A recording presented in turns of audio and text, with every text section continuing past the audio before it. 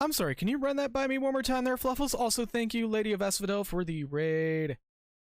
Welcome, welcome, everybody. Hey.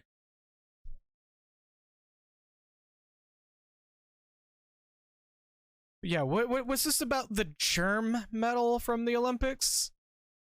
I need context here. Yes. Well, it's about Legend of Arceus as well.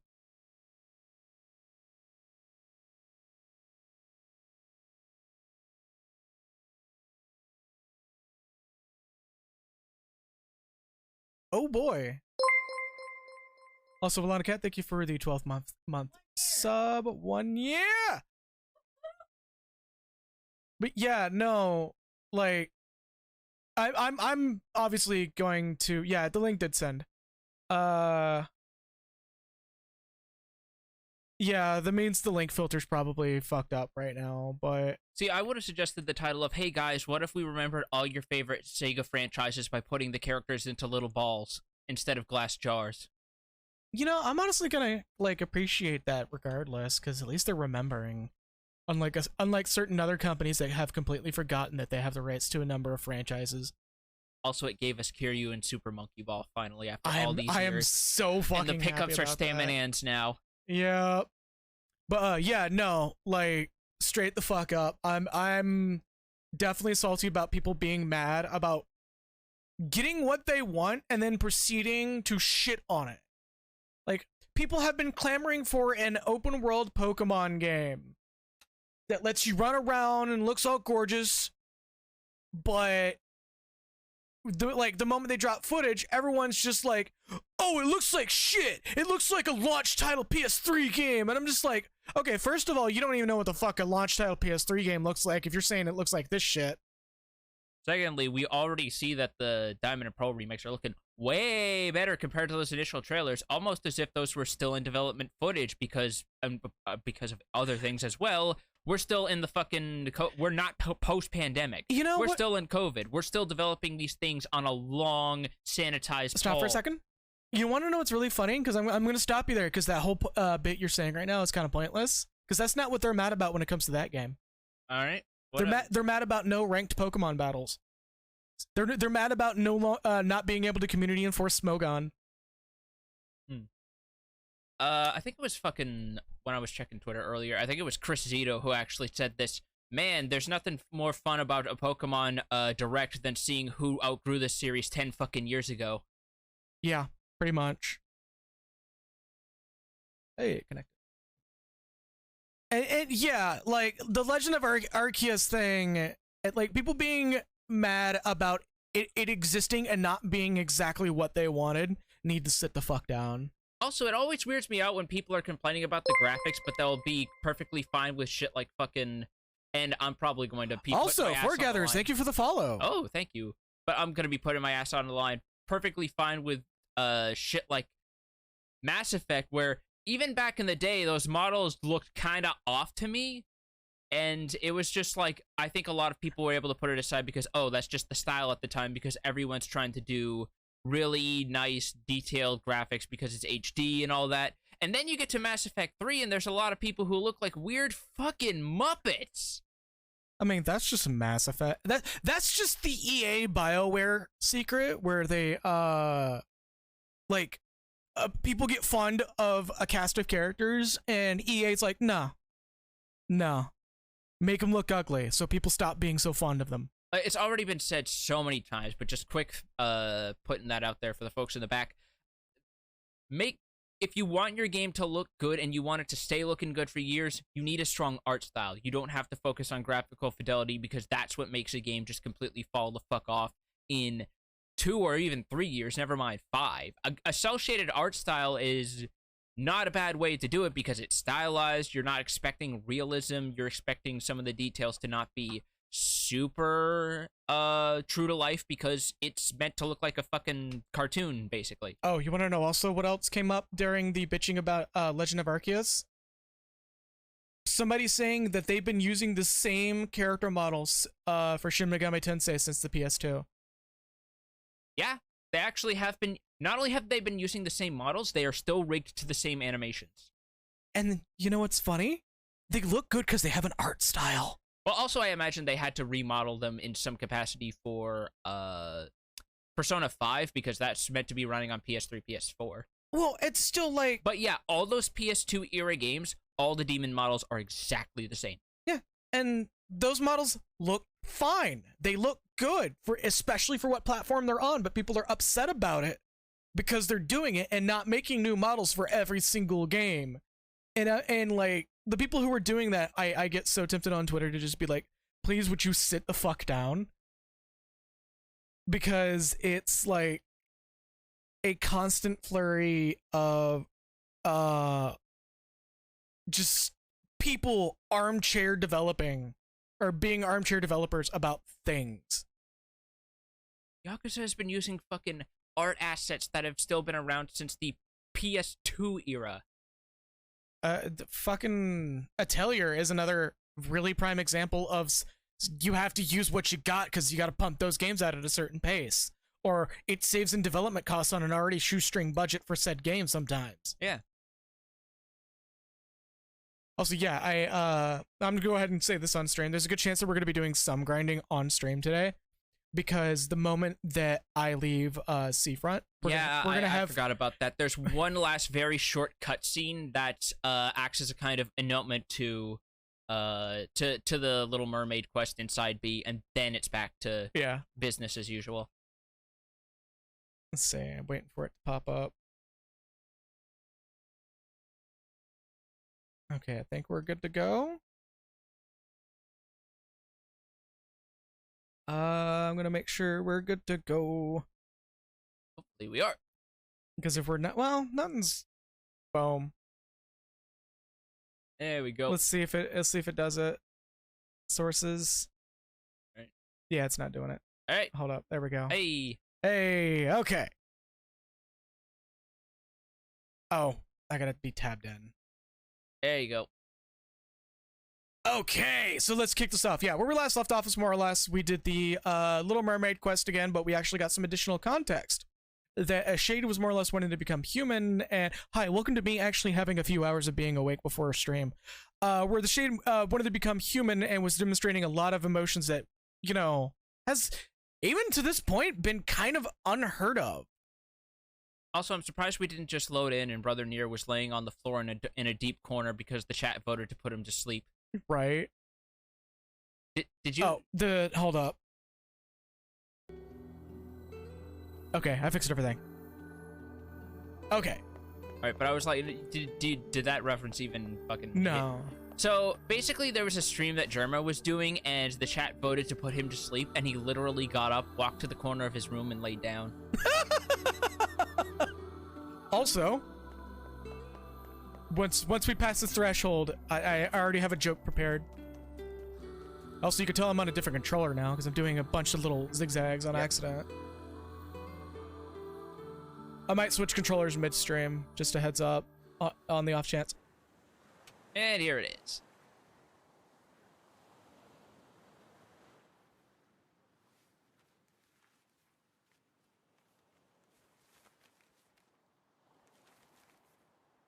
Actually, we are going to have commentary on The this. hell's this, Sunshine? A letter. That thing wrote it for the postman. Ha! Man, that is some grade A chicken scratch. She probably copied the letters as best she could. So, what's it say? It's just the picture of Dick Butt with the word Dick Butt written below it. I think our friend's gonna wake up soon. Let's go. I'm sorry, that was probably not a very good joke for that, but every time somebody holds a piece of paper and someone says, what does it say? My brain snaps to that comic strip. Just immediately. Yeah? You were threatening that Shade on the beach the other day? How did you know it was trying to protect the postman? Just a feeling, I guess. All right. Certainly that line makes a lot more sense with the extra context we got in this route. Yep. I'm gonna crank it down a little bit. Doesn't crank usually imply that you're going up? No, crank can go two directions. Huh. And because the sun's out, oh wait, that means nothing now. Yeah, specifically after you clear that quest, there are no spawns in this area the Yep. first pass through. So I'm not gonna be doing a boar. Because we're gonna go visit the manor! I believe there are actually side quests here, so... Well, there's only like 2, but once you do them, there is no Still reason... a manor! Oh. Dude, are those quests even... Hold up, I think our settings are also kind of borked right now. You're seeing the frame rate, right? On our end, yeah. No, they're seeing it too. Ooh. Performance mode still on? I think you're in the wrong menu. No, I know. I was just doing that real quick. Screen? Yeah, I think it's just being weird today. Hopefully it's not something else sitting around just eating up space and, performance and stuff. No, I'm looking at all the stuff. Give me a moment here. Oh, boy. Once a stream, little technical difficulties. You'll love to see it. Happens to even the best of them out there. Don't feel bad about it. I'm not going to. I love how that's... Like, how many times have I told you about that one stream where Joel was basically troubleshooting for an hour because he was just trying to run the original The Sims? Oh my god, that would be the worst. And the whole time he was doing build-ups with, like it was Back to the Future with the music and everything, and it kept fucking failing on him until he finally got the game to run. Didn't that also turn into, the game, like some YouTube video playing in the background when it wasn't supposed to be at some point? No, as you're well? thinking of something else. You're thinking of the, I think you're thinking of the Star Wars streams? You saw that. No, I didn't. The attack, that was unintentional. I might actually switch controllers right now. Okay. It's misbehaving. You know what? Hold up. Alright, paranoia controller switch time.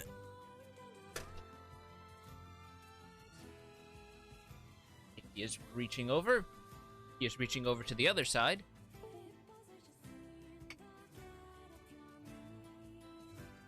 Popping it in. Waiting. Confirming that the controller is hooked up. And Woo! chunky! Give it a second, it'll resolve itself. No longer chunky. Okay. Only monkey. So I know why. So we. Why does it keep doing that? Why does it keep doing what? That's not me when it does that jump attack. That's not me doing that. Yeah, it doing that when I'm running. Yeah, I'm not doing that. Huh? What the fuck is doing that? It looks like you're tapping the button, though, from where I'm sitting. No, well, hold up. Look, watch.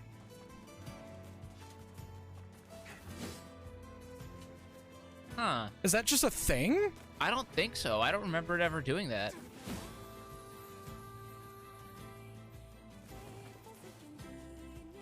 I mean, that has some practical application if it's there, but... I know, but it's not supposed to be doing that.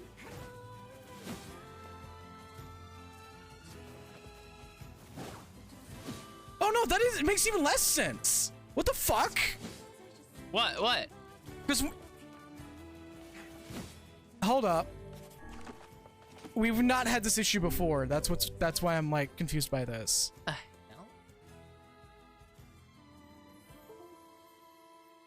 Give me a second here. Wow.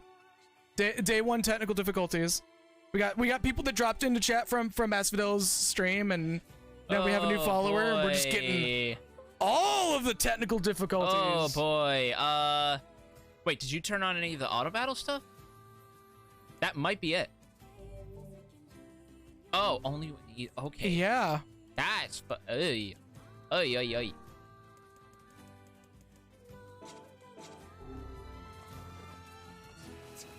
Yeah, it just does that. What the fuck? Hold up, is that just a thing that this game does now? Oh wait, I think I know what it is. It's because What? it all look at the binds. What? Okay, what key's being pressed? What key's being pressed? Yep. That might be it.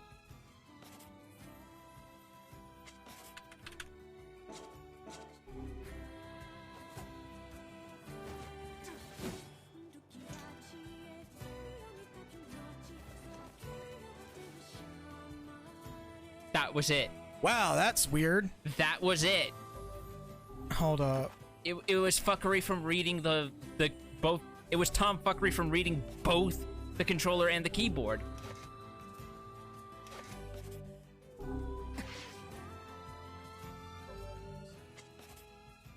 All right, I don't know how that happened, but it happened.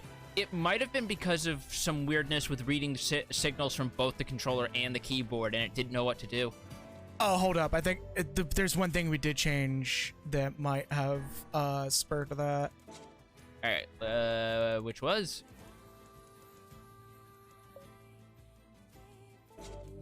That might have caused some fuckery. Ah. Okay, well, that's solved now. Okay, so we just got to go back to Popola and show her the picture of Dickbutt that we just got. Oh yeah, and we gotta tell her that the ferryman is dead. That's the thing. Oh yeah, that's the thing too. Hold up, I'm looking for my other Switch controller. This one's a little grody. All right, yet another controller switch. That makes number 2. No, I'm just looking for another one. The reason why this one's grody is because it's been sitting in a drawer for like almost a year. I mean, you say that, but I've seen you eat a fucking Jersey Mike sandwich. Come on. I mean, Like, you finish those fuckers in like 20 minutes sometimes, despite someone who being the kind of person who says, "Nah, I'm not hungry." but I was hungry! Yeah, you were then, apparently, but not every other time we got him.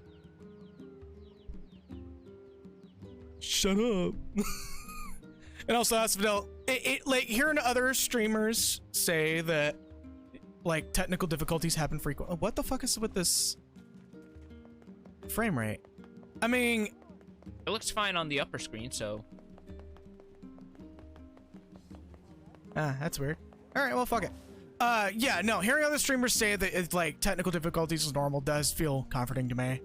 Like, doesn't matter the size, it's just other people having it as well. It's like, yeah, that's good. I'm glad I'm not the only one. Makes me feel that much less cursed. Also, should I just not walk in there and just do a really quick run of the thing before it becomes locked away again? What thing? The factory. The factory doesn't get locked away. It doesn't get locked away to story? No. Why would you think it did? Okay, then we're just gonna proceed. Oh no, wait, we already did that part, didn't we? What? My brain sequence is off. Give me a moment. Let me check Grimoire. Yeah, well, how about that waking up a few hours early, huh? This is all side quests, isn't it? Yeah. No, not all of them are side quests. No, it is side quests. Yeah. Okay. All of that is side quests. All right. Well, so we finished all of the factory. Okay. What? I thought we haven't done a certain beepy. The robot boss. That's story. We've already gotten past that part, right? No. No. Okay, so we're about to do that. We only did the first part. Okay. That wouldn't be listed in the quest menu, because remember, this is not modern game design. Right. This is a game from 2010 that got remastered, which means some of the weirdness that comes with it looking back. Right. Popola! I'm having memory lapses again, Popola! Hopefully I'm having the memory where I wake up and I'm in a pink bunny suit, and the only thing that pokes out is my face, and I'm sitting there and my mom's laughing at me. My dad doesn't look too impressed. Also, why does my dad look like an older, jacked up version of me? Popola! I'm dreaming of that rabbit again! It's telling me about solar plexuses and how the soul comes from it! And that the movie adaptation makes a lot less sense because it doesn't have 90% of the context. We're just standing outside of her door as we're having the echo happen. Pope was just like, hold up. Pope was just like, Shades on the place, ferryman dead. We've had quite the rough trip. That poor ferryman. Is there any dialogue for this? No. Okay. He loved Smash through this. Hey, a ferryman's dead. That's real fucking sad. Hey, by the way, how about you go kill this thing that's probably a dog? loyal Cerberus! Even without those we have lost, the world relentlessly continues to turn. Yeah, that line's still fucking grim. Oh, yeah, no, it will forever be. It's one of those that it's the most, like, pessimistic but realist outlook on things. It's like, yeah, when you die, nothing's gonna stop moving. Yeah, unfortunately.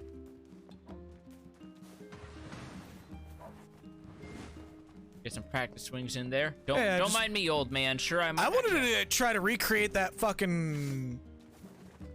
that stop dash attack that we accidentally discovered. First you were annoyed by it, and now you want it back. Make up your mind, man. No, I just want to know how to, like, reliably do it. You're now seeing why I'm just like, oh. Because we can't... When it was happening, it was, like, consistently happening.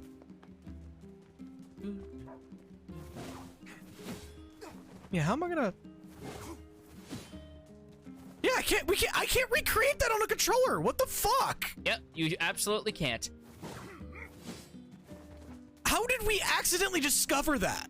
Because that was actually good tech. I don't know. Okay, so we're going to home. Yep, we gotta check our mailbox. Whoop. Ah, the rule, and it's just rule 69696, and it's just dick butt. Hey, yeah, Imperial rule dictates coming back into my kingdom, and we're gonna go get fucking crunk. Wait, when was this an empire? Shut up. Why is the letter replying to me? Also, shut up. And PSSS, screwdrivers are being invented right now. Get the fuck over here. No, they're inventing old fashions if they have those oranges. Oh, I'm tempted to crack open a certain something today, but I'm in like a weirdly good mood for some reason.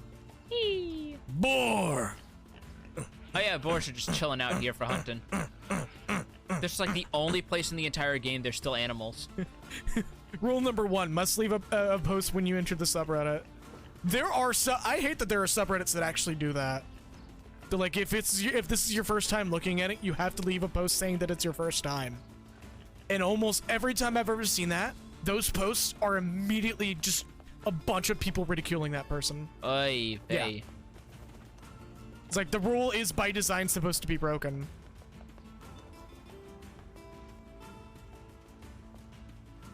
Oh, I know. It's just I have seen subreddits do that. Like, I know you're not talking about it. I just wanted to bring it up.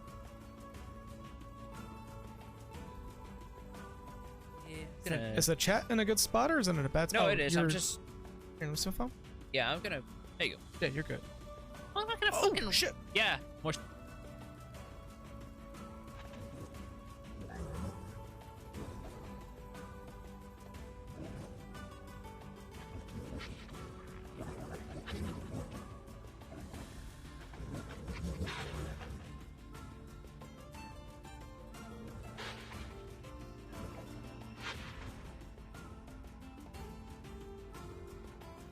Ah, so, The Shade Wolf is also apparently intelligent, okay. not only that, but the Shade Wolf is already showing signs of genuinely not wanting to fight. Huh. I wonder what's gonna go on with that. Hello, goodbye. Oh yeah, speaking of, the other wolves are still aggro to us, and they're just pouring out of the fucking sand. Look. That he walked by. It's because she's going after them that things are going ape shit. Alright, now they're aggroed. Only to Kaine.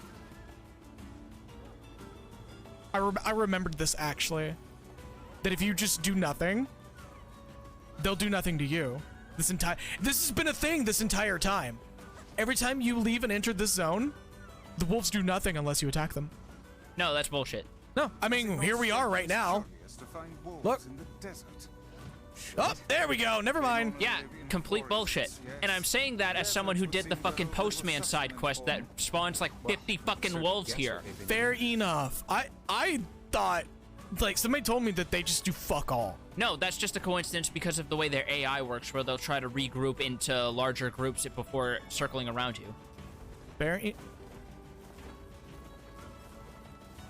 What's my controller doing? All right, what's it doing now? Oh, wow. I got so used to not having vibration on PC that now that I have vibration, I'm very confused by it. Oh my god, are you serious? No, I shit you not. None of the controllers I have plugged into this computer have vibration turned on. Why? I don't know. It's a default setting. The Nintendo Switch Pro controller, which is what I'm using right now, is the only controller that defaults to vibration on. What? Why? Why? Why? So me hitting this button, it's going boop, boop, boop, boop, boop, boop, boop, boop, boop. Like, for context, why I'm so confused, remember, I grew up with a fucking PlayStation and PS2, and those controllers had vibration by default in them. So, the fact that they're... we're using Steam. This is the Steam version of the game. And the Steam version is surprisingly very friendly to the Switch Pro controller. It actually has, like, key bindings and everything. Here, I'll show you. Hold up. Is it magic? Yeah. See, look. Right, but, no, actually it doesn't. Hold up. It's still using the Xbox listings. Yeah, it's using the Xbox listings for the triggers, but... Where is it? Controls. I had it pop up earlier. Where is it? See, look. It's showing the Nintendo, A and B. Hmm. Like there's a if you have Steam installed and you have it turned on in Steam Big Picture, you have to explicitly turn on support for it. Games will actually switch to that input now. We're finally at the point where that is so common that you don't notice it. But you can tell, like, games from 2019 and back don't have that show up. But you have to explicitly turn it on in Big Picture. Otherwise, you'll never realize that that's a thing. Like, I'm pressing A right now. Whee! That's why our confirm is the B, says B instead of A. Because normally it says A.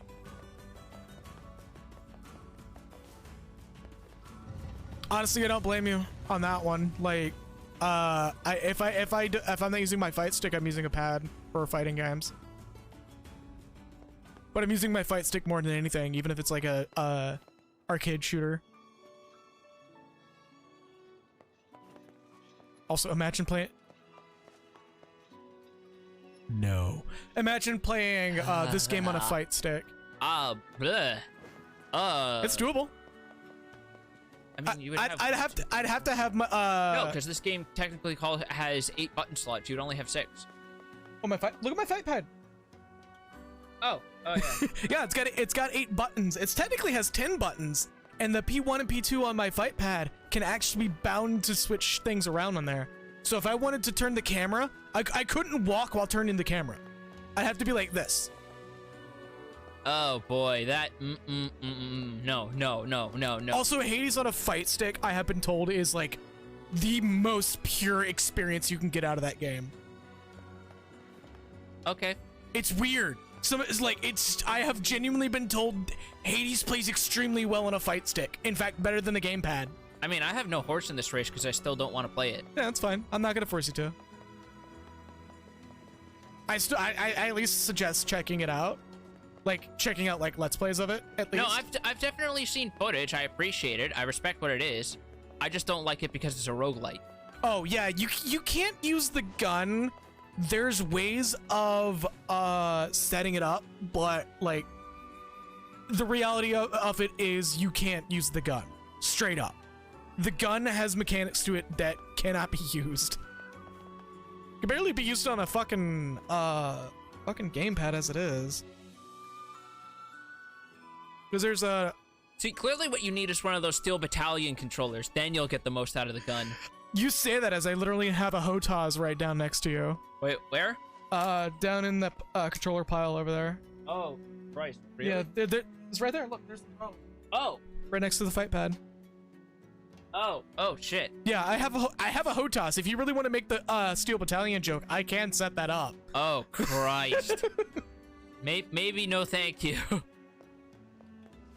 You could, if you have an 8-bit dough fight pad, you can bind the P1 to be the reload for it.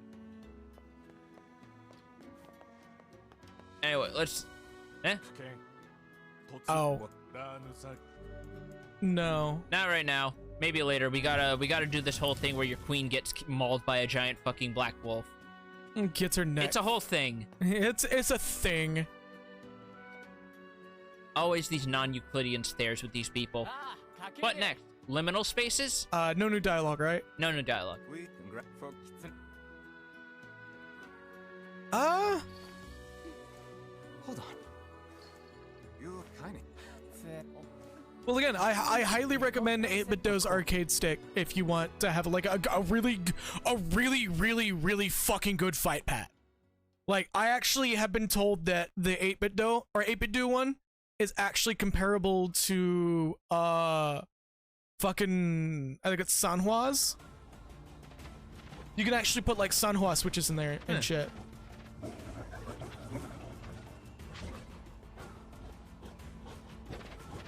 Man, all these times we've invented bear traps, but no one's ever made a human trap. Really makes you think. Mayflash is another good Wait, no, one. we have made human traps. It's called gacha games. Yeah, I was about to say.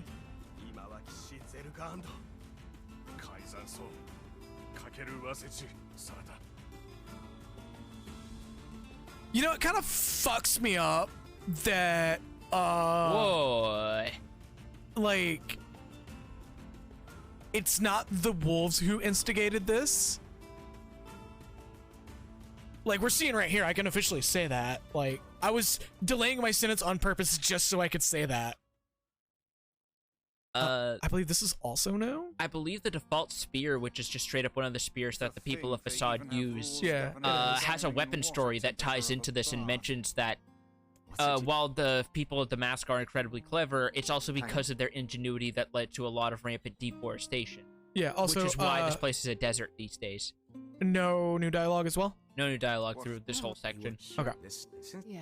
We're gonna once again check my YouTube channel Lockwood Monkey Rock of Raws. I don't have a unique URL yet, but if you want to see the first playthrough of this game, that is there. We're gonna be skipping a lot of dialogue because this is post ending A, and we're gonna be focusing on the new stuff for this. This is the second run where we're basically seeing all the new content, and then after that, we've also got a whole other third run of this chunk of the game to go.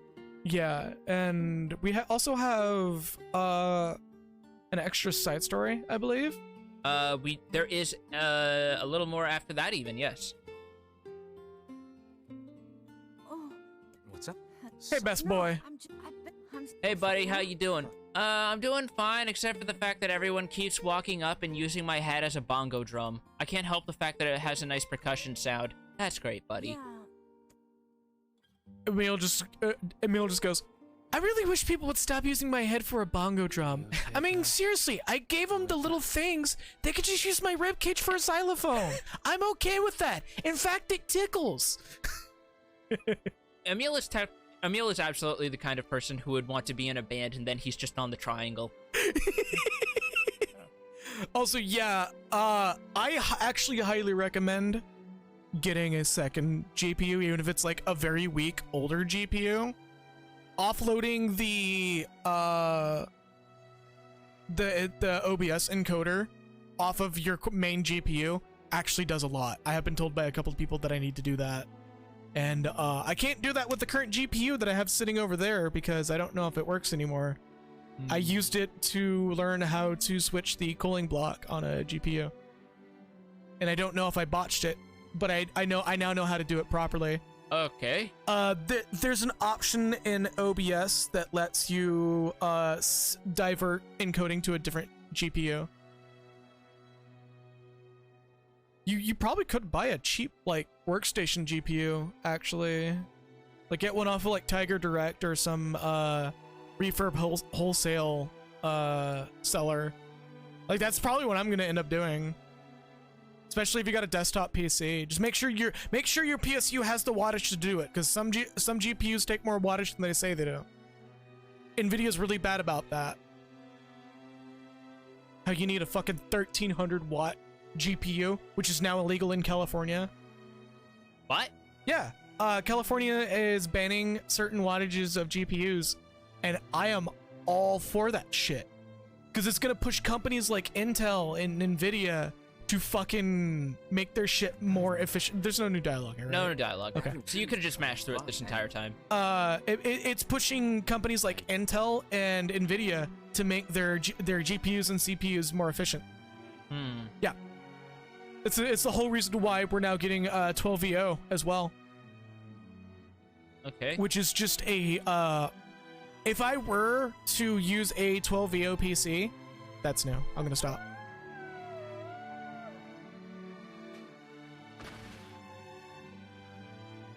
Those are through the fucking neck and jaw. Mm-hmm.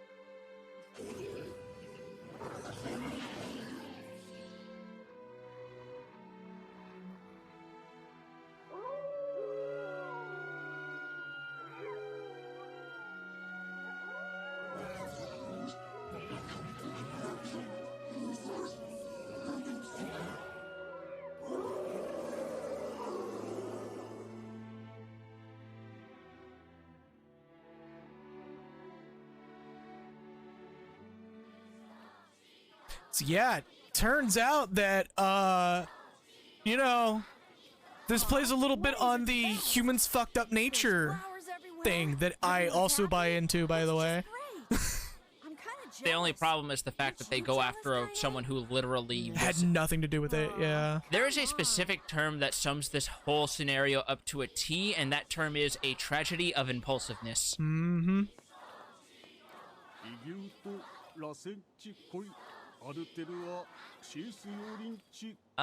Yeah, ending B is literally just full context on the reveal of ending A. Yes, and I believe there's gonna be some gaps in that as well for the next two endings, I believe. One more, okay.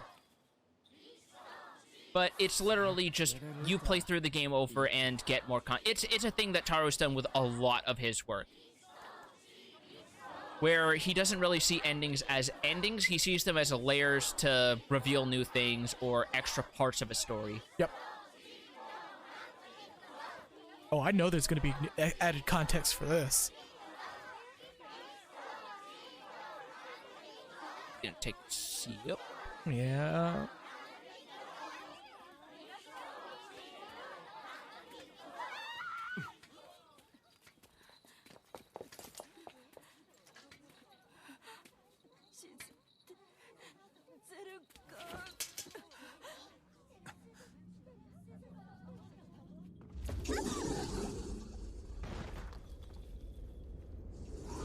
You know, unless I'm mistaken, I think that tilt of her head implies that she actually saw the wolf coming before the king did, and she didn't move because she knew she was going to take the bullet.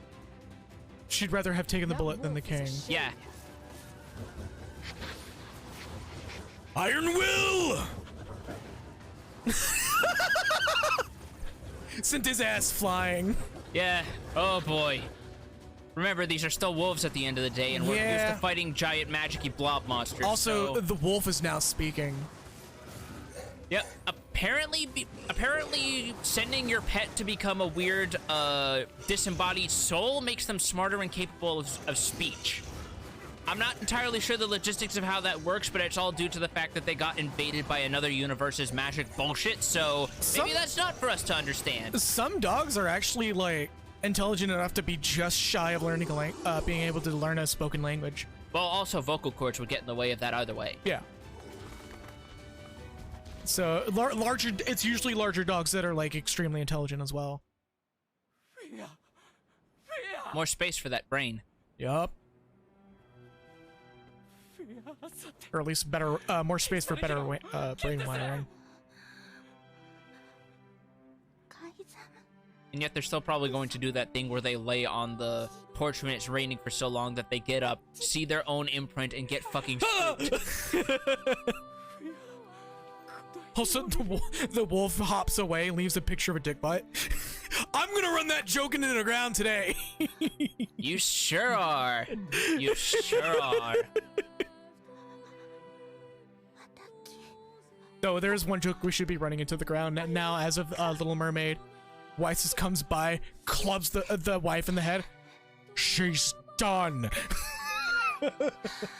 No, he just looks for the soldier who apparently disappeared from the cutscene, and she's like, no, I'm not dead. All right, she's bleeding out. No, actually, I'm fine. That was someone else's. Yeah. Stab. No, not even stab. Just like grabs one of the fucking spears, decks her with the pole. Just looks for the person who's dragging them around and goes, here, you forgot this one, and just drops her in a fucking cart.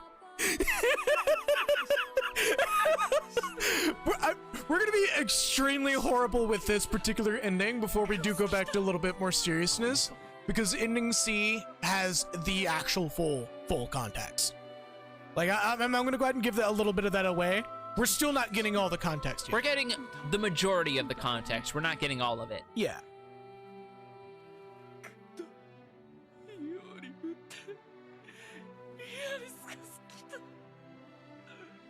Also, probably once we finish ending B, we're actually gonna probably start talking about Grimoire NieR at that point, won't we? Yeah. Like Grimoire NieR and going over like the lore as we play, because we'll have plenty of talked time. about a couple parts of it, but not all of it. Yeah. Ahead lies a battle you cannot win.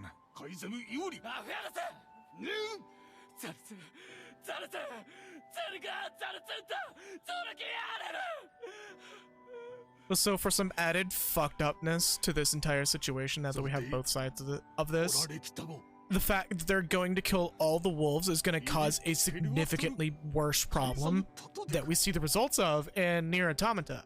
Now, the game doesn't explicitly say what happened, but turns out wolves kind of prevent a pretty bad invasive species from being present. And this may be what caused this entire thing to fucking, fail at the end. Well, and not just because we're out of water. Well, that and a bunch of other shit that happens because of the events of this game, but we'll get to that point as well. Also, I don't think we had to worry about invasive species when it was like 8,000 years in the future and we were being attacked by goddamn wind-up fucking killer rope wind-up toys. True. So we have a choice. Yeah, because this isn't the last leg. Force of Myth is the one that's completely unchanged. Yeah, we'll do Force of Myth last because we're just gonna speed run that one. I think we have to have completed at least that one to do the Eerie, so. Okay, so and we also, just need to... we wanted to do the Junk Heap at some point anyway to get more materials. Yeah, let's let this dwell for a little bit. Keep Kid sent us a letter. Yeah, let's just think about that while we walk away from Fira's freshly spilled blood that's still in the sand.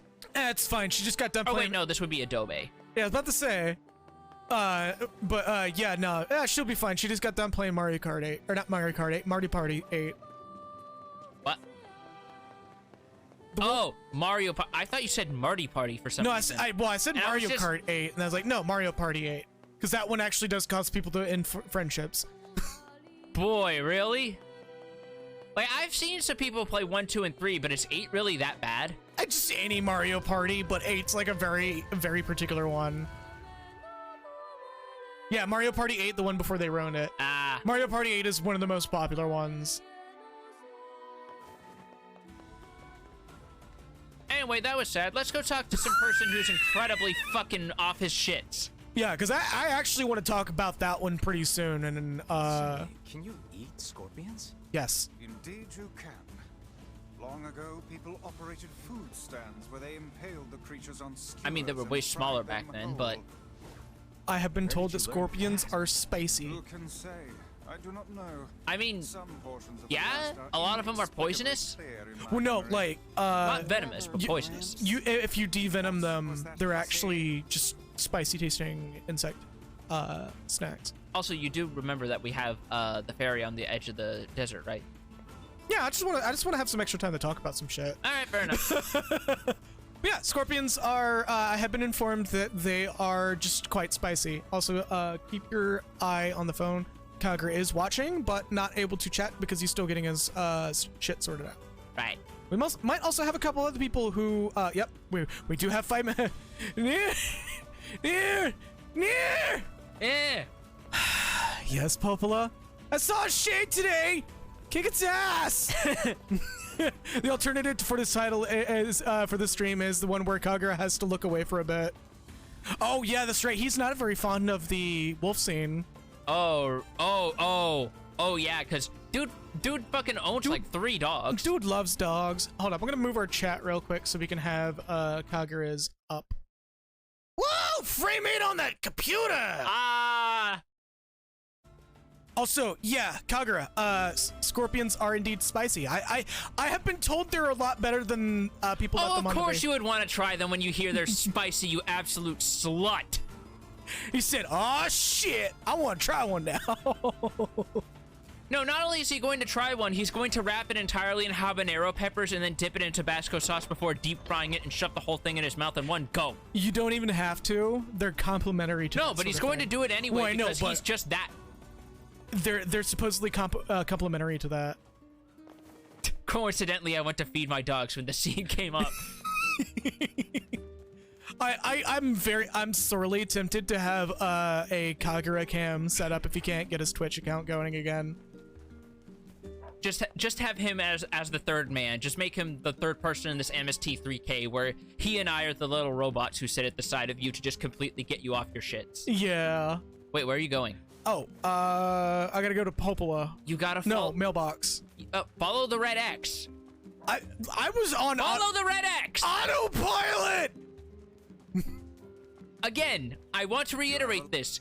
Every time, ever since we first made fun of Justin McElroy for not following the red X, you have not followed the fucking red X at least once per stream. Yeah. I've tried 3 times, and every time they've insisted I get a code from some phone I don't even have anymore.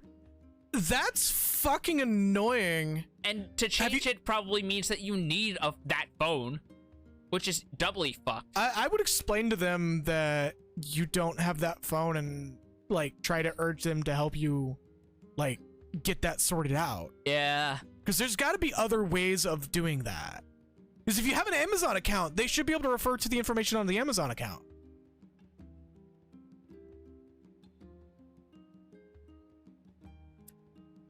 Also, Kagura said he's tried 3 times and they've insisted he gets code from a phone he doesn't even own anymore. And But yeah. Oh, just make a fucking burner account at that point then. But dear Faye, I murdered 30 robots today. Come look. Yours, Two Brothers Weaponry. Also, it just hit me that both this and the facade letter have uniquely stylized stationery. Yeah. I almost wonder if they wanted in the original version to have some sort of mechanic revolving around sending letters, kind of like what Final Fantasy 3's remake had. You know, I kind of think that would be really cool if they did go through with that. Yeah, just don't make it tied to an online function like Final Fantasy 3 initially did, and then they immediately walked that back with the Steam and iOS port. Send a message, wait for the message to come, send it again, waiting for the message to come. It's another third time, fourth time, fifth time. Get one message. You're one step out of 20 for the side quest. You want to know how they revamped that in? Yeah, dear Faye. P.S. PPS. Yeah, your weapon's ready. I wound up having to use a little extra script around from the shop, and because I had to use extra materials, that's gonna bump the cost up about 100G. PPPS. I'm laughing because and then suddenly a bunch of cats show up. I'm laughing because I had fun doing that laugh. I don't know why. Now you know why I like playing the large hams. I also, Lana Cat was looking at me like I was a nutcase for a moment. I mean, you are. What's new? Right. Yeah, so you glancing over at me like I was a nutcase for a second.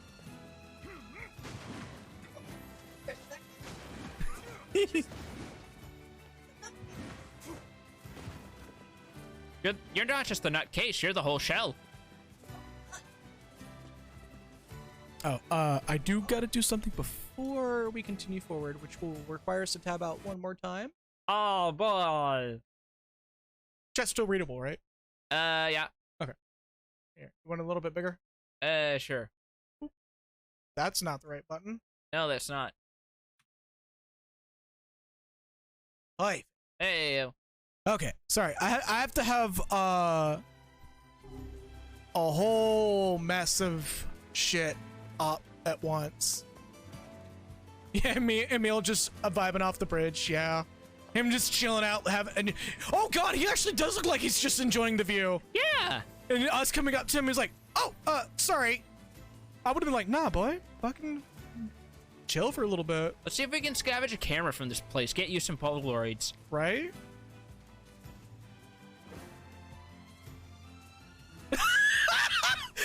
Congress said also fitting. I had my speakers on when you did that, and all three of my dogs are now terrified.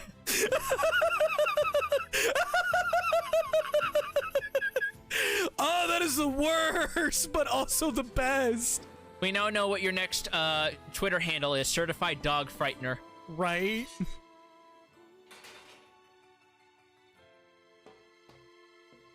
Alright. Hey there. Your weapon is ready to go. Yeah, my weapon. The weapon for me. The weapon that I'm currently wearing that is meant for me. Thanks. That weapon? Oh, I totally just remembered something that we should stream that is mainly asking a question out of you. Have you played Super Mario RPG? Yes. Start to finish? Yes. Okay. Would you be down to doing that? For a stream? It's been a hot minute, but... It has been a hot minute for me as well. I'd be down for trying it. We're gonna do either Super Mario RPG or Chrono Trigger. Both are gonna be relatively lengthy games, probably one more than the other. Not really. That's an That's RPG. it's gonna be probably like a 4 or 5 stream game, isn't it? Chrono Trigger would be like 3 streams unless we want to do extra endings. We're definitely doing at least very specific extra endings that are really fucking good. Alright, it would probably be like 3-4 streams then. Okay. Also, you find a camera, but it can't develop photos, so it's just negatives. Yeah, you know, knowing their luck, they would just be like, you know what, we'll take it. Probably. You know, with a weapon like that, Gideon. You were going to say? I need to ask you for a favor. You know this girl named Ramona? I was waiting for that. I was waiting to do that! I want you to avenge my brother. I like, for some fucking reason, it just now snapped in my head that we could have been making Scott Pilgrim references this entire time for this asshole. I know. I was waiting to see if you did it, and the moment I realized I wasn't clicking, I knew I had to hold off and store my power like Guile preparing a flash kick. God, I am so disappointed in myself because I love Scott Pilgrim. I've read the comics, man. They're so fucking good. It's my mission. It's the whole reason I've been creating. It turns out these part of the weapons reason for the he's past insane 4 is because years. they removed the fucking Scott Pilgrim license game, and that removed a part of his existence, and now he can't tell which reality he's currently living in, and he just sees everything as pseudo 16-bit pixels. I'm not sure which one it is, but I feel like I need some glasses. I've had people give polarizing responses about the film, but as somebody who like unabashedly enjoys both of them, just watch the film. Like, watch the film, read the comics. They're both extremely good. Yeah, yeah, exactly. It's an Edgar Wright film. Yeah, that and it's an Edgar Wright film, and Edgar Wright like respects the medium way more than people give him credit for. Yeah. I don't care. Also, the dude made Hot Fuzz, and that movie's cool as shit. I believe he also had half of Ant-Man as well, until Marvel pulled him off for the movie being too good. Oh. Like, Ant-Man was going to be an Edgar Wright film, and it disappoints me because you could tell the exact moment where Edgar Wright was pulled off the project. Which bastards? Kind of reminds me of how I found out earlier that, There's a shade. you ever wonder the reason why Parasite Eve 2 was such a drastic change? What? Why? It turns out it was made by most of the developers who made the original Resident Evil. Oh. They actually wound up getting pulled off the project when they were developing what would become Resident Evil 2. So they decided to take some of the ideas they had for what would have been Resident Evil 2 and made Parasite Eve 2 with it. So Kagura mentioned something that actually is on the planning, and I may move that to a Wednesday stream instead of a Thursday stream because I have played a little bit of Katana Zero, and I don't know if you have, but I have not. It is really fucking good. Isn't it just like 2D Hotline Miami, but you're a samurai? It's Style Beast the game. Okay. It is not only is it Style Beast the game, but it has branching paths. Okay. And the branching paths are really fucking cool. Katana Zero is on the plan. It's just it may actually oh my fucking god, are you serious? Kagura said fun fact, the guy who made Barkley Shut Up and Jam Gaiden made that game. That makes not only so much fucking sense, but that is the most awesome shit ever. Yeah, okay. That's definitely. It's nice to know that they got around to doing something nice after it turns out Barkley Shut Up and Jam Gaiden 2 was just completely foobar from conception. Yeah. For a number of reasons. A number of reasons. Made those weird Dilbert animations. Okay, what? Wait, which weird Dilbert animations? What are you talking about? Because there's a good few of them. What are you talking about?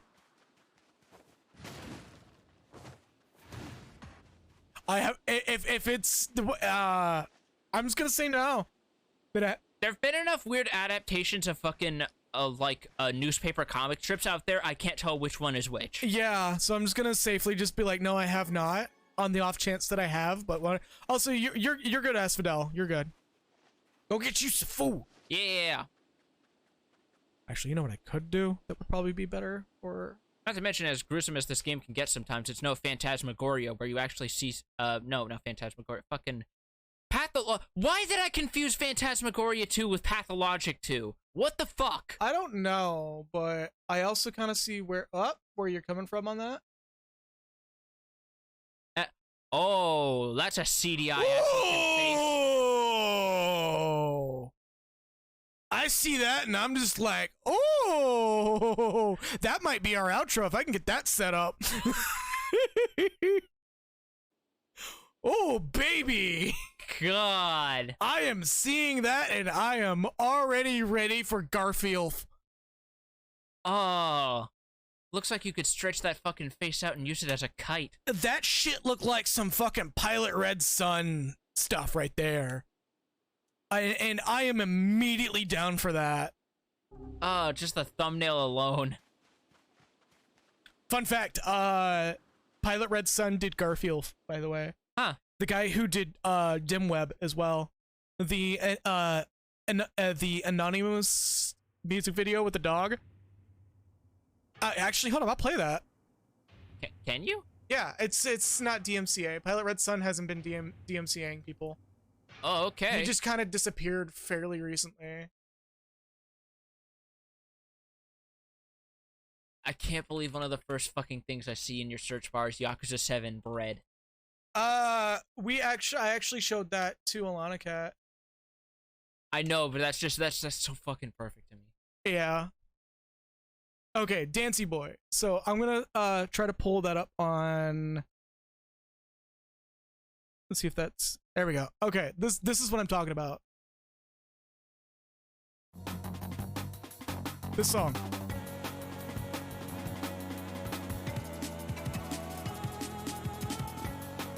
It's a very good 3D annoying dog model, by the way. Yeah. So the guy who did that song did Garfield. Okay. The dude is like a mixture of surrealism shitposting and really good like experimental electronica dance music. Okay. That song is actually at 2x speed from the original. The other one is slower and a little bit like anxiety inducing in a good way. Okay. Because it's supposed to feel weird and surrealist because the background that the dude did for that was a casino ran by a imp. What? Yeah. Okay. So check out Pilot Red Sun at some point. Even just from a music standpoint, Pilot Red Sun, I highly recommend ever just checking out anything by them. They're a weird dude, but they do really, really good music. Speaking of really, really good music, this song again. Oh yeah. Time to go through here and fucking smash some robots. Surely there's no way we can be made to feel bad about that. Robots are just machines. And while we're here, Wrong way. We're doing a full grind lap. Are we? Yeah, for since we can't do it otherwise until after this. I mean, we can. We would just have to leave and come back until we fucking. No, we're just gonna do one lap and then go do the boss. Okay. Because I wasn't able to do it off stream because of that cutscene. Right, you didn't want to trigger that off. Okay. Yeah, so we're just gonna do a quick one with the Iron Will because the Iron Will tears through these guys like it's nothing. Not to mention you're level 30. You're well beyond what's intended for clearing the main story, and unlike Automata, the enemies aren't leveled up each time you clear a different ending route. Okay, that's the elevator that goes down. I believe that's it anyways. No, there's another path. Okay, so we need to go through that path. No, you're going back the way you came. No, I saw that and I backed it down. There we go. And we got more of these flying lads. Just use magic, dumb. Yeah, sorry, you just use magic. Just use magic. Just stop it. Oh, I immediately knew where this was going when I saw those fucking wall anuses. Yeah, so did I. You saw me back up and start aiming upward. Yeah, I did. I was like, you ain't getting me, fuckers. I might have missed some items back there, didn't I? You see a bunch of big round protrusions on the wall, something is clearly going wrong. That or you're at the world's weirdest non-Euclidean fucking water park. I mean, hey, you never know. Sometimes you just want to go there for a fun time. Next thing you know, you're trapped in an infinite spiral loop where you wind up coming out in a different time period where your parents are just desiccated corpses sitting by the poolside. Ah, you mean the M. Night Shyamalan movie, Old? No. No, I do not. Good, because nobody should ever reference the movie, only the short story, which is much better and not weirdly fetishy in some places. I'm just perfectly fine with the fact that everyone who doesn't care about the movie insistently refers to it as beach that makes you old. I mean, that kind of is what it is. Also, hold up, I gotta get chat back up again. Yeah. Non-Euclidean water park. Yeah, that was just the thought that came into my head for some reason. And now that I'm thinking about it, the more I'm just thinking like, wait, how the fuck would you put that together? How would the other attractions work? The other attraction is a Mobius strip water slide. How would the wave pool work? Does it just like literally do like a Terra Enigma thing where you see yourself up above you and you're just like wondering if you can interact with yourself? And if the both of you touch, the entire water park just disappears in a singularity? No, it's literally just a blitzball ring and nobody being told that it's blitzball. Oh. Oh no. They're just extremely confused why there's just a racist guy with a bandana in there. No, if it's in the South, that just comes as a feature. No, if it's in the South, that's just the park manager. Yep. It waves at you, not the water. Oh. You are the waves, not the water. Oh no, then that means it's just like fucking hands reaching out from the like a fucking nightmare Zelda level with the hand that reaches out of the toilet. Oh, sticky fingers. And all of them are screaming for paper overlapping. Just going, yay, yay, yay, and like echoing. Hold up. It's just going, yay. I forget, is there ever an iteration of that, I feel weird calling them an NPC because that is technically what they are mechanically, but it's just a hand, where they ever like give you a little fucking thumbs up? Because I keep thinking that happens in one game.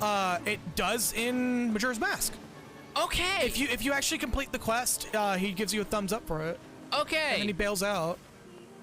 Well, quest, it's literally just hand him any slip of paper you have to spare. Well, funnily enough, I do believe that hand belongs to a boss that was repurposed. I don't remember what exact boss, but it belongs to a boss. I want to say it was one of the ones that you... I want to say it was that weird, technically not a boss, but unique enemy that you can find in the fucking well in Ocarina of Time. Yeah, I kind of want to say that as well. The one that shows up in every fucking pre-2010 scariest Zelda enemies video. Man, fucking Death Hand was pretty fucking terrifying, though. Yeah, especially if you were a kid, you weren't expecting to see what was effectively just a ghoul at the bottom of a fucking well in a kid's game. A Junji Ito character. Yeah, and now we're living in the era where Pokemon is actually doing an art crossover with both Junji Ito and B-Cub. I am still... Oh, Jack... Yeah, I'm actually kind of happy Jack goes in Strive. Wait, did you not know that? No, I've only found out about this like a couple days ago. I'm actually really happy Jack goes in Strive. Yeah, and it's specifically her, and they're staying true to post-Exard, so she's like Schrodinger's cat, maybe Arya, maybe not. Ooh. Which means that technically, which is why everyone's saying that, which is why everyone is making the joke that Saul is getting nerfs the same patch that they're putting his wife in the game.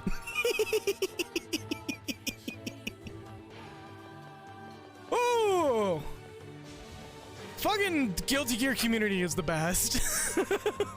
I love that the story has actively embraced the fact that Kai is now Saul's son-in-law. Yeah. Yeah, I was gonna say, it looks like to work with the way that Strive has handled things, they removed the pseudo RTS elements that they had her planned out, where it's like every Valentine in Exard is themed after a different genre to make them feel different.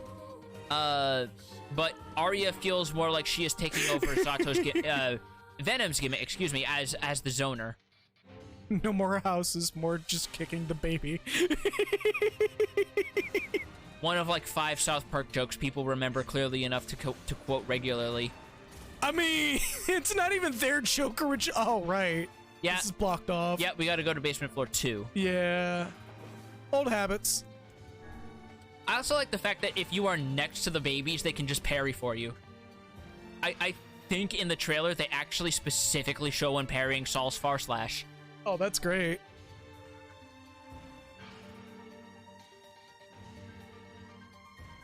So, you know, that's something everyone is going to be rejoicing over. Me putting on deodorant? Goddamn right. It's Smash Melee player turret, and yeah, I know what you're talking about. I'm just fucking with you. I mean, I'm all for fucking talking about how Smash players are gluttons who will not be satisfied with all the riches of the world, but find some fucking good framework for it, man. I think it's fucking hilarious, and congrats to Charlie on this, that one of the least Smash player people ever is literally going to be in a Smash tournament as an esports director now. Really? Yeah. Charlie got into Summit. He got voted into his team voted into Summit. Huh. So there's legitimately going to be a moist esports team. Boy, that's And I love the fact that everybody associated with like that situation is like the polar opposite personality-wise of your typical pro Smash player. Well, of course they are. The opposite of salt is moisture. But you get what I mean. You were fucking... Yeah, whether you knew it or not, you were fucking setting up for that perfect... Well, Yeah. you weren't setting up for that bomb perfectly. You No, botched it super hard. I wasn't thinking. What else is new? Boy, here's how you tell whether or not someone's played a Zelda game recently, is how they time their bomb throws. Yeah. You know, that's another thing I kind of want to play on stream at one point is Link's Awakening. Yeah. Have you played the remake yet? I have not. I never got around to buying a copy. Then you were definitely going to be playing my copy. Huh. Because I adore the remake. I don't give a fuck what anybody says. The remake's amazing. Yeah, it looks real. I like the art style. It grew on me the more I looked at it because I like the fucking like 90s wood puppet look to it, but that also might be because as a kid I was raised on those fucking Rankin Bass holiday specials like a lot of other people in my age bracket. It is such a good game. Like, I love it so goddamn much, and the fact that they got a full-on anime studio to do the intro finally. Yeah. Which is one of the best parts of that entire fucking remake is the intro is an actual anime studio's work. I believe C3 is the studio that did it. Huh. Also, these bombs do not serve any purpose. Yeah, Do not worry I'm about just them. running around making sure I'm not missing anything. You know, I'm gonna be real. Like, it's almost like they're busy clinging to what they view Pokemon as in the past from growing up instead of acknowledging certain style changes. And it's even weirder when they can apparently, and I'm sorry I keep interrupting, no, but you're good. I'll do my spiel and I'll let you go. It's really weird when these are the same people who can apparently just stomach Monster Hunter, which, while a series I am not that familiar with, is not a series that changes all that much from game to game and just adds quality of life changes, yet when Pokemon does the same thing, that's bad somehow. Like, I'm gonna be real. A lot of the people who are complaining about the style change in Brilliant Diamond and Shining Pearl are just the same people who are usually the same people. I'm gonna correct my course on that one there. Are usually the same people who are sitting there every new generation game that comes out. This game was better, changes to the game that was out previously and never the game that's currently coming out. Mm-hmm. We're maxed out on broken antennas. Yeah, so we can just sell the excess next time we're up on the surface. I think we need for a couple of weapons. Yeah, but we're going to be, but we're clearly getting them like fucking hotcakes, so we don't have to worry about it. Yeah. Any ones that we don't pick up is wasted. It's like, don't keep saving meter when you have 100%. Use that fucking meter. Don't tell yourself you are saving up for materials that you don't have space for. Yeah, and also, it is indeed the art style of the old games. It gets slightly updated. Oh, this is the one where I gotta do the fucking... No, I gotta go forward and then loop back for that. You gotta go forward and back and then forward and back. That's the only time I'm ever referencing Alexander in good faith. Okay. Titanfall is also on the list of games that I really want to play, especially Titanfall 2. I have that game. It's installed. It's ready to go. You're already giving it more love than the publisher did. Yeah, I'm fucking mad about that. No one should be happy about that.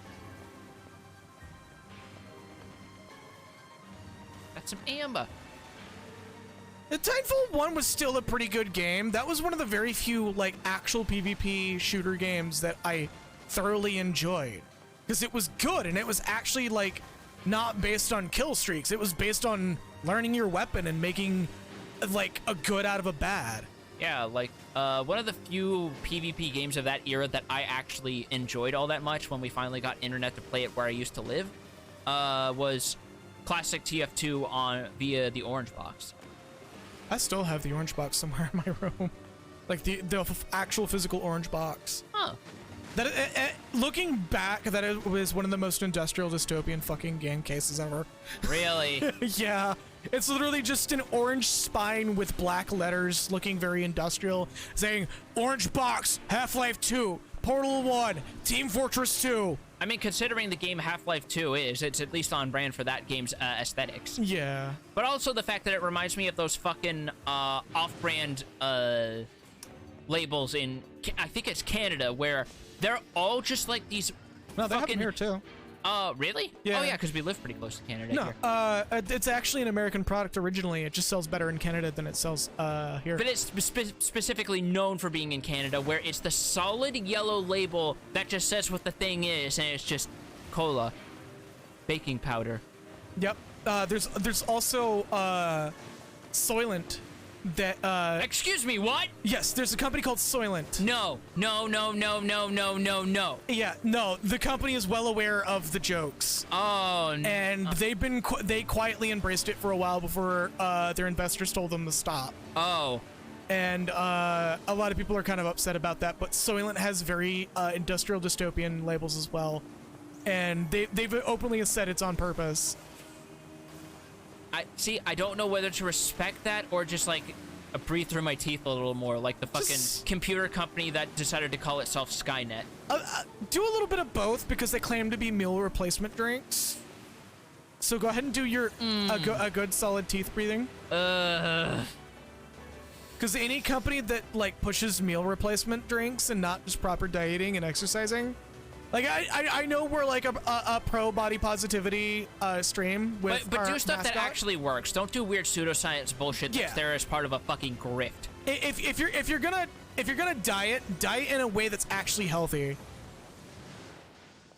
Because meal replacements will actually cause your body to break down a lot easier. Yeah, it's like the whole thing where people thought that keto was the new hotness, and then we realized, oh, wait, starving yourself of these essential nutrients that causes your body to effectively eat itself from the inside is bad? Who could have seen this coming? Fucking friend of the stream, Corey, Sprite37, was on keto pretty recently. And he even admitted that, like, he hated it. Kind of hated it, but also it helped him lose weight, and now he looks like apparently looks like a buff boy. Huh. I mean, good for him, but I hope it doesn't cause any long-term health fuckery because, again, that's not shit your body is meant to do. That's literally tripping like an emergency switch. Yeah, engaging ketosis is not the wisest thing ever, but as long as you can stay in, also, I love that there's like a large number of people in my chat that probably has like an absurd volume of chat points. And I'm waiting for it to happen to like completely fucking backfire on me. I mean, you can tempt fate all you want. I'm just gonna do it like before. No, you're not. Oh my god, are you serious right now? Yeah. Okay, hold up. You want me to try it and see if my little trick works? You know, if I would actually walk up to it appropriately. No sooner than I get this fucking ball. I wonder if they patched it because I remember being able to do this.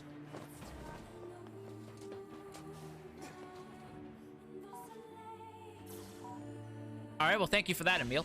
I didn't know he does a little spin. That's... Oh, so close! I love that you're close enough the blast radius should be blowing off at least parts of it, but it's just not budging. Yep. Also, Jesus fucking Christ. I keep looking over to your Discord and I see that one of your icons, it looks an awful lot like fucking David Cage's face, and it's just staring at me, giving me the fucking stink eye. Oh, yeah, that's the Castle Super Beast emoji dump. Oh. They literally have a Discord Nitro, you know, if I just held on to it and walked straight up to it, I would have made it. They literally have an emoji dump server for Nitro users. It only does that when it is spawning. Once it becomes a world object, it no longer moves. They have an emoji dump server that is literally just a David Cage head.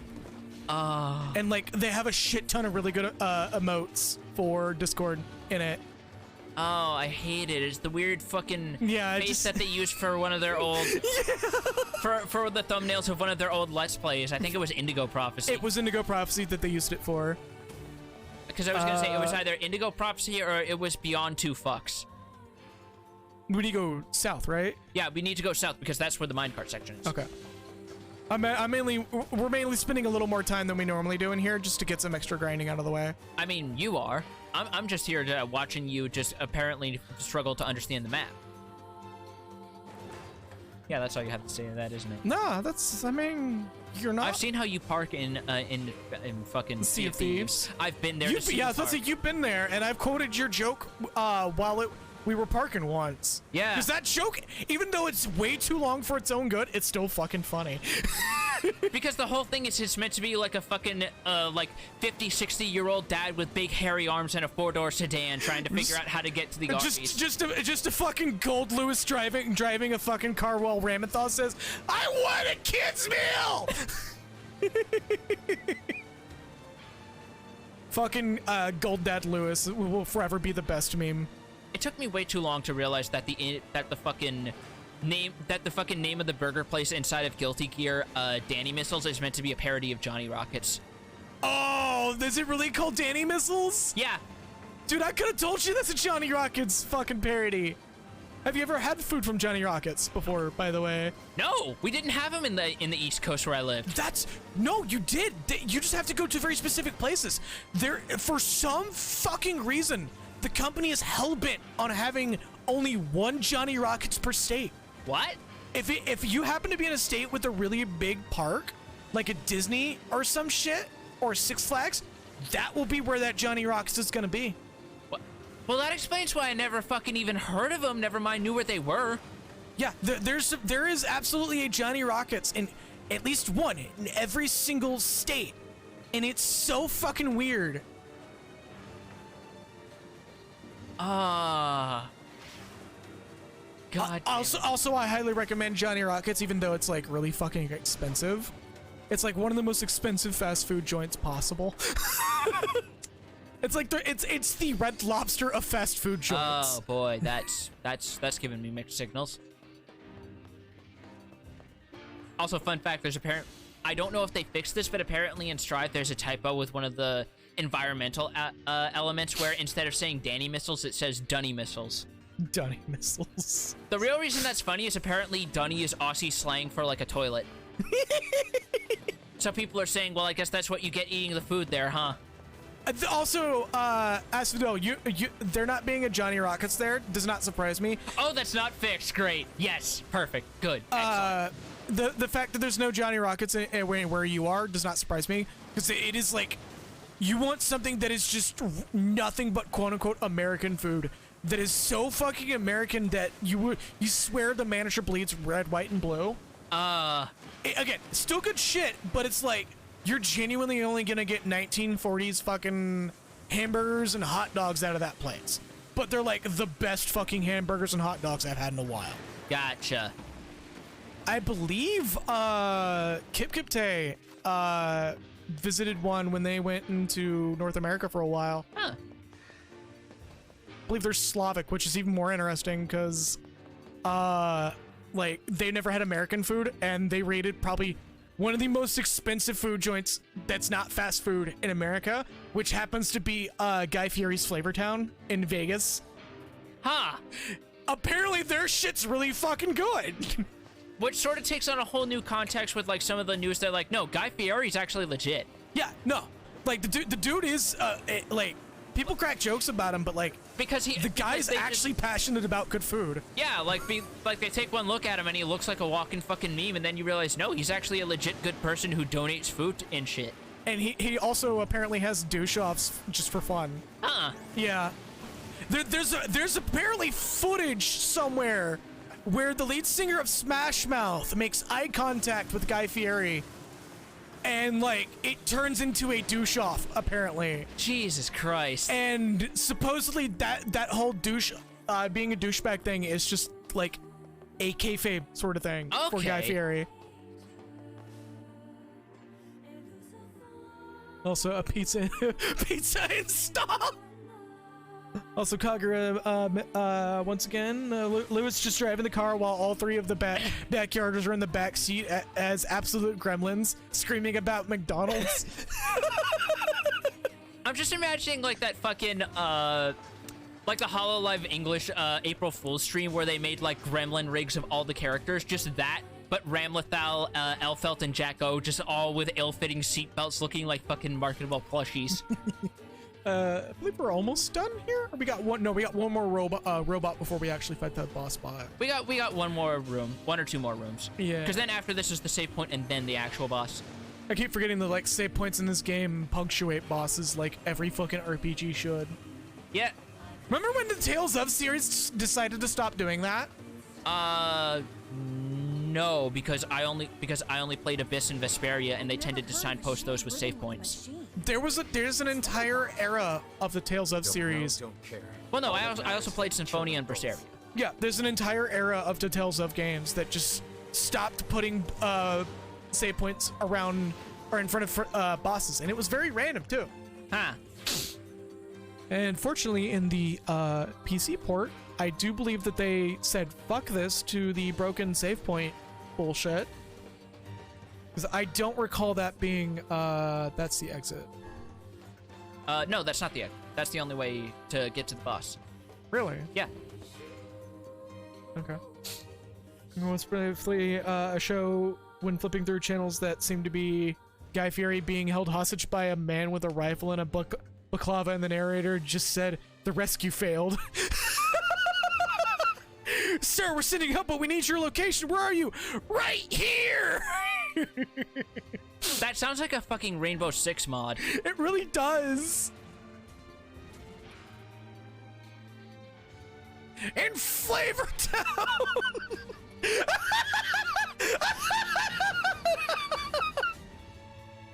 No. Oh no! Help.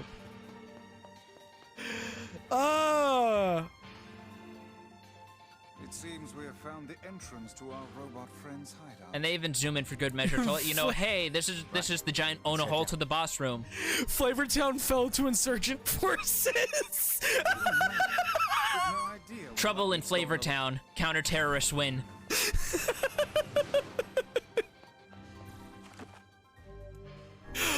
Oh no! I really want to have a fucking Counter-Strike map that's just the fucking Las Vegas Flavor Town restaurant. Oh, Christ. Like the parking lot and everything. No, like, not only do you do that, but you do it by porting in the fucking map assets from Vanilla Fantasy Star Online 2 from the Vegas stages. Oh shit. Because that is the most aggressively parody America Vegas I've ever seen in a good while. Yeah. Also, we have some dialogue. And is it in the middle of the fight?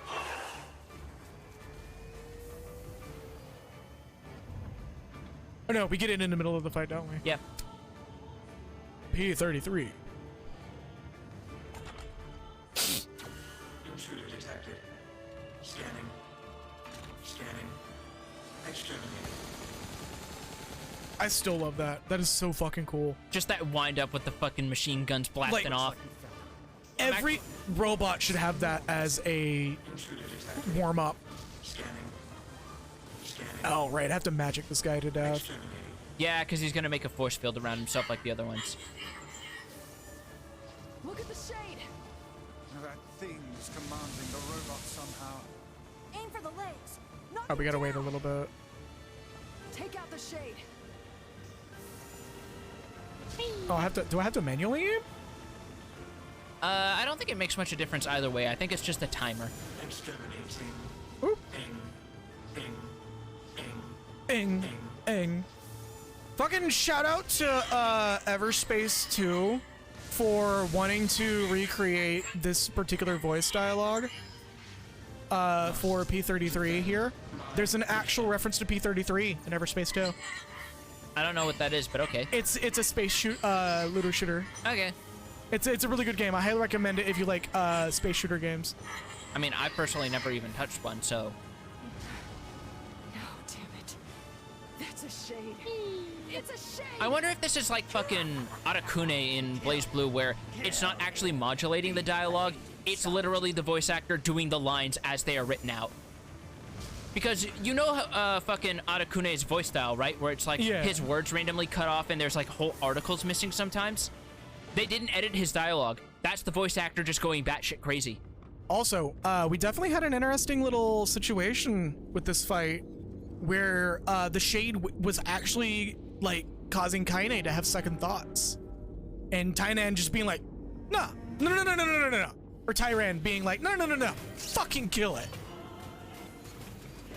So we're starting to see Kaine crack a bit at the seams on this situation. Yep. and we're actually getting the full context for that. While Tyran is sitting here just going full prequels Emperor Palpatine. Also, from Kagura, I remember there was a Counter-Strike source map that was McDonald's with an endless loop of Wesley Will's Rock and Roll McDonald's playing, and you had to enter either bomb the McDonald's or prevent it. Yes, I actually remembered that explicitly too. That was one of the weird maps that Bed Bananas got to start from. Huh. Yeah. Bed Bananas and Joel, I both discovered them from that exact same map. Huh. Also, you're gonna have to sacrifice these because... Oh, I know. I mean, it looks cool, but... Hold on, let's see if we can actually do without. I mean, you're also not regenerating any MP while you're here. No, I know.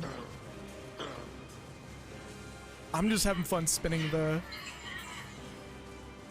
Must protect. Must fight. Wait, also now... I didn't have to sacrifice them. Huh. Where do you think you're going? Also, because there's no shades that spawn in here, your MP regen has been significantly accelerated. Oh, so yeah, we now realize he wasn't talking about himself escaping and seeing the world for this entire situation. Also, he's trying to smash into the same hole you fell out of. Yep.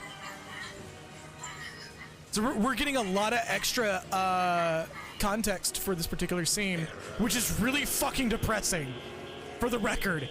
What else is new with these boss fights? When I originally went through the scene, I went through a pretty bad bout of depression that stopped me from playing this game for a good week. Jesus Christ. This scene hit really fucking hard when I played it originally, because I was going through some fucking shit. It hit hard for me in a different way because one of my favorite animated movies as a kid was The Iron Giant, and that's literally what this is. Yeah. Except the version where the protagonist murders both the Iron Giant and Hogarth, and the atomic bomb falls on everyone in the end. No, he just sends a bunch of shades, that's right. Now he splits into doppelgangers. Yeah, because he tries to split into doppelgangers, but if you know where the main body is, it doesn't even matter. Yeah. Thanks for giving me the blood to finish off your friend, I guess. Right.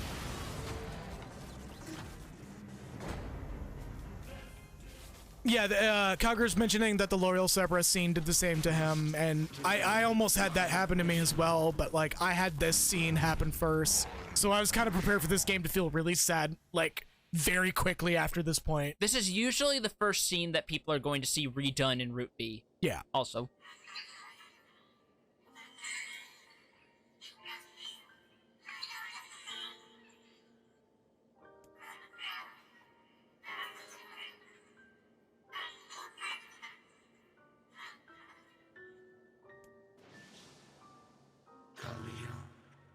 Together.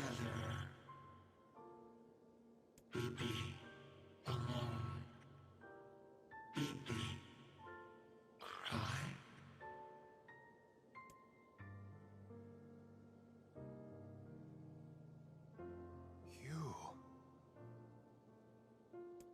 You stupid machine!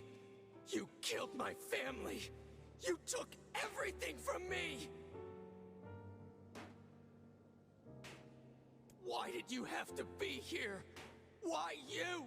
Why? Beautiful. What a perfect example of humanity.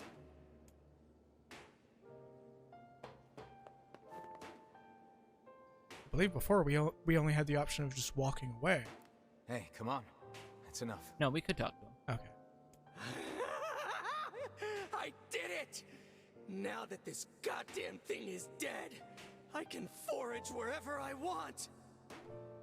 Just wait, you goddamn freak! Now I can make all kinds of powerful weapons! Just leave it to me! Leave it all to me!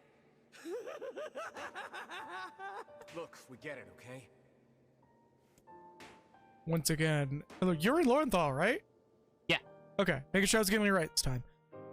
Yeah, fucking Yuri Lorenthal, just with that fucking range, man. Hatred and madness will never heal a wounded heart. Maybe it's just all he's capable of right now. Revenge is a fool's errand. Yeah, I know. And why you doing it? Law of robotics key fragments. So, I believe he is not in at all after. Yep. yeah, he's elsewhere. I mean, he's always been elsewhere, but he's also just not. He's now physically and mentally elsewhere. Yep. He's probably still down there punching holes at the fucking robot. Probably trying to figure out how to turn his arm after he whittled it down into a rocket fist, and then immediately bots trying to hit someone with it after it launches. Man. Okay, so yeah, we're doing myth the very last. Okay, I was gonna say we do it because we're literally right next door. No, we're because we're just gonna that's gonna be in and out so quickly. We're gonna be right next to Aerie at that point. Yeah, but it's gonna force us to do Aerie before then. Well, no, but we'll be right there. Also, this is a new scene. You know, I've been thinking. Why was a shade hanging out with a machine?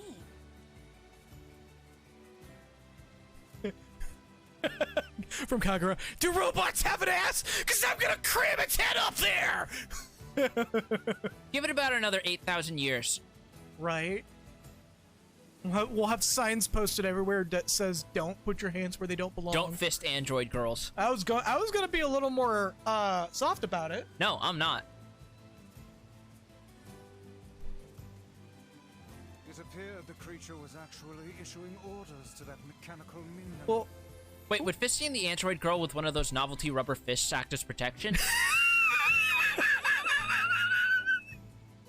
God damn it! What? Well, what's even funnier is there's a video I saw recently of someone using a lathe to make a hammer, and they were like, "We have the sign here to tell people to not put their hands where it shouldn't be," and on the sign it says, "Don't put your hand where you wouldn't put your wee wee," and the comment of that video was like, "Clearly this guy's never played NieR Automata."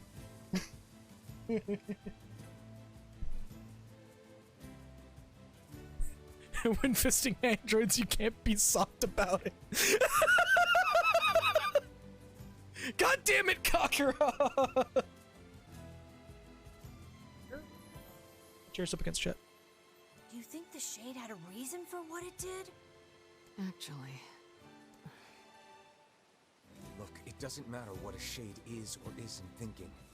All that matters is that we kill every last one of them. right. Sure. The idea of a shade trying to protect a robot is goddamn absurd. Still, you guys should be careful. What do you mean? If the shade inside me ever takes over, I'm probably going to attack you. Faye says, empathy is for losers. I mean, we've already seen this is very much the kind of person who just charges forward and does not ask questions. Yeah. It's actually kind of... Oop, I'm gonna hold off. No, go ahead. No, I'm gonna hold off till after the scene. Okay. You are no shade. The lad is correct. You are many things, hussy, but a shade is not one of them. Shades, for example, do not come equipped with such foul and scurrilous mouths. As far as we know. How about I cram your face up your own asshole, book? Don't worry, Kaine. If your shade ever takes over, I'll stop you. You will you?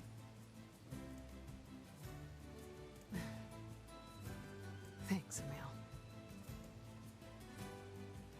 And we just snap right back into gameplay. That's neat. Mm-hmm. That was a very good scene, too. But yeah, I was gonna say, one of the things that that I started thinking of more after replaying this game is the scene where after you get Kaine cured of her petrification and the protagonist sits there and he thinks he never realized until after it was brought to his attention how often Kaine would always sleep outside. He just never questioned it. That feels like a nice subtle piece of foreshadowing to just his general mindset regarding so many other things in this setting. Oh, is he sending me on a quest? Do I have to do this quest? What to do? I think you have to accept it. Things are great. Couldn't be better. Shades just doesn't matter. Fucking God. Grimoire Weiss never read Homestuck because it's written by You can't work on weapons. Andrew Hussey. Why not? I mean, it's in the name. Why would I ever bother? All right. The man sounds like a damn hussy. Robots, did you? A hussy. Just put this in the elevator at the far end. Oh, okay. Oh yeah, we had the parts to make the elevator thing. By the way, what can I help you with? I came here to strengthen weapon. I came here for murder stick and murder stick accessories. We still need rusted clumps and memory alloys. We didn't get a single one. No, we didn't. We got titanium. Okay, well, I and mean, you can only get rusted clumps from fishing in the desert. On the bright side, we at least got plenty of fucking titanium alloy for something else. Damascus steel is for the fool's weapons, which are from the DLC. What were DLC in the original game? Yeah, I'm trying to find where the titanium alloy went.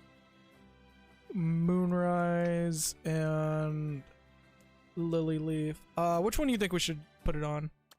I don't know, because something in the back of my head is telling me there might still be quests that call for titanium alloy. So we have 9. I'm extremely paranoid.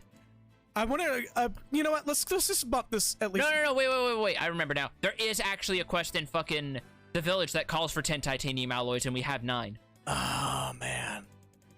All right. Okay, then we'll do Fool's Embrace for Damascus. And now it's level 2. Oh, really? It only needs Damascus steel all the way start to finish, huh? All the fool's weapons only require 1 Damascus steel. That's... Comebacks. I forgot he does that. Yeah, he does that every time you end a conversation. Rip and tear! Fucking Gideon over here going, that robot has big guts! Or that robotic's big! That means it has big guts! I just imagine at some point, I just imagine we can't use this as a shortcut. This is a one-way elevator. Which elevator was it that he was telling us to repair? We glossed over it, by the way. The one that was on the one on the first floor, on the ground floor. Okay. So I ordered sushi, a salmon nigiri box specifically, and instead I got one of those awful Philadelphia rolls with the cream cheese. Also, yeah, might as well. Like, Gideon might as well be Doomslayer's younger, skinny, insecure brother. Also, AFC, huh? I thought so. This is what only Big Kaine could have written something so bizarre and troll. Also, I'm sorry I fucking glossed over, because that's a good fucking comment. This is what Big Sword does to a motherfucker. Oh, yeah, no, this is what a big... Considering how much I've been fucking shelling for Iron Will, you're not wrong. You have been. Is it this one over here? No, that's the one we take to go to floor 2. Okay. And do you recall which one specifically it was? It's down this way when we were doing that initial sweep to get all the materials. Also from Kagura, so I ordered sushi, a salmon nigiri box. Specific, I gotta be really careful saying that because, you know. And instead I got one of those awful Philadelphia rolls with cream cheese. Yeah. One of those, like, weird Americanized fucking sushis. I mean, it's not bad if it's, like, got salmon in it, because salmon and cream cheese already goes pretty good together. Yeah, it's still just, like... I have had sushi like that, and it's not bad, but, again, that's also because it's salmon. And you're used to having, like, lox and cream cheese on a bagel. Yeah. Perfect. So that's done. Okay. Cool. Oh, it's not salmon. In that case, that's... Oh, that's super weird. What the fuck? Like I said, the most Americanized fucking... Philadelphia is a brand of cream cheese in the States, yes. Yes. Also, where are you going? Leaving. Why? Do we need to go up? Oh, are we actually doing this quest? It's literally just go in a kill room and murder some shades. Okay, fuck it. Yeah, there's no reason not to do it. We're already here. We're 66% of the way through. Why would we abandon it during the last third? You know, you're right. I'm sorry. Avocado and... Asphodel, I appreciate you calling your country that. Just avocado and surimi. What? First mechanical monsters and now shades. Some manner of curse been placed on this mountain. Turf Island, the sequel to Horror Island that no one asked for. Right. I feel bad for, like, the good people who actually live I feel bad for the people who have to share their country with someone who talks about how oppressed they are while living in a Scrooge McDuck pit of popular book royalties. Yeah, Asphodel, I wish it was easy for you to bail out of that country, because, like, god fucking damn. It's not easy to live in, even if you're a fucking cisgender woman, from what I've heard, I'll tell you that. Like, I get that I live in America and I have no room to speak when it comes to shitty countries, but like fucking shit. At least we can go to a different state if we want to avoid it. y'all are just like stuck there. How do you think people in Ireland feel? Just attached to the country. Exactly. And yes, I know Ireland isn't part of the UK, just for the record. Northern Ireland is, but not the rest of Ireland. Yeah, Northern Ireland, you can't even call it Northern Ireland or Ireland. You have to call it just UK with the diet flavor. UK with a little dash on the end. UK with a little bit of fucking clover in it. UK with a dash of nutmeg. Stronger shade than the ones previous. Careful, my ass. I'll slice this guy apart. Oh my god, are they really? Yes, how assuring. God, imagine if like half of the boroughs in London just decided to be their own states. Oh boy. It's practically like that already. Yeah, every time you turn a corner in the UK, it's a different fucking accent, and like half the population will hate you for having it. There's literally a video that I watched that taught me about some weird stupidity about the about London in particular, where you can literally have two completely different accents across the road and have them have full-on fucking gang wars out of it. What the fuck? Yeah, I don't remember the exact names of the place, but it's just, yeah, it's wild. And what I for some reason I'm not remembering the When they work together like that. I'm not remembering the YouTuber that I learned it from, but it's the same guy who did the Mapmen videos, which I highly recommend, by the way, because their humor is very like on point. I doubt this will be the last time we see such a tactic. We'd best use caution in the future. Actually, I'm gonna look that up because I want to give them a proper shout out. All right. Meanwhile, while you're talking about that, I'm just trying to remember the fact that I was talking with someone about like different regional accents and how like they were slightly annoyed by how people keep hammering on beating the same dead horse of just depicting English accents as just the same fucking broad chav dialect over and over again. Yeah. Where it's like you literally have like a different accent per province that you could pull from. Try to have some fucking range with that. Yeah. Also, it's Jay Foreman. I highly recommend checking out Jay Foreman. Again, their humor is super like really good, pretty clean, and they're like very. They come off as very tired of their own country's bullshit just as much as everybody else. They come off as so tired they would actually consider drinking Frosty Jacks. Please, for dear God, do not drink Frosty Jacks. We have Lemmy documenting what happened, what that does to a motherfucker.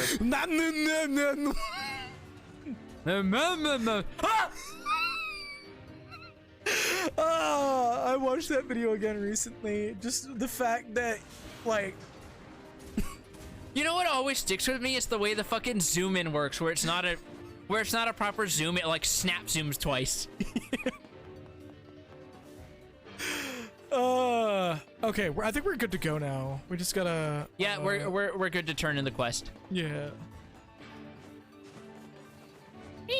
Wonder how much money he's going to give us for killing shades. He's probably not going to.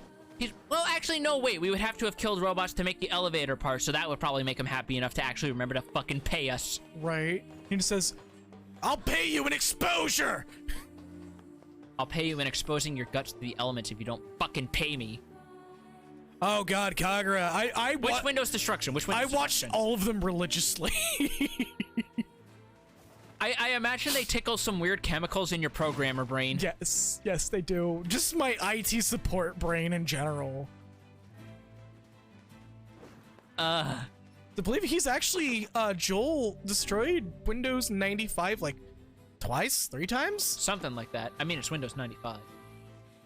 So I can't tell this. So for full context from the top, for people who don't understand, there's a streamer that I watch every so often. I watch as well. Known as Joel from Vinesauce, the same collective that Vinny is from, and he has a whole like themed stream where he will run different Windows operating systems on a virtual machine and deliberately download like malware and shit to completely destroy the whole thing. And a lot of the times it like just gives some of the best results. Where he'll like find like weird fucking web forums while he's waiting for toolbars to download and shit. I'm just gonna skip through all this. Hey, we got paid. 30K. What can I help you with? That's like 30 weapon upgrades. Mm-hmm. Yeah, I don't need any of this shit. There was an item that we need to sell. Down we go. I think it was broken antennas. Yeah. We could probably sell some of those strip bolts. I like to have at least 50 tops. But yeah, the Joel's channel is Varg Skeletor. Yeah, and just like Vinny, he has a full streams channel and a highlights channel where he has like edited versions of certain streams. Yeah. I highly recommend watching the full ones anyways, because like those are good, like set some time aside on your day sort of things. Strip bolts. You went past.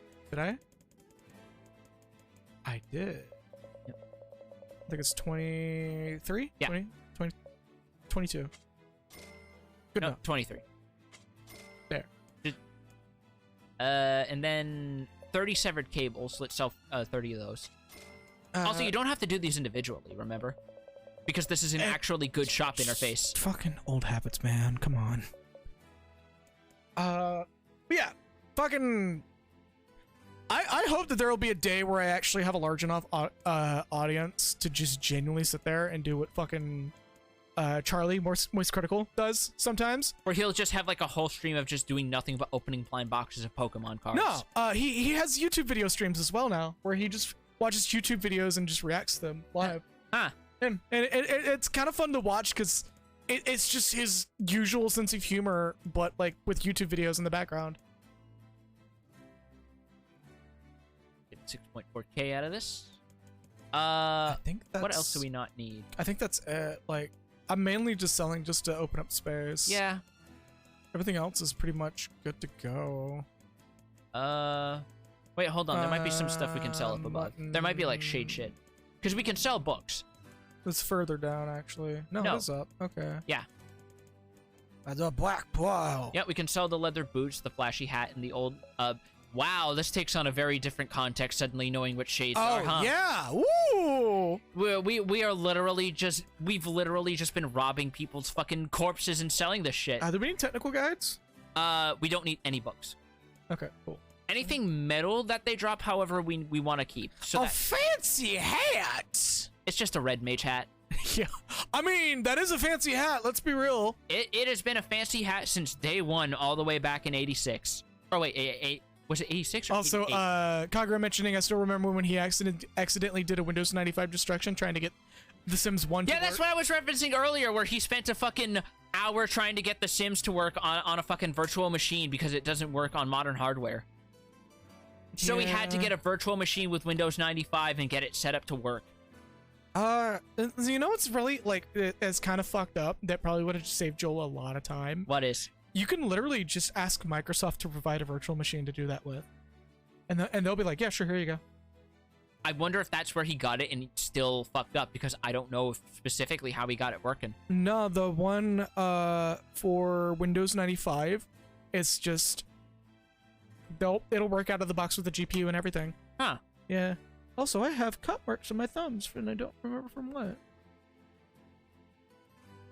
That's not for you to know. No, it's like, I've had this for a few days, and I'm like wondering what the fuck's going on with these, because I found 2 more. I'm wondering where I'm getting the cut marks from. I don't know, maybe it's a side effect of someone finding the Cenobite cube in their dresser. What? Do you not know Hellraiser?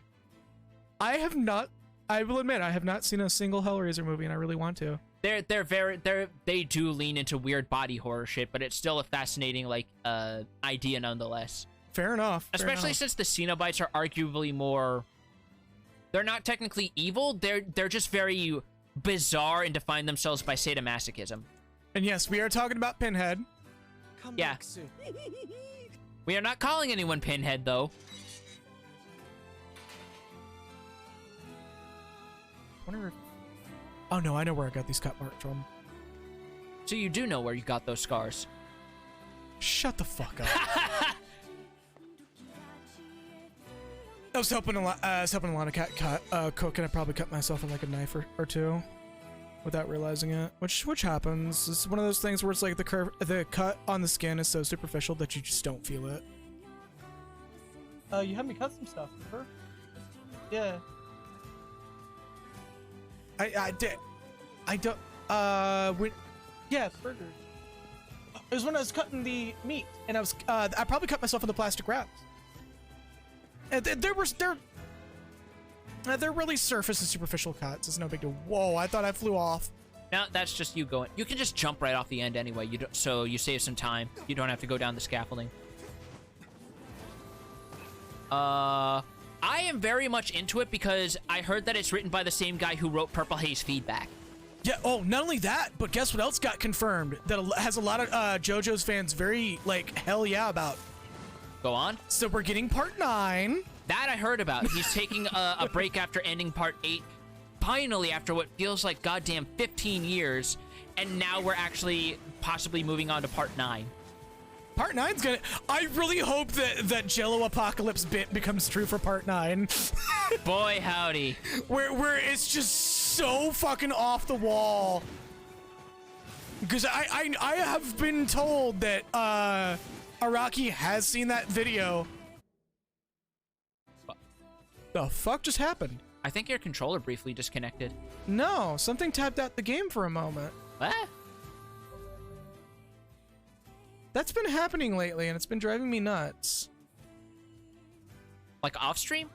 Yeah, off stream as well. Ah. Hold up.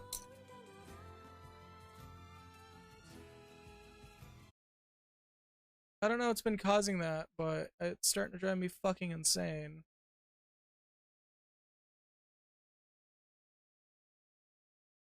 It might be the fucking virus scanner being a little shit. Yep, Kyger knew exactly what I was referencing when he posted that fucking image.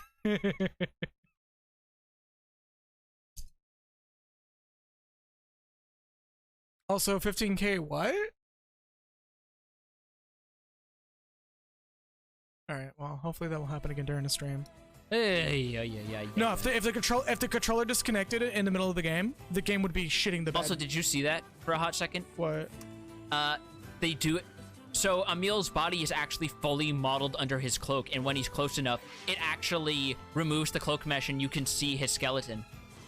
Oh, yeah, I've seen that happen before.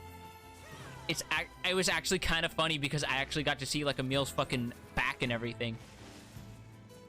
Oh, 15K channel points. Oh, nice.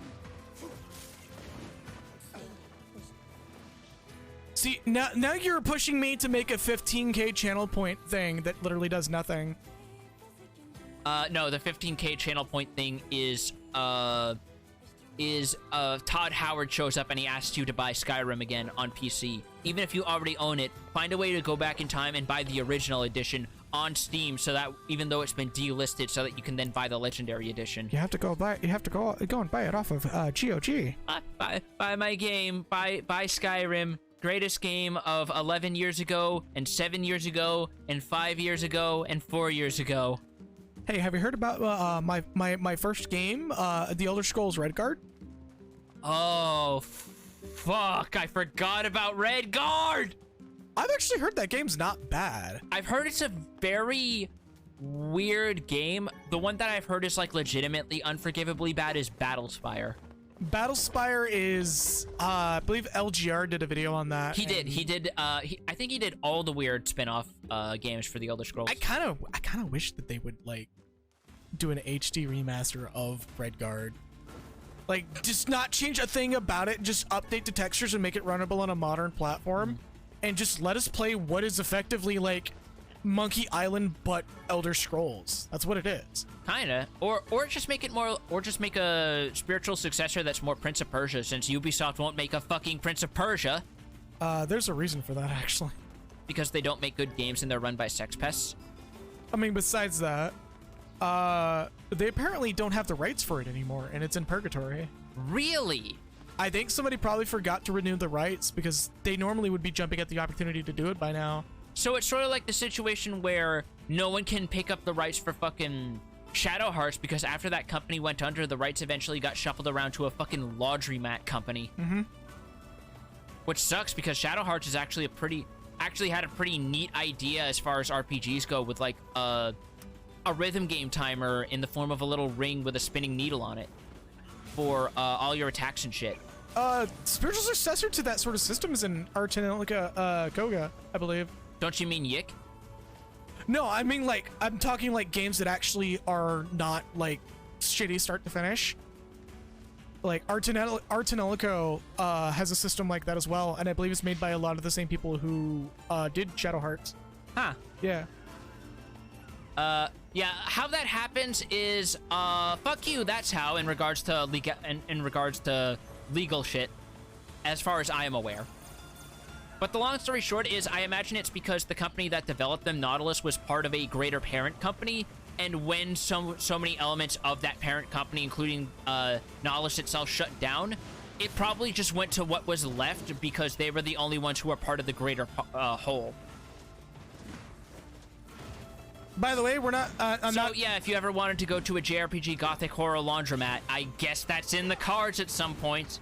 But by the way, I'm probably never gonna stream Artanelico for very specific reasons, and all of them involve Twitch's terms of service. Hold on, rare drop. Yeah, I saw that. Yeah, leather gloves. Like, there's like one good Artanelico game, and the rest of them are just like, hey, you want to border on a hentai game? And then, meanwhile, Shadow Hearts actually had the good graces to give you a party member who is, and stop me if any of this sounds a little inspired. One of your earliest party members is a built-up vampire wrestler in the 1920s who you run into in France who wears a mask. And he specifically acts like a fucking kayfabe wrestler who will actually try to oversell when he gets hit, and even the villains are like, what the fuck are you doing? And he even has his own fucking theme song when he puts the mask on. God damn. Yep. He is literally a fucking pro wrestler Sentai hero vampire. Oh, and all of his weapons are improvised weapons. You don't buy them. You find them in the environment. Frame rate tanked for a brief second. And yes, one of them is actually a fucking novelty statue for like a fast food place. God damn it. Where just a big boy statue? It's actually closer to the fucking weird old man statue in Sonic Adventure. Where that's one of his fucking weapons. Alright, I'm adjusting our end because you are like getting a little loud into the microphone. It's almost like I'm suddenly finding my second wind. You had to get a second wind? Yeah, because the first one went out somewhere else.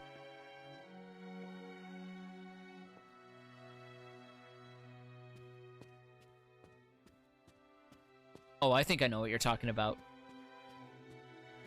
Are you ready for battle? Are you ready to go kill some fucking wolves? Also, before we do go, we're gonna do a very brief BRB. Yep. Get some stretches, get some drinks. Yeah, so be right back as we literally stare the screen down. Also, take on meme. Thank you for the follow. I just saw that you dropped the follow and I totally missed it. I apologize for missing your follow there. Our notifications are being a little fucky right now.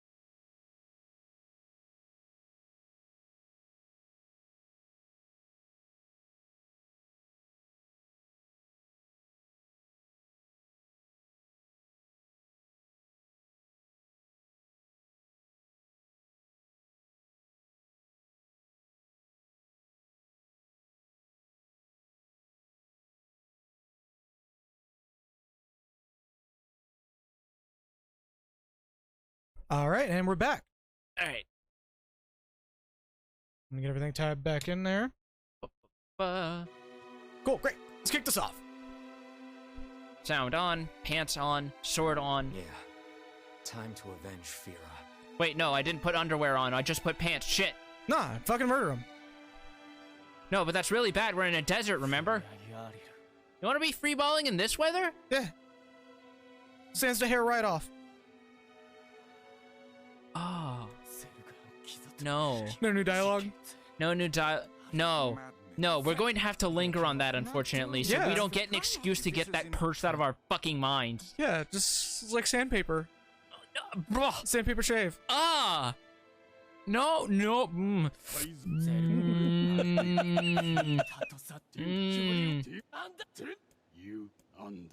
Hey, so we doing this? Yeah, we're just gonna kill everybody. All right, cool, let's go. Oh, you can actually just straight up skip this. Okay. Oh, I have to hit back. It's not letting me. I'm hitting the button. Are you hitting plus or minus? I've hit both. There we go. Fucking hell. Yeah, there you go. Oh, when I was holding plus, it wouldn't do it, but I have to double tap it. This is new.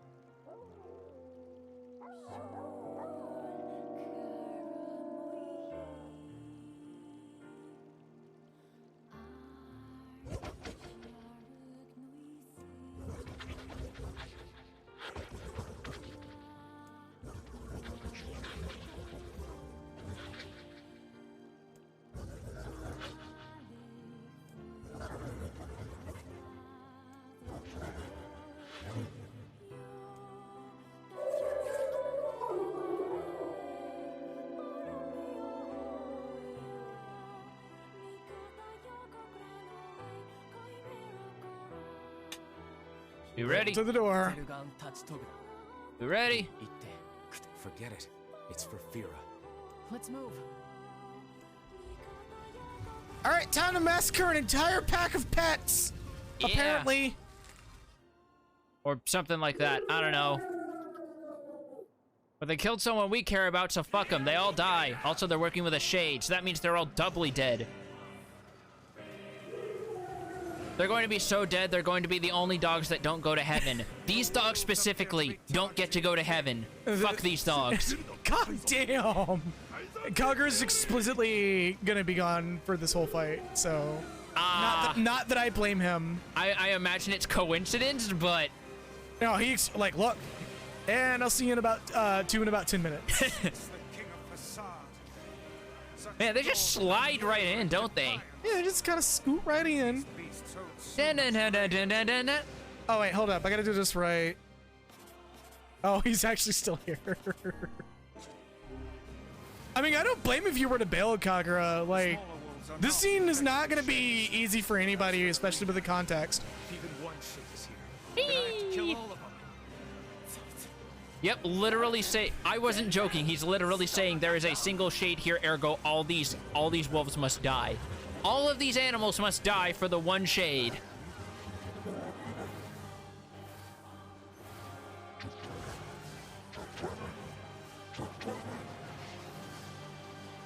Above you. Stay on your guard. All right, and now that he's down here, that means that he's actually vulnerable to magic.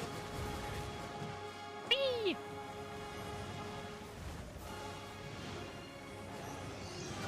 Man, imagine if they put this guy in as one of the playable characters in the NieR gacha, which means you can technically give the Shade Wolf a gun. They already made it so that because 2B is in there, you can give her a gun. That's fucking wild. Gun Wolf! Dog's pulling the trigger with his tongue. He's like, ah, pa, pa, pa, pa, pa, pa, pa, pa. The distant brother of Blade Wolf.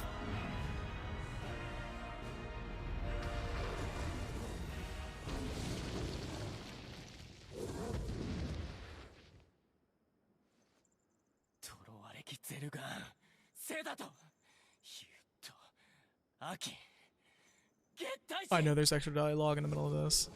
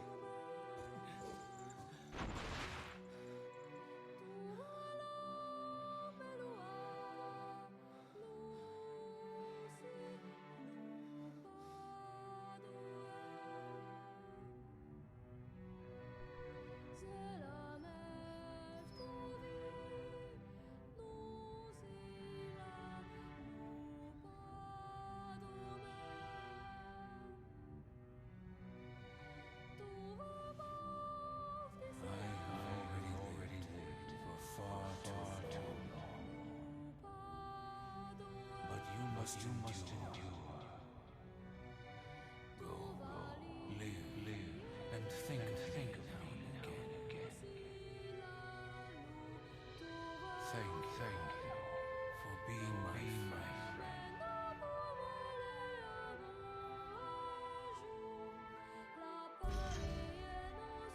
We get that extra cutscene, Which explains the name, Mhm. Loyal Cerberus.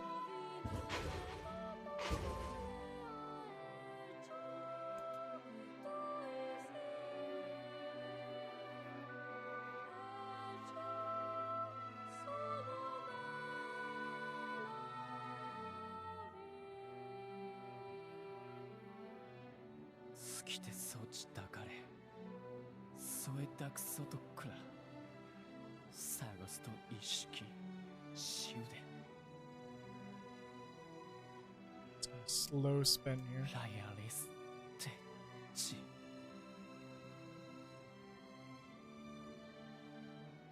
I believe that young Fira was perfectly content with the life she had. Of course. Does this not sound like what she would say to you? She was terribly proud of her king, and now you must do all you can to honor her memory. I want to say yes. In the original, he literally just calls him father. Yeah, they might have slightly changed that because it still works, but it wasn't 100% correct. Yeah.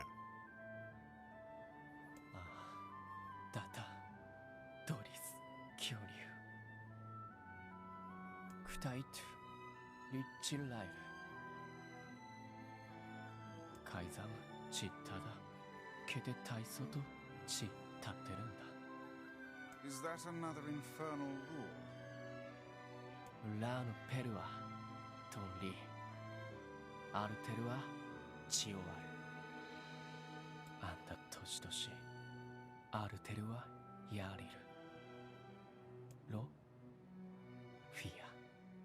The poor king. This is all the Shade's fault.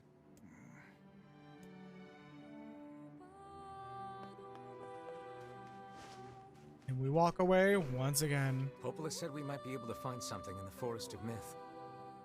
You will forgive me if I seem less than enthusiastic about such a trip. But this time it'll be fast. Yep, because we're gonna mash through that dialogue while Tyran just takes a break in the middle of wherever metaphysically inside of Kaina he dwells and just has a fucking Has a smoke break. Yeah. Yeah. And he's just got a green orb to the butt. That's Emil giving you a heal. No, I know. It's just. But I just imagine he just like steps out, pulls out a pack of fucking like whatever Lupin's fucking brand of cigarettes is. Just Tyran sneaks out to smoke a J. No, you fucking tell me Tyran isn't someone who unironically smokes cigars. You tell me that isn't a dude who gets the cheapest fucking cigars he can get and just smokes those fuckers. Because he's clearly, because Spike Spencer, his voice actor, is clearly eliciting a slightly gravelly voice. That sounds like someone who semi-regularly...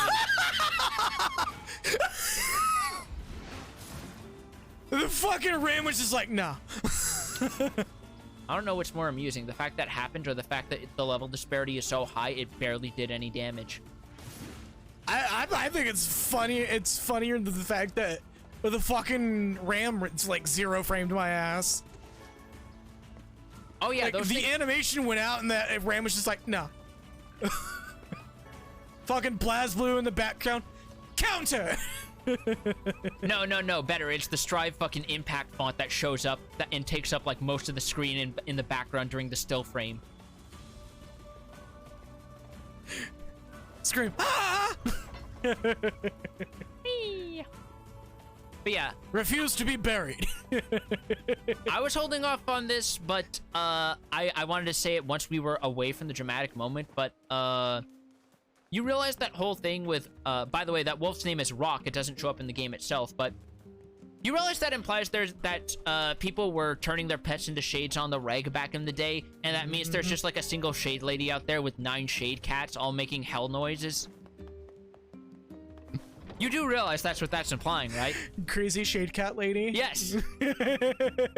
Crazy shade lady with shade cats, to be more precise. There's just like a shade out there pretending to be a pirate because he turned his macaw into a shade. And he's got like a fucking eye patch with like the yellow fucking texture on it. It's not even properly on there. He just drew it on to look cool with the rest of his outfit. You just hear the fucking Lazy Town "You Are a Pirate" song, but in shade language. Yep.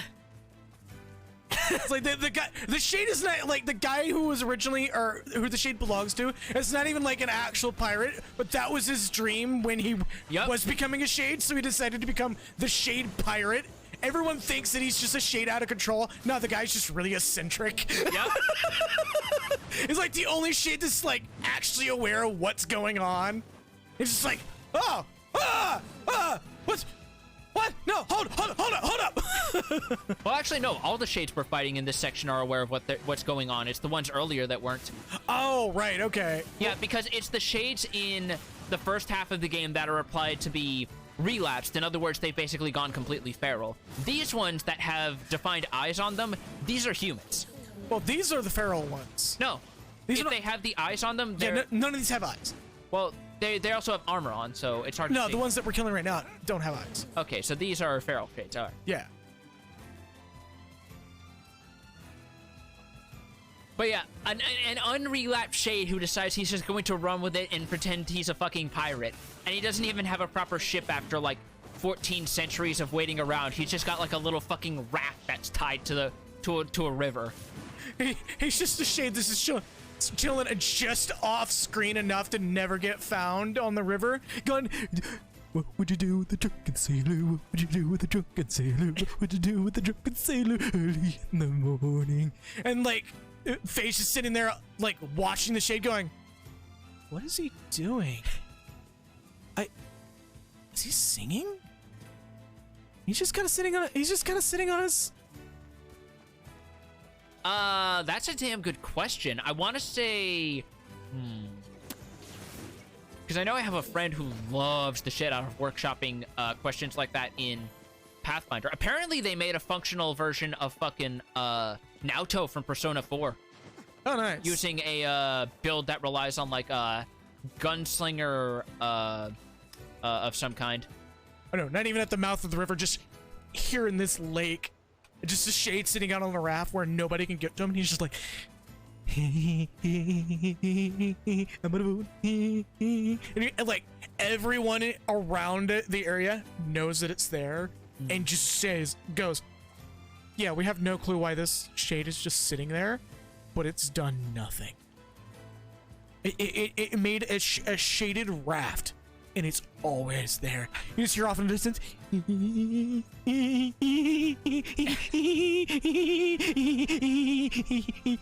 My favorite game is Raft. No, I was waiting for him to do his bit, but the closest I can think of if you're doing 5e specifically, I would say try to work back from like a Hexblade Warlock, but instead of like an actual, but your class weapon is just a fucking Stratocaster. Yeah, I mean... Despite the fact that it might be a fantasy setting. Make that, actually run with that. Make it so that No one in that plane knows what a fucking guitar is supposed to look like, so they just think it's some weird cudgel. This is fucking high elven electric guitar. And from there, I think she does. Hexblade does have a couple of spells that could tangentially work as some of Ino's tools from older games, but otherwise, you might have to finagle some others, or otherwise consult your DM to get some that work with like her disgusting fucking overheads and shit. Because Ino's thing is, while her hitboxes are very precise, she has a lot of them, and they're quite varied.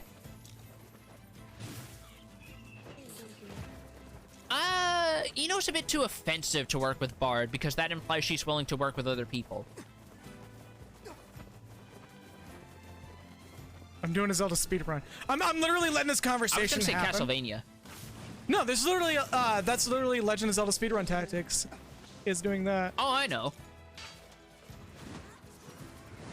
Yeah, no, I'm literally just doing some goofy shit on screen while y'all have that talk there, because I honestly have nothing to add to it. Yeah. I don't do tabletop all that much. Yeah, I think my game is the only one you've ever properly been in, because everyone else you've had bad luck with. Yeah, I was about to say, that wasn't like either canceled like 2 sessions later, or just horrifically marred by the DM being an asshole. Yeah. Pretty luck of the fucking draw there sometimes.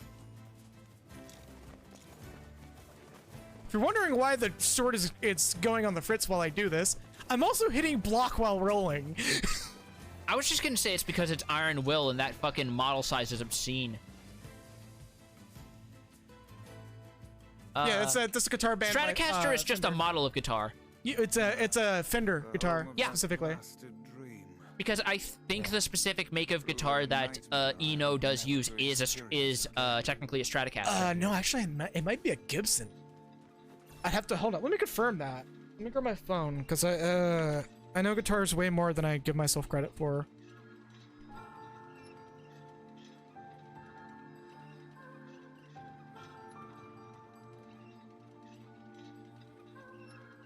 Stratocaster sounds like some kind of fucking way. You know what Stratocaster also sounds like? It sounds like a fucking type of astrologian weapon. It's a Fender.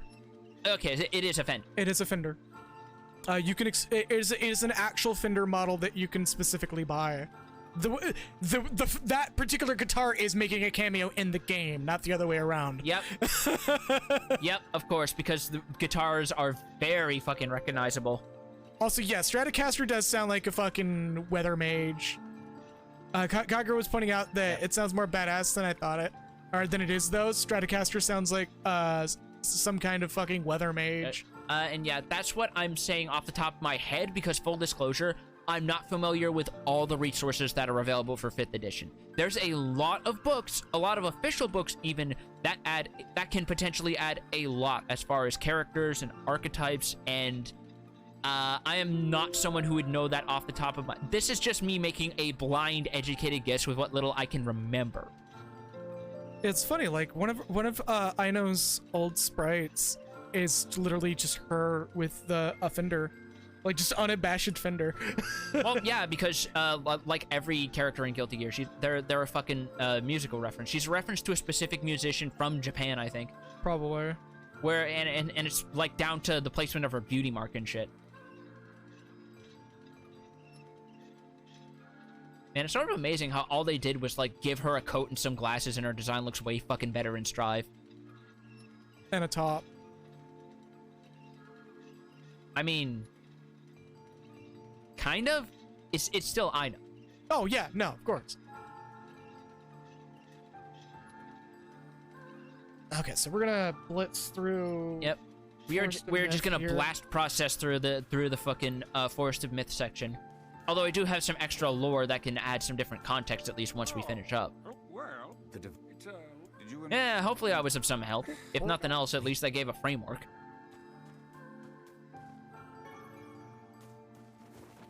Yeah, by the way, this is what it looks like when I'm normally dodging. You see the lack of sword judder upward? Yeah. Only backwards? Only backwards. We are the grass, the trees, the woods. Oh, we also have this clear now. By the way, I lied slightly.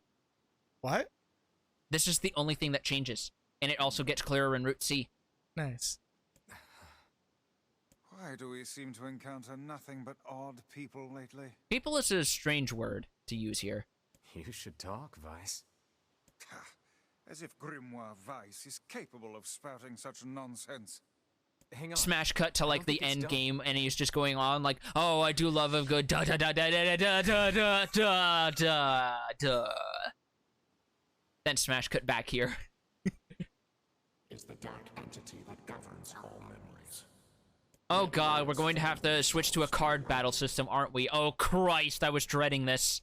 Ah, so we finally installed the Baitin Kaito mod for NieR Replicant. Which is also a game I've never played and never will because it uses a card battle system. Nice. It's not nearly as bad as people make it out to be. No, but it's still a card battle system. Yeah.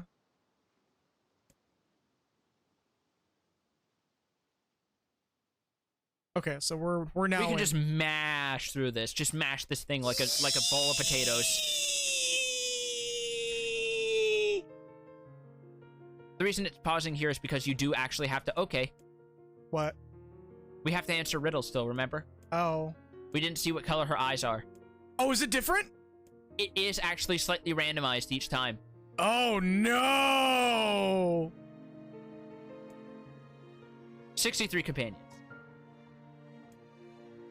I think it's the same the first run every time, in which case it might be green. We will see. But you might have just fucked yourself. Yeah. You don't get a game over, but you might have just fucked yourself. 63. Red Dragon. It's almost like it's telling you no.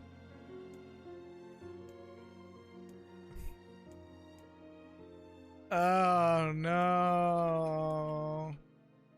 All right, now you can just mash through it with ease. Ba ba ba ba ba ba. All right, don't mash too hard because we still have to answer. Green. You let it slip. All right, and that's what happens when you fail this, and guess what? Yeah, it just kicks you all the way back and you up. have to do it all the way from the beginning. I mean, fortunately, we didn't. All right, there's the pause. Deep green eyes. Now it's green. Okay. Green. All right, green. If I remembered it properly, I would try to make a "Don't Hug Me, I'm Scared" reference here, but pretend there is one. Envy. The color of envy. I thought the color of envy was blurple.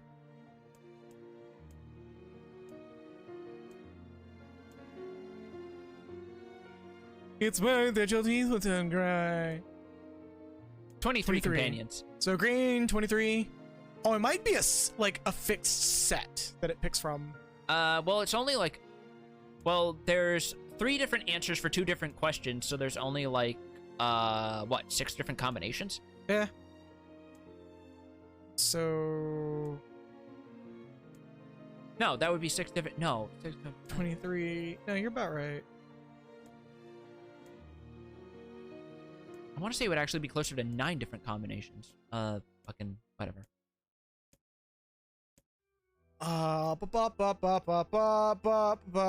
Let's go! They must listen. All right. Green, 23. American football reference. I don't play sports. What was the third one, I would like a though? nap. What was the third one, though? There was no third one. You said that there was 3 questions. No, I said there were 3 answers per the 2 questions. Oh, then yeah, the maximum combination is 6.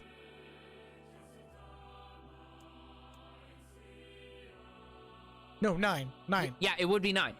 9. Because it's 3 times 3. Yeah. It was green. Green. All right. Now slice its arm.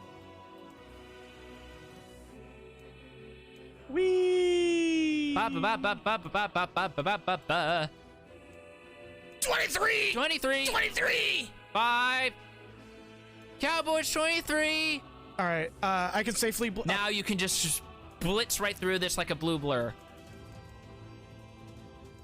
And this is the third question, where all of them are the same answer. They're just formatted differently. It'd be funny if it kicked me back out again. I mean, it is, but not in the way you're expecting.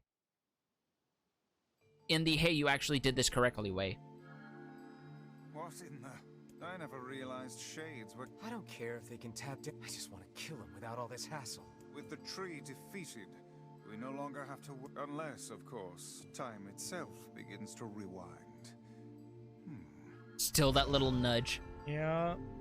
So you're thinking, okay, well this is entirely the same as it was before. How could we possibly make something horrible out of this? So, you know the whole thing where people became shades because they wanted to survive a whole apocalypse and the replicants were their shell bodies? Maybe Popol has found some information about the Shadow Lord. Very well. Shut up. Okay, so when they separated from their bodies, they realized, hey, there might be some they might need to properly format like a computer. There might be some incongruous memories or information. We need to do something about that. So they set up what was basically a glorified computer system and set it up here called Sleeping Beauty, which is what this tree is set up around. By killing the Shade that was effectively acting as one of its administrators, this means we've effectively deleted all of the stored memories of people who became Shades, meaning that they are further being spiraled down a path of eventually going extinct, thus damning humanity. We just basically flat out server wiped all of humankind's conscious memories and all of their history. Thanks a fucking lot, Faye. Wow, Human Memories 1.0 was an absolute fucking mess. They could only make it to 1.23. For some reason, there was that weird update that broke everything, and now there's this weird bug where every time you pass through the door, their pathfinding goes to shit.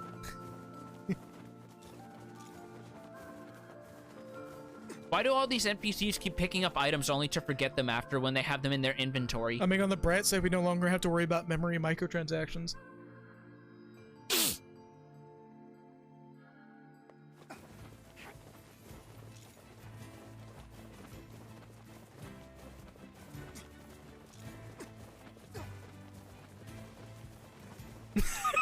We're just real quiet as this happens. I just got nothing to say to that. I forgot that Zeus was charging us that service while he was busy being his swan VTuber. Right. I mean, we could do like Kingdom Hearts 2 and just completely blank out the word and just leave it up to the imagination, but the localization team would have so much fun with it, making it sound like something else entirely. Because, you know, Disney got really upset about that localization team and probably fired them. Probably because it's Disney and they're petty like that. Because if you make one game about a Kingdom Hearts game's localization, that team gets fired. Oh no! All our pussy is gone! Pussy. Kapussy.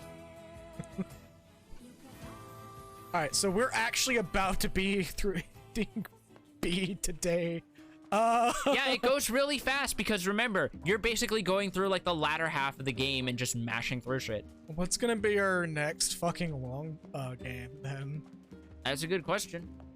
I expected this to take a little bit longer. There might still be more. There might still be more. Okay.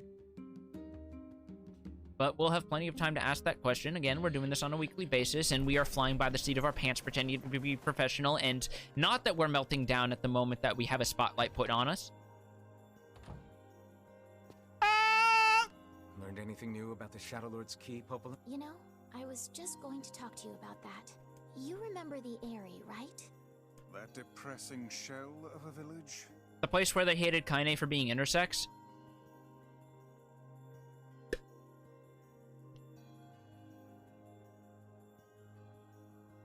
I did not stutter.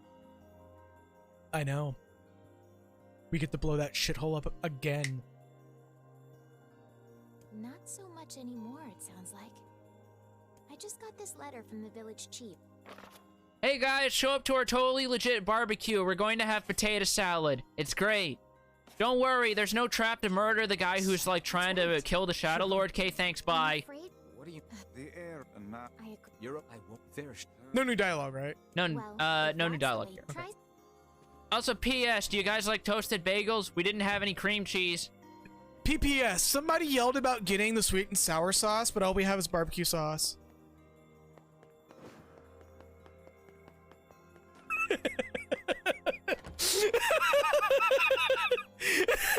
Just faintly in the back.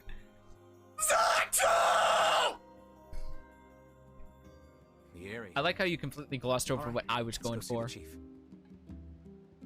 Yeah. What a Fucking animal. Alright, anyway, off to the Eyrie we go. Dogs.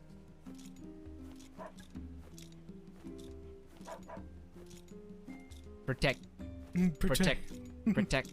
Look at my sword. Man, I'm surprised Taro didn't take the fucking Elder Scrolls approach where you can just quick save in front of the old lady and swing a giant greatsword over her head and get a fucking kill cam motion where you decapitate her and watch her body fall Just over. Yep. Just do that, but you actually get like a fucking cinematic kill where the head like flies off in the air and the body havoc ragdolls. It just says game over. The game just goes, that was a vital NPC, asshole.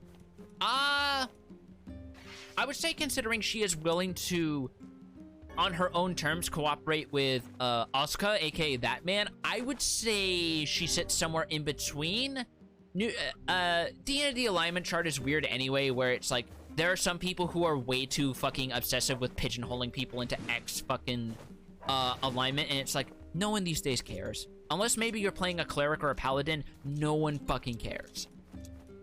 But to give a more concrete answer, I want to say leaning more towards chaotic neutral, because Ino is in it for Ino. By the way, I'm not doing this to be a dongus. I'm actually, like, stalling so the discussion can take place without any interruptions. I mean, we're going to have to go through the Northern Plains anyways. What are you stalling for? Northern Plains ain't that short, man. Or ain't that long, man. It's not that short either. It's like 6-minute walk, 7-minute walk. Eh.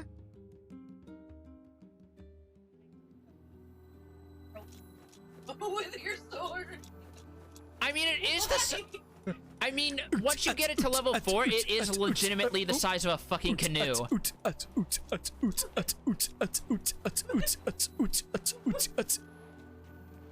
cannot fathom that village setting up a mercantile.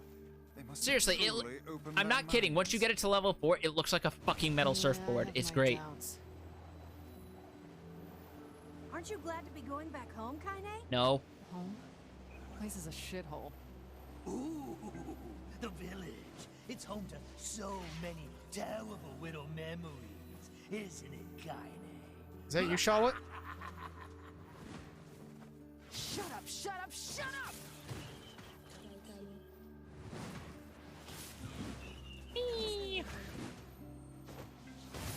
Bam!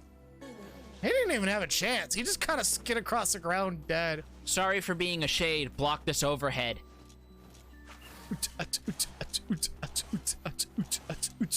Oh, hold up. Just one fucking wind scythe around you. Just like that half turn towards the shade. Just like barely acknowledging its existence before Kaine just turns it into a pulpy red stain on the rocks. Hold up, hold up. I'm gonna make this even better. Wait, what? Oh, is it actually affecting anything? Let's make it more consistent. Asshole. Asshole. God, they're doing like no damage to you. I know, and it's funny. Oh right, I don't have dodge on that button anymore. Yeah, you should probably put it back on before you forget. Yeah. Come on. Come on. Yeah, row, row, row your boat. Wait, this is how we get. Wait, no, this is how we get to the pirate shade then. It all makes sense now. Pirate shade rolls up. Yo, you gotta show me your rowing tech. And Face's just like, oh, I get to kill this guy. Wait, why are you looking at me like that?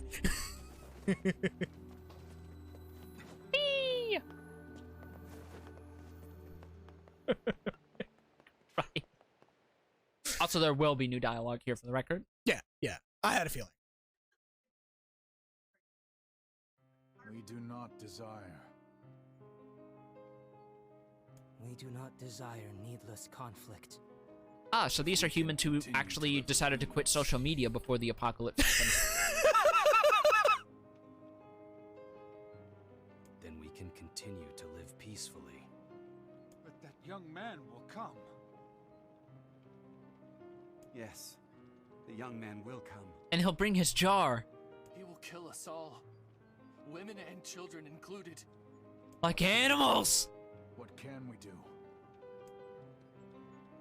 I'm sorry, I had to get at least that last one in there. We have to stop him. We have to start a revolution against the farmer. If the farmer becomes too powerful, he'll kill us all. We must form the pig army. I don't know why, but I thought you were trying to bring that to an elaborate farmer with shotgun joke. No, I was bringing it to something worse. Animal Farm? Yes. Ah.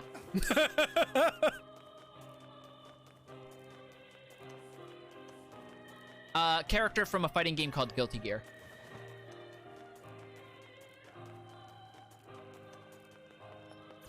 Yeah, well, that's also kind of deliberate because she's meant to be a weird temporally displaced anomaly that may or may not be a magical construct that has some leftover memories of her consciousness in past life. I forgot that actually goes like fucking... Holy shit. Speed! Oh, hey, there's a... Did I kill something over there? You smashed an item crate. Oh, well, there goes that, I guess. We never did get our hat trick, did we? No, we did. Oh, we did get the hat trick. You actually fucking did, you jackass. Let's see if we can do it again. I'm gonna be so fucking mad, I swear to I'm gonna lose my absolute fucking shit. Because those things only, aside from the DLC arenas, they only spawn in that one area, and it's like a 2% chance. I see a gold spot. No, not gold, silver, but oh, whatever, white. Yeah. It's nicely lit up, though, I will admit, from like a game design perspective. Oh, yeah, no, you could see that bitch from afar. Play! We broke the pace! There is a god. There is a god. And his name is RN Jesus. The spiteful brother of Mormon Jesus. Mormon Jesus. Can I not make a trip over there from here? No, you gotta climb up the ladder.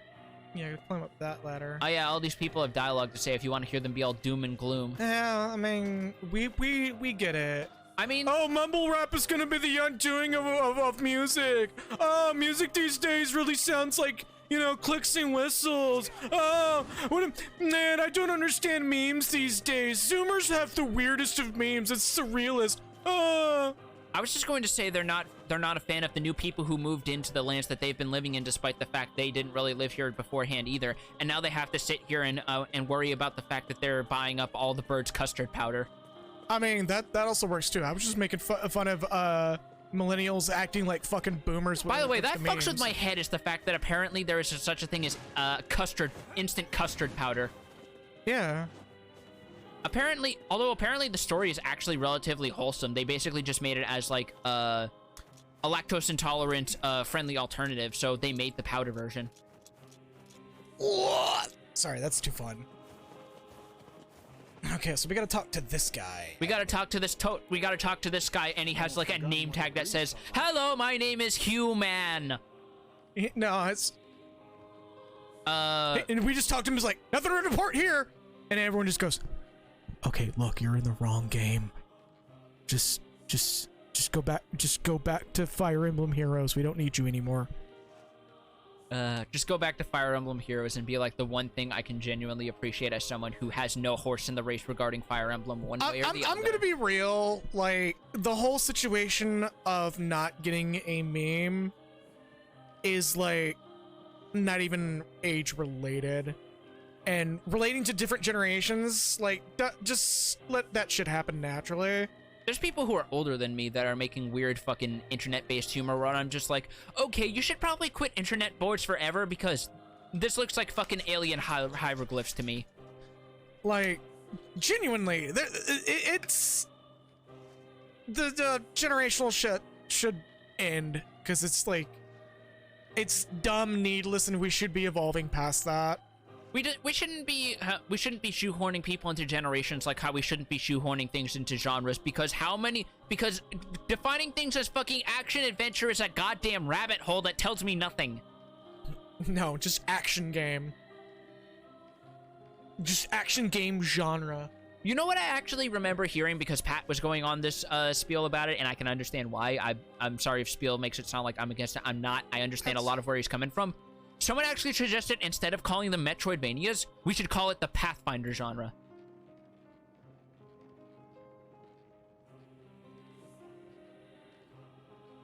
I don't get it.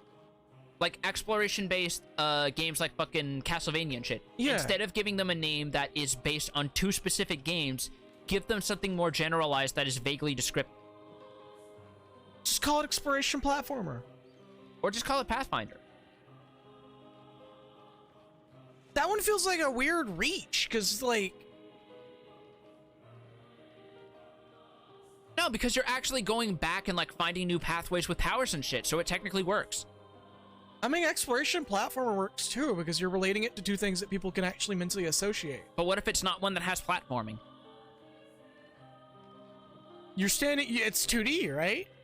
Not always. There have been 3D Metroidvanias. Look at Lament of Innocence. You can jump, right? Could you jump in Lament of Innocence? It's been a minute. Yes. Was jumping a part of the exploration then? It can be, yes. And guess what you have to get to those areas? That doesn't necessarily... But that's still technically shoehorning it into another genre, though. Then that's adding all sorts of weird bullshit where you should just define it more as its own thing. I mean, yeah, we could just call them exploration games. Yeah, but that feels just a bit too bland. Not really. I mean, and also then that's like, well, what do you call Sea of Thieves then? That's technically an exploration game. No. Is that a fucking exploration game in the same way that Symphony of the Night is an exploration game? No, that's an open world non-progression MMO. Yeah, so it's an exploration game, but it wouldn't be a Pathfinder game. You are, like, kind of mental gymnasticing this. I am not! I am genuinely not.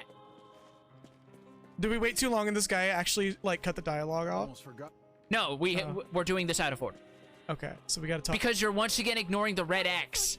Am I? Yes. Am I really this is happening again? Yes. You have to talk to the chief first, which is where you just were to get to see if you got the egg drop, and then ran past it. I'm so fucking autopilot right now. Yes, you are.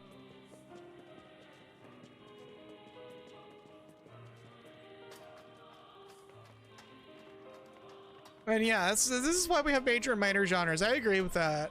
Because calling it a Pathfinder, and then it's like, all right, well, what defines a Pathfinder game? What defines other genres, which is also kind of the problem, because then there's also that weird horseshit of like how people will describe No, hold on, let me finish.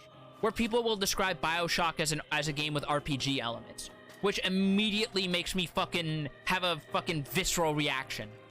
That's incorrect as fuck. First of all. Yes, it is.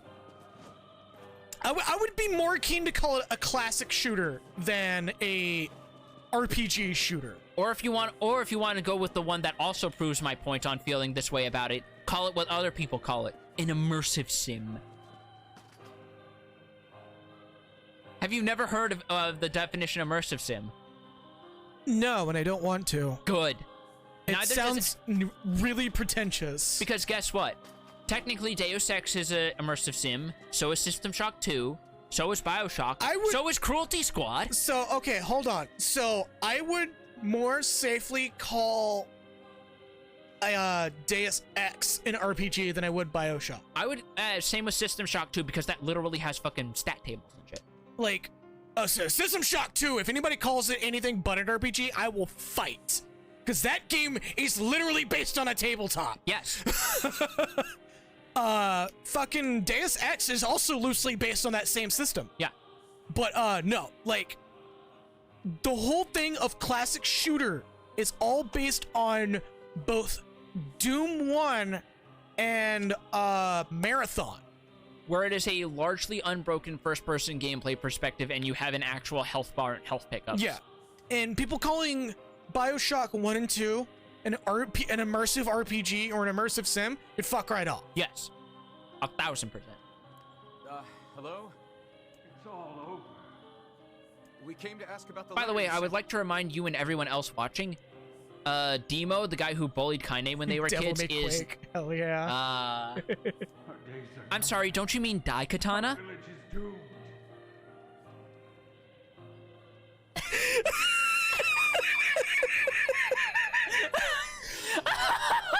no! Oh no! Oh no! Don't play Daikatana, please. Look up Civi 11's video on it, and you'll see exactly what I mean. Oh, you do know? Okay. As cheerful as ever, it seems. All right, you were saying about this guy? Deimos' his son, the guy who bullied Kaine. Right? So, you know. Oh. Him. I don't know about any letter. He. What's going on here? I mean, okay, so I will like drop the internet popularity thing. Daikatana is not a bad game necessarily. It's just very, very poorly like designed. The story is like simultaneously one of the dumbest and kind of weirdly well thought out things, and yet the first and last levels are kind of the worst parts of it. The second and third acts are not terrible. Like I genuinely find it weird that like people give Daikatana shit but not Quake 2. Which does that same shit, by the way. Also, Daikatana has the weird actual RPG stat system, and if you put all your points in agility, oh boy. Turns into fucking Quake 3 Arena. And then some. It may be faster for You us to actually, take our you don't injuries take damage, but you get impact sounds when you run into walls. There you go. That's more for you there. Yeah. You know, I'm gonna be real. If I have enough leftover money, there's a good chance I'm gonna commission a Shade Pirate. You know what? Go for it. Like there's like that. I like that bit a little too much. Let us ask around. Like, how do you know that all the shades are buying into the Shadow Lord shit? How do you know that they aren't just living their best lives with what borrowed time they got, and they aren't just like opening like a fucking shop in a cave, or just sitting around in a mill with an organ grinder yelling about this one kid who played a song that made thunderstorms happen and killed their dog? Or better yet, have that the one really good quest line in Elder Scrolls Online, where it's literally a guy deliberately gets killed just so he can have more time to learn. There's a good quest in Elder Scrolls Online. There's actually, to the game's credit, there's actually like the best quests in that game have nothing to do with the main story, which is really sad because there's some good shit in ESO. It's literally just Skyrim but with multiplayer. Okay. At least in its current state. Back in launch, it was like, yeah, that shit fucking sucked. I actually have Elder Scrolls Online. I play it occasionally. Huh. Is it free to play now? You buy to own. Okay. Yeah, that's interesting. Actually, it has the usual cash shop thing that you know you gotta kind of suffer through, but like it's a decent Elder Scrolls game for what it is, and like there's some really cool side stories going on in that game if you completely ignore the main story. And one of the side stories is this high elf dude, like it's just this archmagister. Yeah, this archmagister. Well, as of Skyrim, they are this archmagister of the Telvanni and shit, and like he wanted nothing to do with Telvanni towards the end of his story. Oh yeah, because the Telvanni are basically just Klingons but Dark Elves. Yeah, there was apparently a point where the Telvanni were actually literally just like Sharlayans, where they would rather just study and archive, but at some point somebody took over and fucked the Telvanni over completely, and then they became the Klingon. But I thought it was because they got sacked because sometime between Oblivion and Skyrim, like the Argonians were fucking pissed off with being a servant race and just rose up. That's also related. That's that expansion is happening right now. Oh. But yeah, there's this archmagister fucking high elf in ESO. Like that you do the quest, you find out that this guy is like literally we should probably be playing while we talk. Literally got himself killed on purpose just so he can be turned into what is effectively a force ghost. And as you do the quest, you're good. Yay. Yeah, thank you for dropping by. Thank you for showing up for us. Have a good night. Yeah, rest well. But yeah, the high elf more or less fucking got himself killed knowing that he would become a magic ghost. Huh. And the whole time you're going through the quest line, you keep getting confronted by him. The dude's just like, fuck off. I want nothing to do with you. And by the time the end of it is like, dude, like, what is your fucking deal? I'm literally just here reading my books, and you opened a giant fucking hole in my own personal little pocket dimension to tell me to stop. What am I doing wrong? I'm just reading books. That's the whole fucking quest. And you find out that the dude literally just died just so he has more time to read all the books. Jesus Christ. That kind of reminds me of one of the fucking quests in Skyrim where the dude took a potion to pretend that he was a ghost so that he could do a fucking Scooby-Doo hoax on the nearby villagers.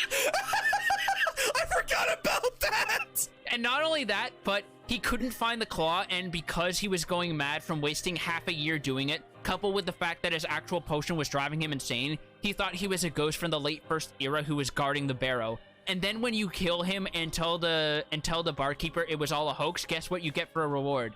You get the fucking claw to open the treasure barrow.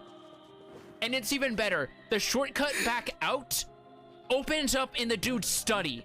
God damn. Everything about that quest was designed to clown on that one wizard in particular. Yeah. So, you know about the letter? Maybe I don't. Someone on that team really fucking hated elves, and for good reason. Oh, yeah, no. Like, and for good reason, because the fucking Thalmor existed. Apparently, one of the placeholder names for the Wuthrod axe you get from the Companion's Quest was literally Elf Grinder. Like, I shit you not, there's a good number of things that are just like, whoever is the current writer in the team for any quests involving high elves really does not like the high elves. Even the high elves don't like the high elves. And if I may ask, you could say... I remember one of the developers mentioning that as Emil just fucking zips back and forth. One of the developers mentioned making a literal elf grinder, which he described as something akin to a Cuisinart, where you shove the elves in and it produces a sparkly, glittery purple powder. Oh yeah, so I just noticed something really weird over here, and we're probably about to miss that opportunity, but can we go over to that little thing right here? No, there is actually a barrier here during this point. We cannot move any further than this platform. Okay, so we had a chance to see what the fuck is going on with this really weird fucking Evel Knievel-ass bridge. Like, look at it. Look at where it starts. If you need help to know where it starts, no, you know look upward. No, you know genuinely what that is? What? That's left over from when we smashed that platform when fighting Hook, remember? Oh! They never fixed that. It's weird that it's pointing out like that, though. Like, somebody actually slides down there to chill out. I think that's just with how it's, like, rendered and stuff. Oh, hello. Oh, yeah, by the way, you guys are shades now. Okay, thanks, Die. Oh, we finally got the final word. Item drop rate plus 25%. Also, I think that's the achievement for 50%.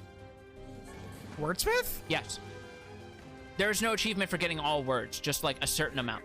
Oh, well, we got the achievement at least. You guys sure are taking your goddamn time. Still, fucking drop rate plus 25%. Get in. Yeah, actually, I should put that in. That was under the 25%. That's under weapons? Yeah, that's a weapon mod. Okay, so I'm just gonna... No. Word edit. Yeah, that's my bad. That's my bad. Word count 50%. That was weird. What was weird? It double tapped into that. Huh.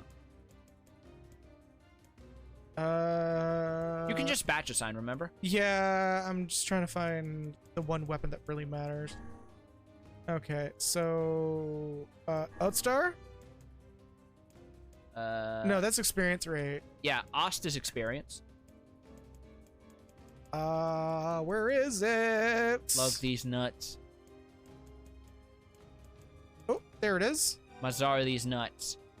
And then batch assign. Batch assign these nuts. So we've been in 25% experience this entire time. That's probably why we're so leveled right now. Carnival of murder. I love it. Well, it's also the fact that bosses give a lot of experience. But not all of them. Some are still human, so be careful. Yeah, be careful, guys. Be careful. I was hoping I'd fall around all these ledges and cliffs. Be careful. Be careful fighting around all these ledges. For the record, we don't actually get that much of a different result by not killing any of the villagers. We don't. This section is literally designed to make you feel bad. Being a dick is the only option. Yeah. And if you don't like it, you're not playing the right game, I guess.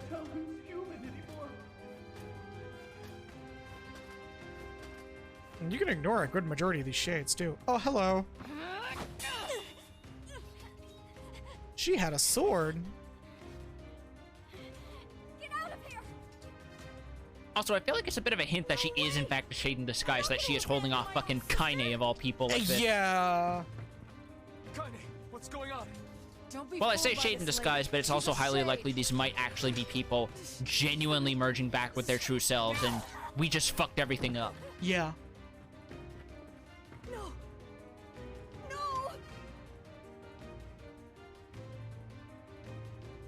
Child. Stay back, kid. Your sister is one of them now. I don't care what she is. She's my sister, and I love her. Well, I wonder how it would look if they actually had the means to animate her coming out. Like, would it just be rising out like a mist before solidifying, or would it be like actively peeling out, like you're removing the fucking guts of an avocado?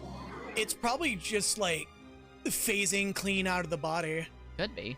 Because that... Actually, no, yeah, because that's kind of how it happened in the ending with Yona in her shade, remember? Yeah, just like mist fading out. Yeah, that makes sense, actually. A little late for that, kid. Well, I could probably just, no. Where is it? No, this is really good for Dark Fist. I was gonna Dark Lance and just punch a hole through the Well, hole. yeah, that too, but Dark Fist is so underutilized because you keep doing your fucking meme spell. Yeah. Trust me, I'll be using Dark Fist here in a bit. Yeah. These people are Yeah, boy. If we are the villains. I wonder if anyone's made a mod yet where they replace Dark Hand with like a giant like rubber Hulk hand. I was gonna say ludicrous Hulk hands, but that works too. No, you've got to stop this. No, I was gonna say one of those like electronic toy Hulk hands, like what they tried to use in that one episode of the Venture Brothers, where you smash them together and you get the fucking canned Hulk smash sound. Yeah. The little vixen has finally. Oh yeah, I just gotta kind of proceed. This is basically a fucking kill room. Are you Yeah, sure no, it absolutely about is. that, Look, sunshine? I could probably sit here for like an hour and farm till level cap. I think there's actually a finite number of spawns because There is. that happens. Villagers are under attack over there. All right, we should probably do something about that. Hold on. Hold on. Damn it, Kaine! You gotta get up! Emil, watch Kaine. I'll go clean up over there. All right. All right, you good, Kaine? You good? Also, yeah, no. Kagura realized they weren't shouting at the shades. What could those black swirls? There's definitely hints that this place was actually a human settlement. That some of these people either are afraid of the shades or they knew and they were afraid of us. It's probably they knew and they were afraid of us. The implication is definitely happening, especially with the added context. Although considering the words of the village chief, I think it might actually be more of a mix. Yeah, see? There you go.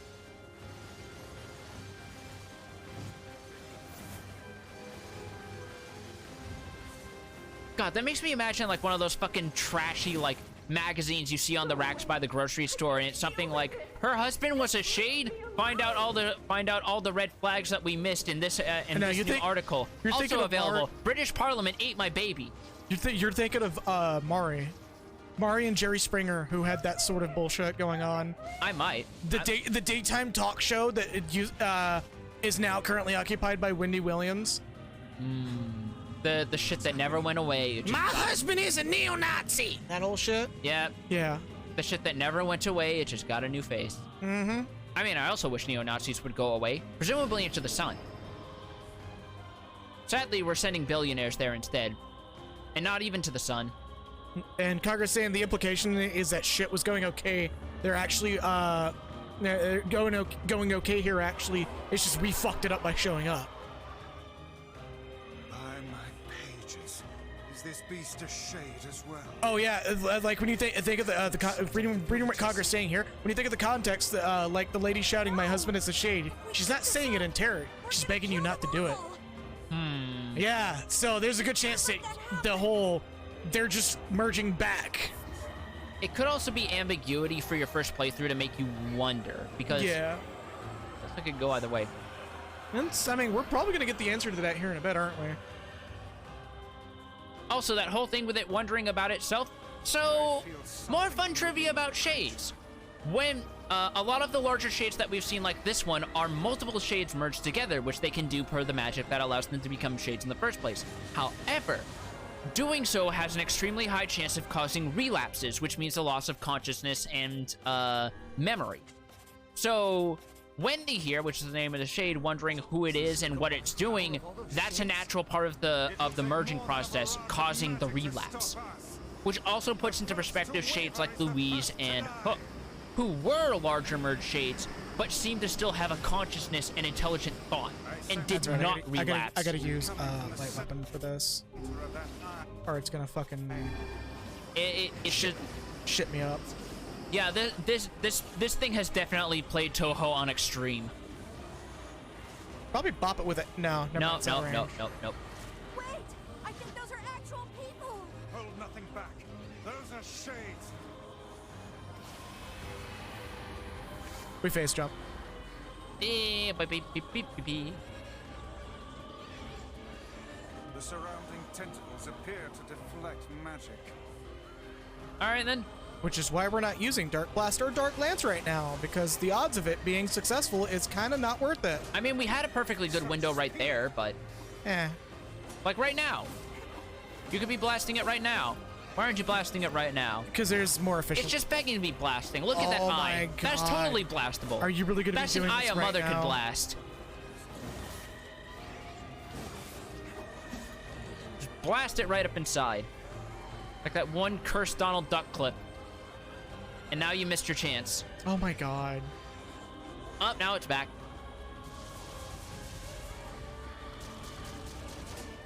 Might actually be waiting for me. Are you blasting yet, son? Are you blasting yet, son? Yeah, even Vice is saying, focus on the leader. Why aren't you focusing on the leader? Oh my god, stop. That sounds like someone who's not. When you insist like that, it gives me anxiety. Stop. Out of spite.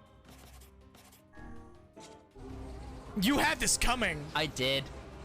I genuinely did.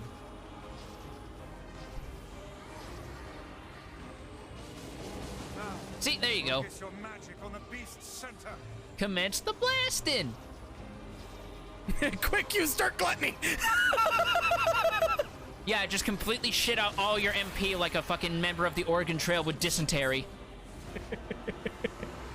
Just spite Dark Gluttony during the cooldown timer.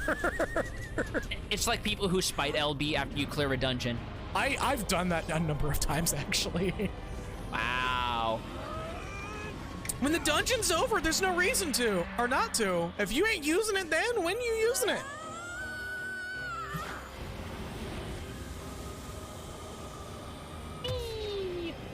Like, if you got a fucking limit break and the boss is dead and there's nothing left to do, man, when in 100, aren't you blasting?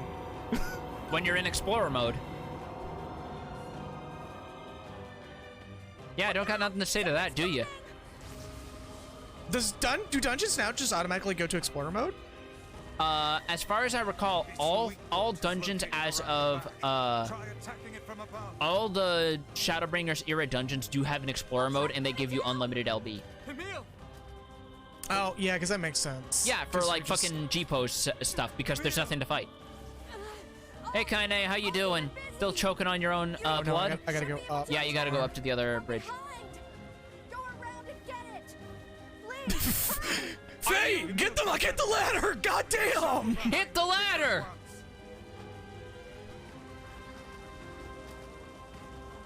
That's like trying to fucking... I've had that happen in a couple games where I try to guide someone to walk them towards like an item or something, and it feels like they go just to the edge. That's always the worst fucking feeling. Let's see, do we have full power? Ow. Or Oh, here we go. If I'm not gonna get full power then, I better get it now. Man, you're never going to be playing for an opening act at Paradise at this rate. Get it? It is escaping to the inner level. It's going down there, I believe. Gotta catch my breath. Can I make the jump? Not from here, no. Won't help anyone if we lose you here. Should I try? Not from here, no. Not from here. Yeah, go. I'm gonna try it anyways. Let's go. It would have been hilarious if it put me on the platform. Damn it! You beat the hell out of that thing. How can it still move? Its combined powers are beyond even my greatest. What's even funnier is like we have the most optimized words on Dark Gluttony that like we have to make a concerted effort to run out of MP now. So you say? No, like hold up. We have negative 30% MP3 or MP3. Wow, MP cost. We're literally running on the smallest amount of tick rate for that shit. And yet it's still hemorrhaging it like a fucking No, look. Yeah, that's still pretty fucking quick compared to other stuff. No, it's not. It's moving at the same speed as Dark Lance. Not really. Wait, we're getting words out of these guys still? Recovery rate plus 25%? Yeah, look. We're moving at about the same rate. Yeah, but having that many lances is still more efficient in regards to a damage per second perspective. We have to actually have it outputting. Oh, hey, Emil actually is back. He wasn't bullshitting. Oh, shit. I don't think I've ever seen it actually do this before. Yeah, it's a dumb tracking laser. It's whatever. It's a giant eye. You can't expect them to not have a giant laser attack. What next? Are you going to expect to fight a giant boss that doesn't have ground pounds?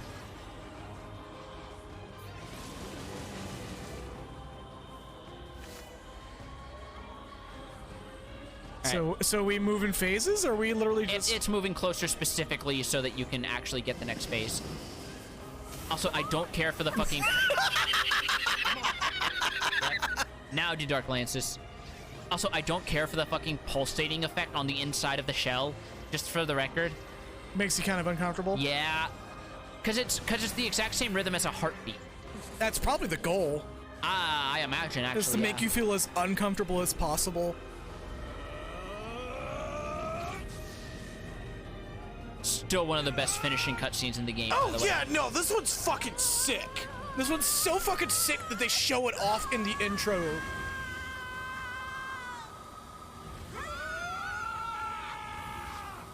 It's so fucking sick that they fully remastered the scene bit for bit. Yeah, they did. Just turn it into a fucking pincushion. Hey, Emil, look, a porcupine. There's anomalies have been found in the subject. We're gonna talk about those load screens soon, because I actually do want to read at least a lot of them. If not by the end of this, if not by this ending, soon.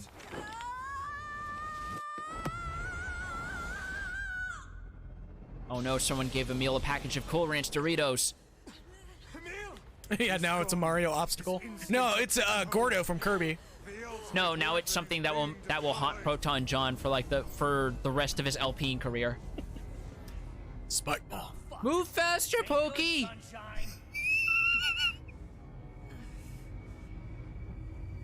Man, it's weird to remember there was a time when he got his start playing fucking Kaizo Mario levels. Yeah. Now here's playing shit like Jet Set Radio and all kinds of other random shit. And fucking, a lot of streamers are getting recognized as of late. Fucking AKL just recently got a code to stream a game. Really? Yeah. Fucking neat. And it actually looks like a fucking good game, too. Like, I hope to reach fucking that point someday. Also, was it me or did it look like Emil was literally standing on the air with the way his model was posed? Yes. Is exactly probably what they tried like to his do. feet were actually like flat. Yeah. No, you're not the only one that's noticed that. I'm wondering if that was actually a slight animation error from the original they kept. Honestly, that's a good animation error. I like that sort of shit. Where you're so fucking, like, blown in power that you subconsciously generate ground to stand on. Or you could have the other errors where it's like the Heavensward trailer where, oops, we used the wrong art assets for the dragon. We're gonna have to explain that one. Oh yeah, the fucking fact that the Heavensward intro used Hrolskavir. And it was literally too late to change it, so they had to explain it to people immediately after the reveal trailer.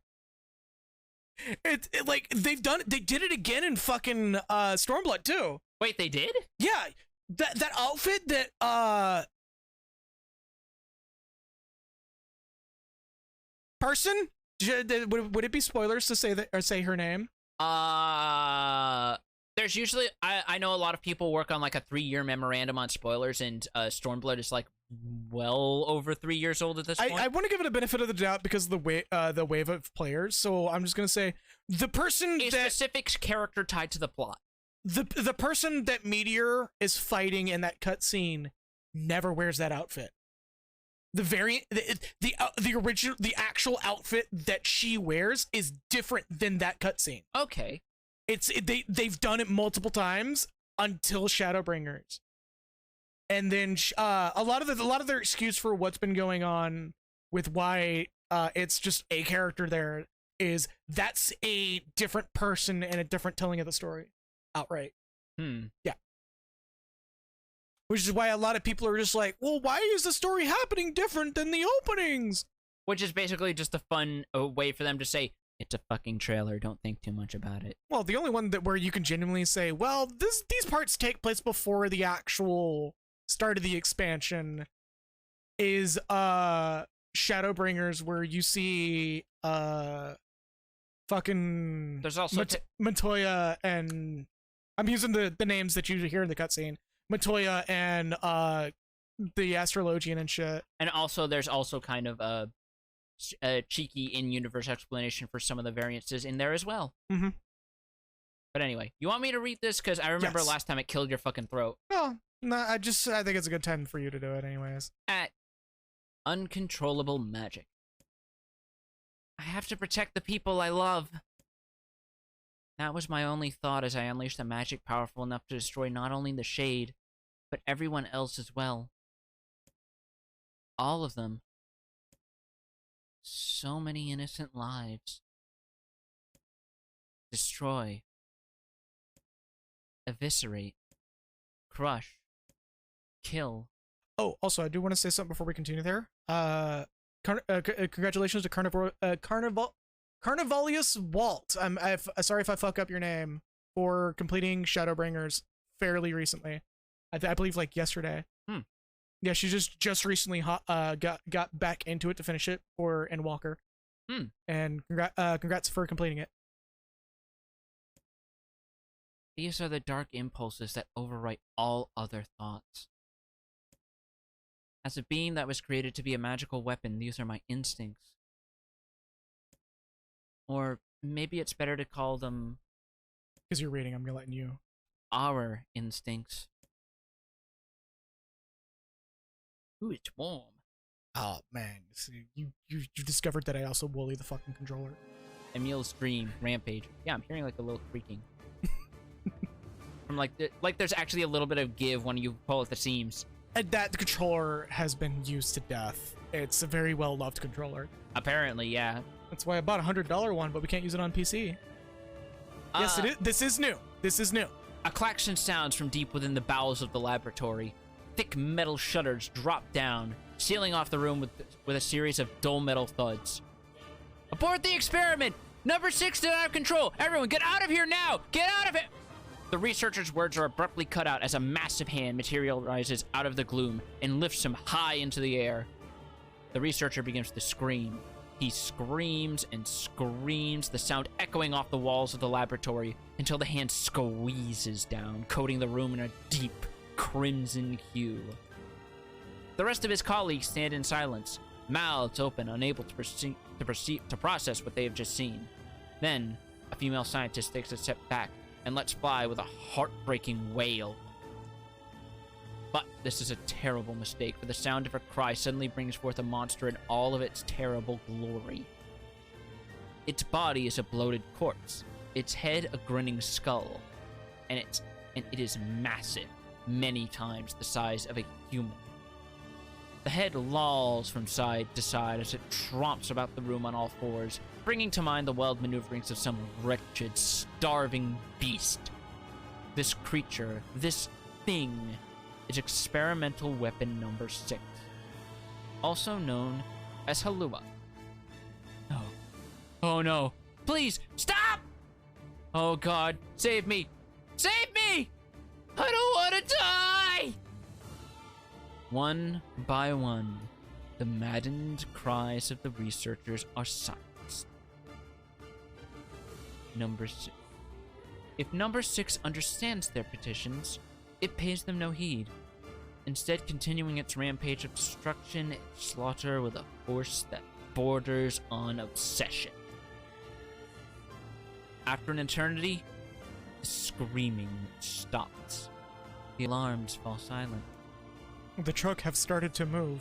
And only then does the creature make a sound, howling out with an unfathomable roar that echoes up and down the empty halls of the blood-soaked laboratory. It's a sound that curses those who would dare to bring such evil into the world. And yet no one also seems to be pleading for help. And yet one that also seems to be pleading for help.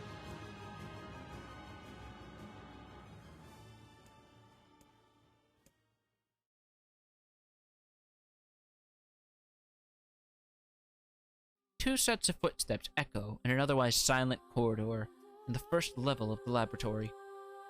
One set belongs to a young boy, his eyes blindfolded and his hands restrained. The other belongs to a severe man in a long white coat. The man drags the boy along by means of a long chain attached to a set of shackles on his wrists. Rubble is scattered here and there across the floor of the corridor, making the journey an exceedingly difficult one for a boy who cannot see. Excuse me. Could you please walk a bit slower, sir? I'm not used to being blindfolded, and... Rather than stopping, the man only increases his pace, causing the boy to stumble in an attempt to keep up. Yep, there it is. Telegram posting the Half-Life 1 scientist screams. This last humiliation proves too much, and the boy finds himself unable to arrest his fall. Without the ability to brace himself, he topples to the floor, smashing his head on a pile of debris, and causing a trickle of blood to worm its way down his pale, frigid face. Agonized by the pain, the boy inadvertently opens his eyes, causing the falling drops of blood to emit a strange, crackling sound before transforming into tiny white rocks. "Close your damn eyes!" roars the man. "Yes, sir," stammers the boy as he slams his lid shut. He hadn't realized the blindfold had slipped during the fall, but now he keeps his eyes squeezed shut so tightly that sparkles appear against the black of his vision. The boy is Emil, also known as number 7. He is a magical weapon whose eyes are capable of turning to stone anything that falls under their gaze. "Don't look at me!" barks the man. "Never look at me!"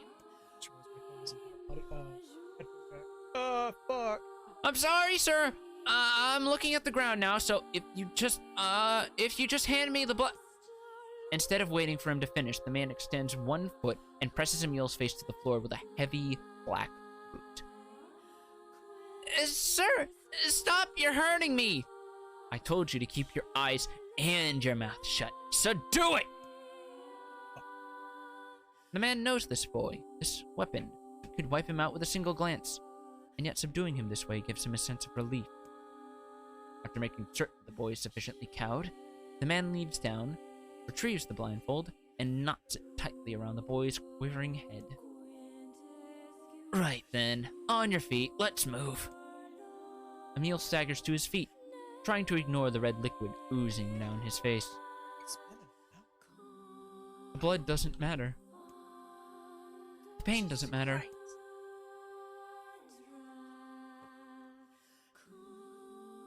all that matters is finishing the job they set out for him to do.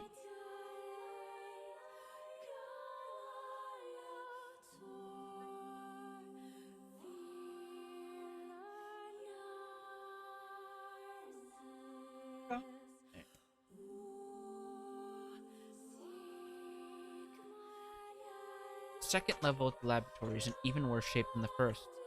The environs are littered with rubble and rock, making the thought of a decent foothold laughable. When the man's eyes linger on a section of rubble stained a deep red, he has a sudden image of... That's a weird fucking analogy. Of warm, gooey brownies slathered in a strawberry sauce. What? Okay. I mean, I guess people do void their bowels, so that's the chocolate. Jesus. What? That's what happens when you die. No, I know. It's just like... It's so fucking blunt on that. His stomach lurches at the thought, but when he attempts to avert his eyes, they land on the remains of a human being rendered into what could only be described as paste. The man blinks. His mind goes strangely blank before attempting to determine exactly how many humans had to be sacrificed to create the scattered piles of flesh around him. After a moment, his thoughts simply cease altogether, as if his mind realizes that trying to put such a thing into form is folly. You can go the rest of the way on your own, says the man in a voice much weaker than he wishes it to be. Emil has brownie vision. He turns things into brownies. I didn't know that my vision could be so delicious. Does that mean if he uses it on shades, they turn into blondies? What? Have you never heard of blonde brownies? No. That's new to me. What are those? They're just brownies, but like vanilla or caramelly. Oh, that actually sounds really good. I mean, what does it even matter? You're not even a human. You're a monster. You're a monster. With this, the man spins around and dashes back down the hall. A helpless Emil simply listens as the footsteps of his erstwhile captor fade into the distance. Emil finds himself alone in a room with the stench of death and blood. For a moment, he considers opening his eyes, but the thought of the horrors that await him quickly squash this plan. Instead, he stands back and listens intently. Eventually, a far-off sound reaches his ears. That's the howl I heard before. Emil resumes walking, using the sound of the distant voice to guide him, almost as if it was calling him home. By the time Emil reaches the third level, he is moving on memory as much as sound. His hands and face are covered in fresh wounds from the numerous falls. But every time he thinks about giving up, his mind returns to his sister. We studied together. We ate cookies together. We cried together. We laughed together. We googled Gabe Newell Opipad. And sometimes I was the only one who got yelled at. That's why I was never lonely. Our being together allowed me to stay strong. For Emil, his sister was all he had to live for. It's like before they got turned into weapons, they were all they did as a bonding experience was just Google shitpost on just not even like actually go to websites with good shitpost posted. Just look on Google shitpost and then Word. No, they looked up information on Gabe Newell and how he has the world's largest knife collection. I forgot about that as well. It's got like fucking 40 fucking knives. Yeah. Dude is like no offense to Gabe Newell, the dude's a good guy, but the dude has like all the traits of a fucking neckbeard. No. Yeah, well, he glossed over the joke that I made. The Gabe Newell Opipad. Yeah. So holding that feeling close to his chest, he presses on one slow step after the other. Finally, Emil finds himself drawing close to a certain experimental chamber in the deepest part of the laboratory. Oh my god. The howl is very close now, and as he touches the switch that controls the door, he thinks about his mission. Number 6 is the ultimate weapon. Kagura said, at least he's not Notch with his cane room. Guy was like incel Willy Wonka. It's true and it fucking hurt. Okay, no, it doesn't hurt that bad. I kind of saw it coming. Yeah, no, not just kind of a shithead. And he must turn her to stone. The door slowly opens, revealing the massive interior of the experimentation chamber. Sorry. After a few steps, Emil removes his blindfold and slowly opens his eyes. His sister lurks before him, but she looks nothing like the girl he once knew. Instead, he sees a savage beast crawling on all fours through the shredded remains of researchers. Wait, is that where there's so many fucking knives in Counter-Strike Go? Maybe, actually. Like, the dude probably owns every single one of those fucking knives. Probably. As the thing that had been his sister stops and tilts its head in Emil's direction, he focuses his gaze on it. It probably just happened. A series of soft crunching sounds emerge from the creature as his magic does its terrible work. First the fingers, then the hands, arms, legs, head. What little color the beast once possessed fades to a dull, ashen gray. And yet, somehow, it summons what strength remains and pulls itself towards Emil one slow, lumbering effort at a time. Wailing, the massive monstrosity closes in. Is she worried about me? So, I do want to kind of put like my mental image in for this. Like in my head, that line wailing, the massive monstrosity closes in. My head literally just went. I mean, we also heard how it sounds in the boss fight. No, that's true. It's a bit like that, wasn't it? A little more roar-ish, but or is she coming to kill me? Well, we only heard an aggression noise, not a concern noise. Emil feels prepared to accept either outcome. After all, this was his older sister, the person he loved more than anyone else in the world. Halua, The moment Emil speaks, number 6 comes to a sudden halt. Silence descends on the chamber as the siblings stare at each other. I'm sorry, Halua, but everyone says you're too powerful. They say it's too dangerous unless I seal you away. I'm so sorry. As Emil watches her body begin to turn to stone once more, number 6 simply waits in utter, perfect silence. I'm sorry. I'm sorry. I'm sorry. I'm sorry!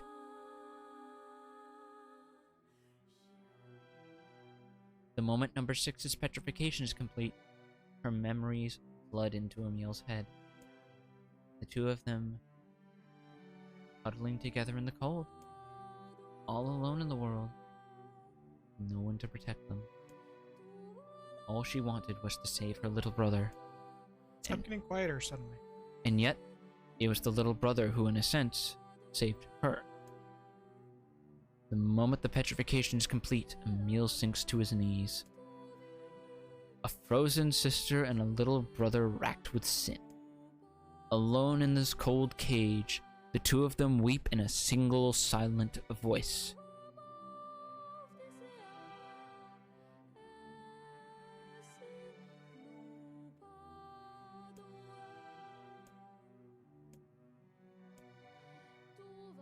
It was our combined power that destroyed the Eerie. Whole existences, entire lives, even their memories. We took it all. We took everything! My sweet, gentle sister turned into a monster. And the same thing will happen to me now that I have her power. If my instinct as a weapon and win and destroy me in the process, if that power ends up hurting someone I love,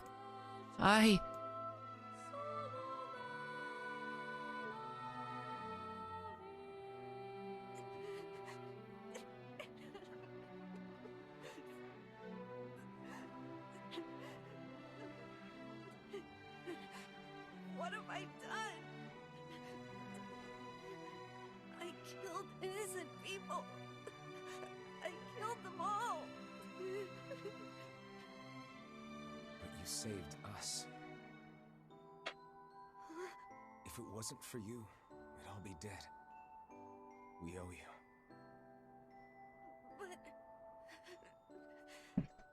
But I... It's all right.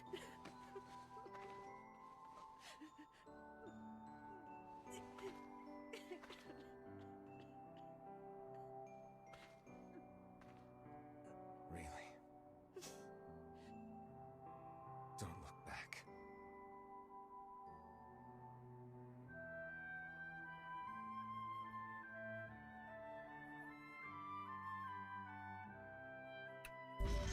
I guess now we understand better why Emil was willing to do what he did in the ending.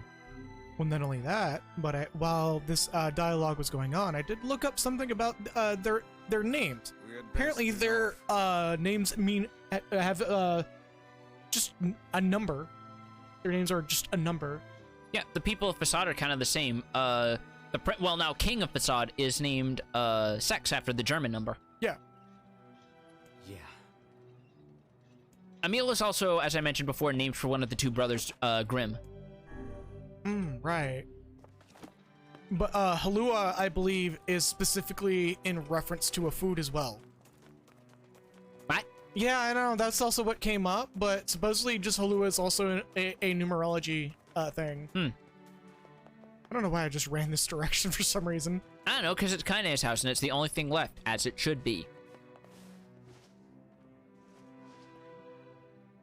Boy, those lunar tears have been through a lot, huh? The game took control for me for a brief second. Probably because it was changing perspective. Like, I could not move until Kaine was right there, actually.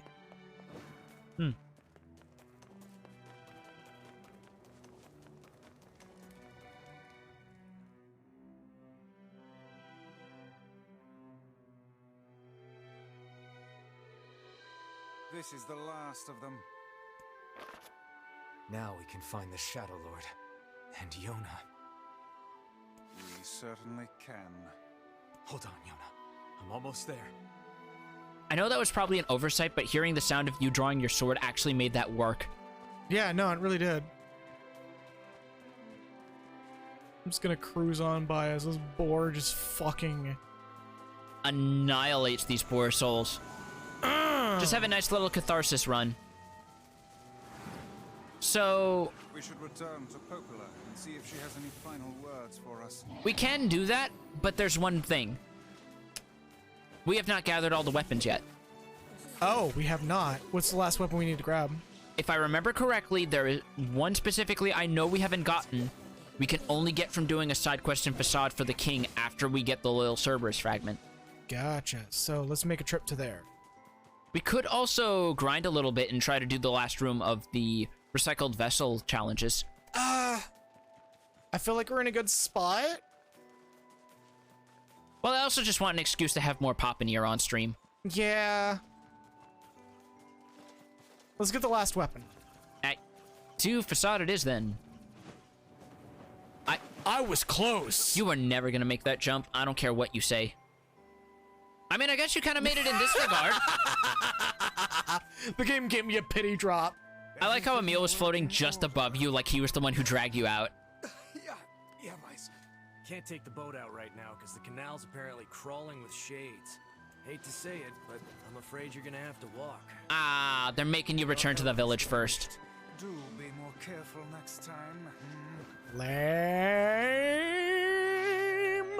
So there is something else actually we can show off if we have the time for it. Once we we got like an hour. Yeah, that should be enough. Once we talk to the twins, we should come back here. And look in like one of the far corners. Like that direction, or? Yeah, actually, over by that rock wall. Okay, so we gotta talk to the two.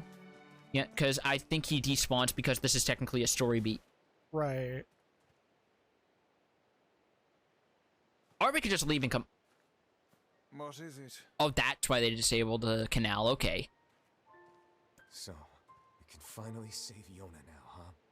It would appear that way. What is it, lad? You've quite the pensive look on your face.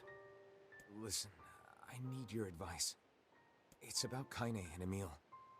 This upcoming fight with the Shadow Lord is gonna be rough. And while I'd do anything for Yona, I'm not sure it's fair to drag the two of them into this.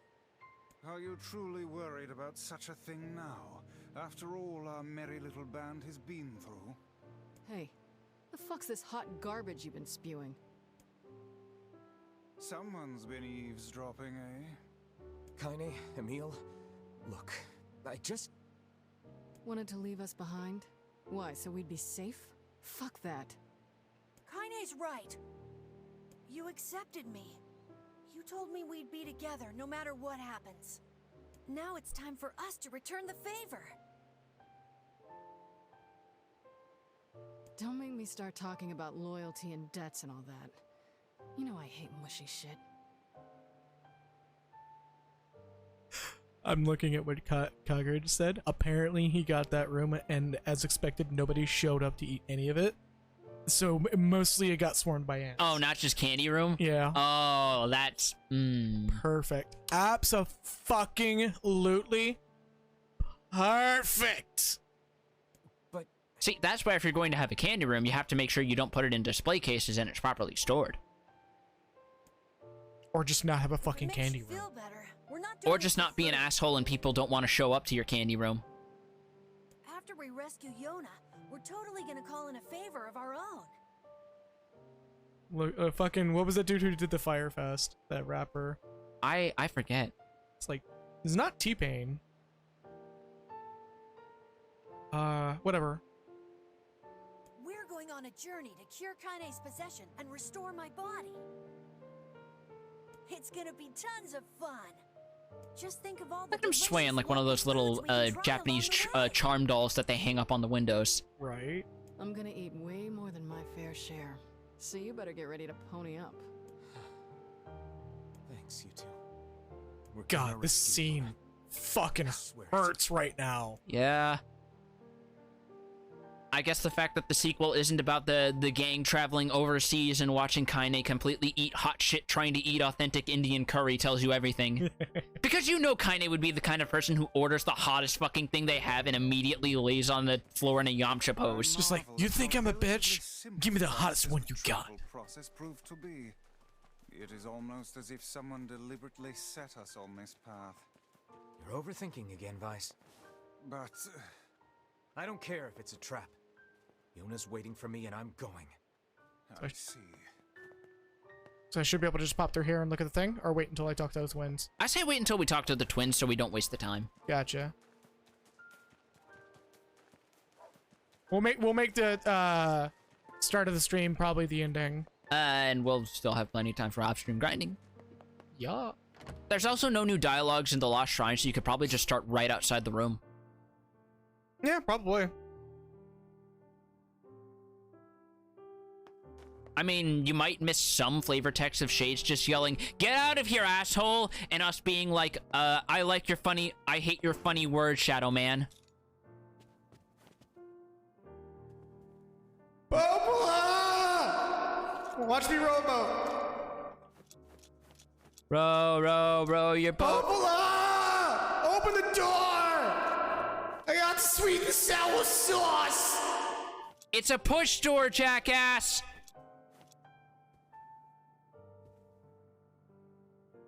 Popola! Open the door! I'm gonna start pulling books off the shelf! Popola? Oh, wait, shit, actually, there's something that we missed the first time. Go into the opposite room of her office. Oh, yeah, the trophy room? Yep. We've been in here before, on stream. We have, but we've never been in here when all the trophies were here. Oh. Beats me. Maybe it's Popola's hobby corner. So we've definitely seen the description for stuff like Louise. What the hell? It's the massive shade we saw in the area. I don't even want to know. There's rock down below. A wolf figurine? A very fine construction, I would add.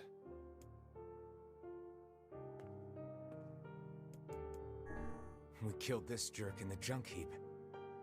The It was memories. a fearsome foe, but under this environment, it looks almost charming. You want to know what the biggest fucking crime is? What? That Square Enix hasn't put out official merch of BP. Yeah. This looks like Emil's sister. An exquisite piece of work. It feels as alive as you or I. Slowly turns his head. Bitch, what you say? Cursed Holua figurine that drinks all your Pepsi and calls you a bitch.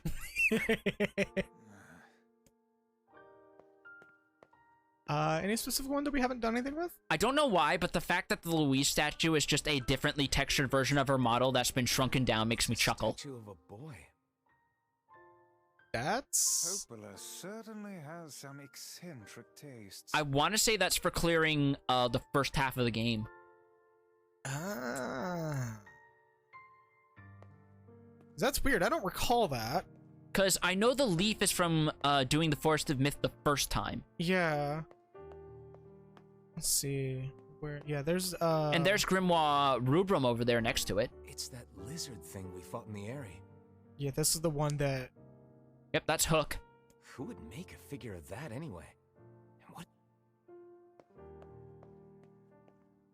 There's Hansel and Gretel up Look, above. Weiss, somebody made a copy of you. Nonsense. I am nowhere near this filthy. And...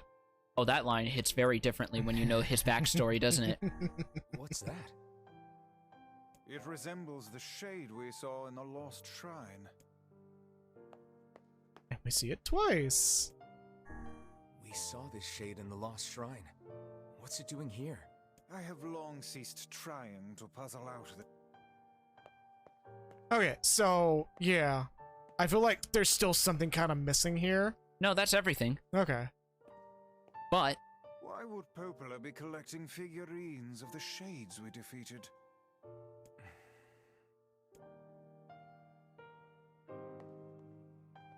I only ask that if you come in here at this point after you've beaten every other boss before storming the Shadow Lord's castle. Oh, that's wild. Alright, so... Hey, Popola! You ran out of sauce! Wait, why is your sister here?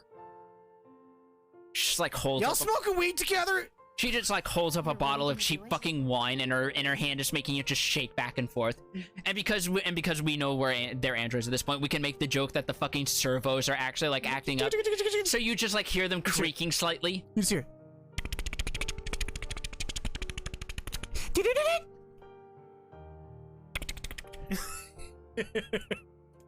Just those fucking like Xenogears computer sounds. I'm so mad that game hasn't gotten a proper rip of all its sound effects. It might have, actually. If it has, I haven't found it. I'll check later. I guess it's really happening, huh? I'll bring her back. I promise. Yeah, that's what we're worried about. Nothing. Never mind.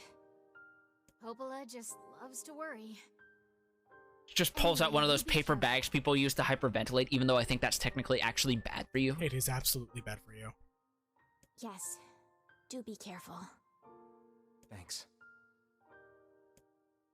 Here's just the thing that, surprisingly, I have not seen people do this variation of that gag, where she breathes so hard into it, the back actually overinflates and pops open. That was a Simpsons bit. That explains it then. Yeah. Lisa has like a hyperventilate moment, and when it pops, she snaps. Oh, yeah. Boy. All right, so through the door. Eee. So we have 1 hour, and we got to do one more quest. And there's also yes, I feel like Square Enix should indeed put some statuettes like that out. They don't even have to be legitimately gold and silver. Just paint them. Yeah, just make them out of aluminum and just rust them up a little bit. Yeah. Just add like a nice patina that gives them a little bit of character. All right, so you're telling me to look for something there's an extra thing that is added in, I think, this version that we can find in the edge of the northern plains here if we follow the wall to the east from where we're standing. So go this way. Yeah.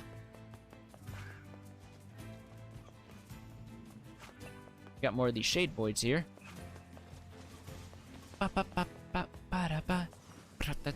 So what are we looking for? Is it not here? Is it like only after Route B? What the hell? Because there's supposed to be an NPC here who actually gives you some sort of mini game they put in, but he's not here. Or do we have to clear out shades first before he spawns? I don't know. There's an awful lot of shade, so I highly doubt it. Yeah. Oh, wrong button. Yeah, of course it's the wrong button. What else is new? Don't worry, guys. It's totally MP efficient. We'll be fine. If you spam it like that, no, it's not. You realize the only reason you got that benefit of the doubt is we were in a boss arena, so the aggressive MP regen was canceling it out.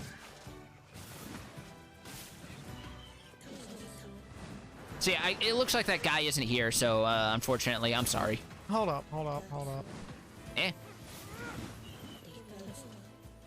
First things first, I'm gonna get this back to Dark Blast. Yes. And then there we go. No! Yeah, no, there's supposed to be like a fucking NPC around here. You're just like, yes, it's going away! No! Like the bagels, two bagels situation. Yeah. Which is funny to hear from someone who apparently just toasts bagels and eats them fucking raw. Sometimes. Sometimes is still times.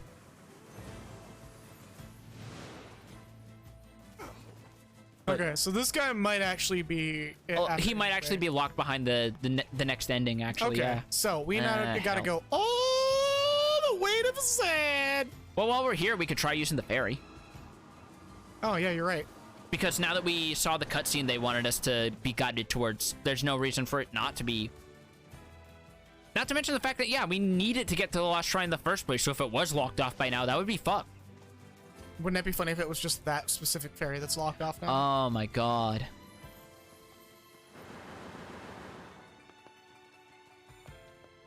Alright, what's up, man? Oh there. Popola told me about you. Just tell me where you're going, and I'll... Cool. Desert. Alright. There's also another side quest we actually missed the first go-round that Really? I want to show off. Okay. Yeah, I'm cool with that. And we can only do it because we completed a certain other side quest in Facade in the earlier part. Perfect. And it's even right in front of us, conveniently enough. Cool. Why? What are you doing in the middle of the desert? Why are we still here? Just to suffer. Oh, well, be careful. Wait, aren't the wolves dead by now? What is she tracking? I don't know, but that's it. That's it for now. There's more stages to this as we leave and come back. Yeah, it's the girl who was almost killed by her lover. There can be no reason for her to be wandering alone in the desert. Oh, I'm sure there's a reason. Grown-ups always have reasons for stuff like that. A bit of a simplistic analysis, but perhaps true nonetheless. Are you going in and back out to try and trip her flags? Yeah. Okay.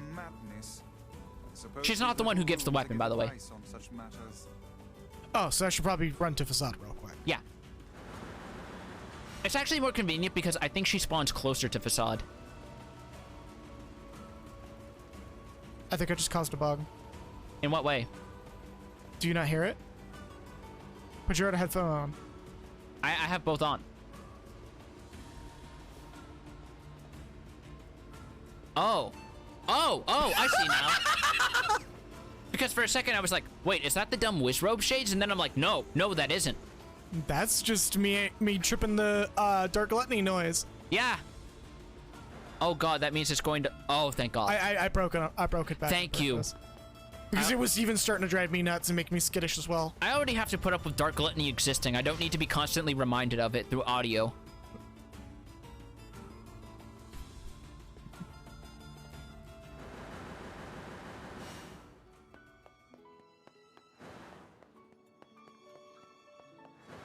The fact that you're a Doom 3 shotgun apologist makes this make so much sense.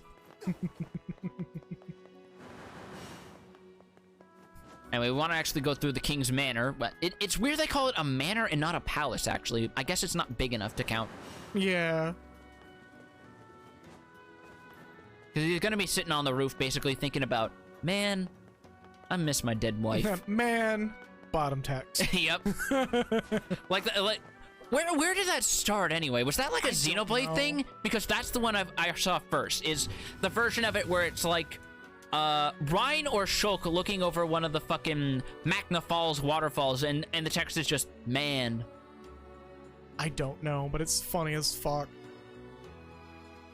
There's like an actual fucking thread of those where it's just the Xenoblade man image macros. Oh, no, he has nothing to say. But there was a NPC outside that I need to talk to first, probably. Maybe we need to do those then. No, because there's a new NPC that just, our new quest bubble.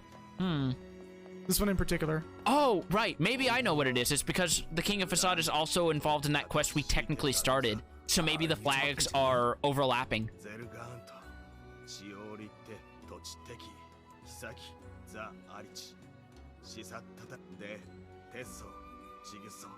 Well, I got a thing for you! Sure. I think this is the only quest that calls for clay, funnily enough. Cool. Alright, what's his friend want? Oh, we might not have the clay. Hold up. No, we need all of them at once.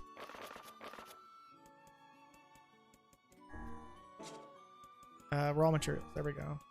We have 15 iron 15 ore. Iron. And you need logs too, remember?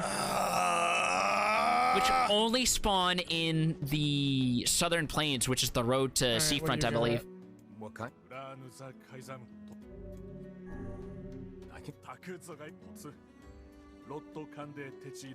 By the way, a lot of quests in this side want you to go to the junk heap if you couldn't tell. Alright.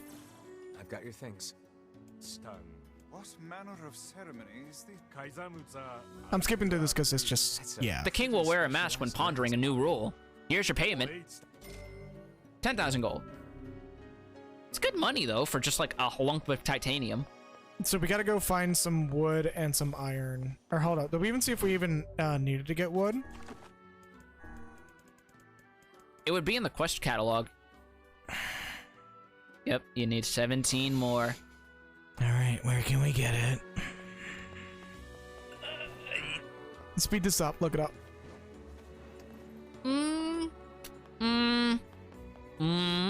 I wonder where we could buy logs.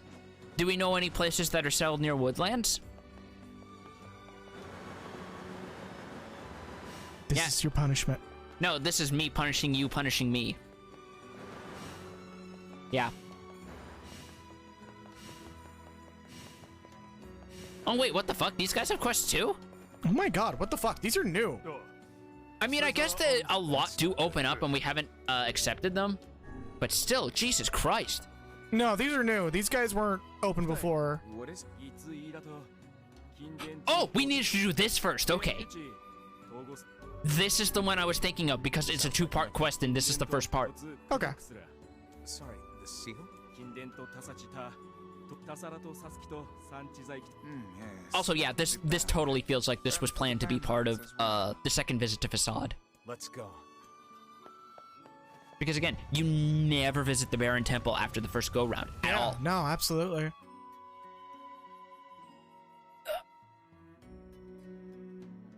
What a headache. What is? We've not the time. Yeah, what a headache, Vice. What a headache. The temple is really important to the masked people. Then perhaps they should go inside and protect it themselves. Quit being difficult, Vice.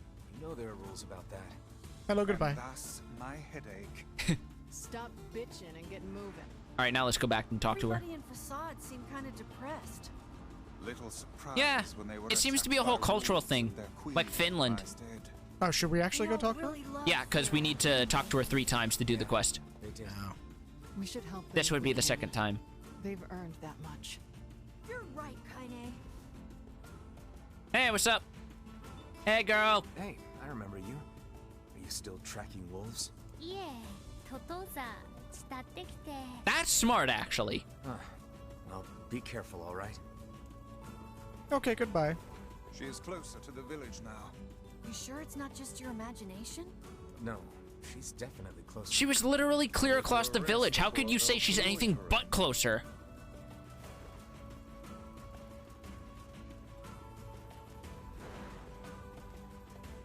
Anyway, to the Baron Temple we go. That's what you get for that fucking wood shit. I'm not... You know what? No, I'm not actually going to tell you where you can buy logs until you get rid of the fucking spell, okay? How's that? Yeah, that's what I thought. Dongle. For the record, we're literally fucking with each other right now. We're not actually fighting. We're not actually fighting. We're just basically going, who is willing to commit to their dumb petty bit more? Yeah, it is literally us doing it for the fucking stream funsies. I know where to get the fucking wood. I believe it's in Forest of Meth. You would know about getting wood. Ha ha! Moldavite. The joke is that you actually know a lot about nature and have studied things like wood and minerals. Mainly minerals, but yeah. What? What were you thinking of, viewer? Get your fucking head out of the gutter. Yeah, I know you retweeted that one picture of Genshin Impact character and talked about how no one draws art of them from the front. I know that was you. What are you going to do about it? Who are you talking to? I don't know. I'm making a weird generalization because I imagine gacha players are horny enough. I'm right about at least someone out there. Right. I made it out, but my fellow friends are still Fucking really, dude? It seems the worst case scenario has come to pass. Screw these guys. They made their bed, let them shit in it. Thank you, Kaine. That shade is as big as they claim. It's too dangerous to let it live. We're not doing it for them. We're doing it for the shade, for the people of Facade. For the shade. I mean, for the people of Facade. It's like Faye is just so in on killing shades. He's like, we're doing it for the shade. I mean, the people of Forest of Meth. No. Why is like, no. Facade. Oh. Wait, that's where we are. Faye has a weird case of early onset erectile dysfunction where he can't get hard unless he's killed at least 5 shades that day. Kagura said, Kaine, that's not a saying, but well done. That is not a place people should shit. Just hard cut to Faye going, wait, do you shit in your bed? Since she technically camps outside, yes. So we have to move at all times. Yeah, you cannot stay still unless it's while you're swinging. That's the one caveat. So just do this. Yep. Just fucking Ikaruga this. By the way, we don't have to do all of these. What you're doing is entirely optional. Oh.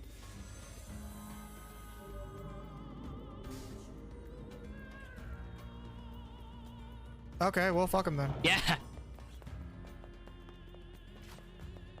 I mean, they're fun challenge arenas. Are you sure we don't have to do them all? Just the ones that let us progress.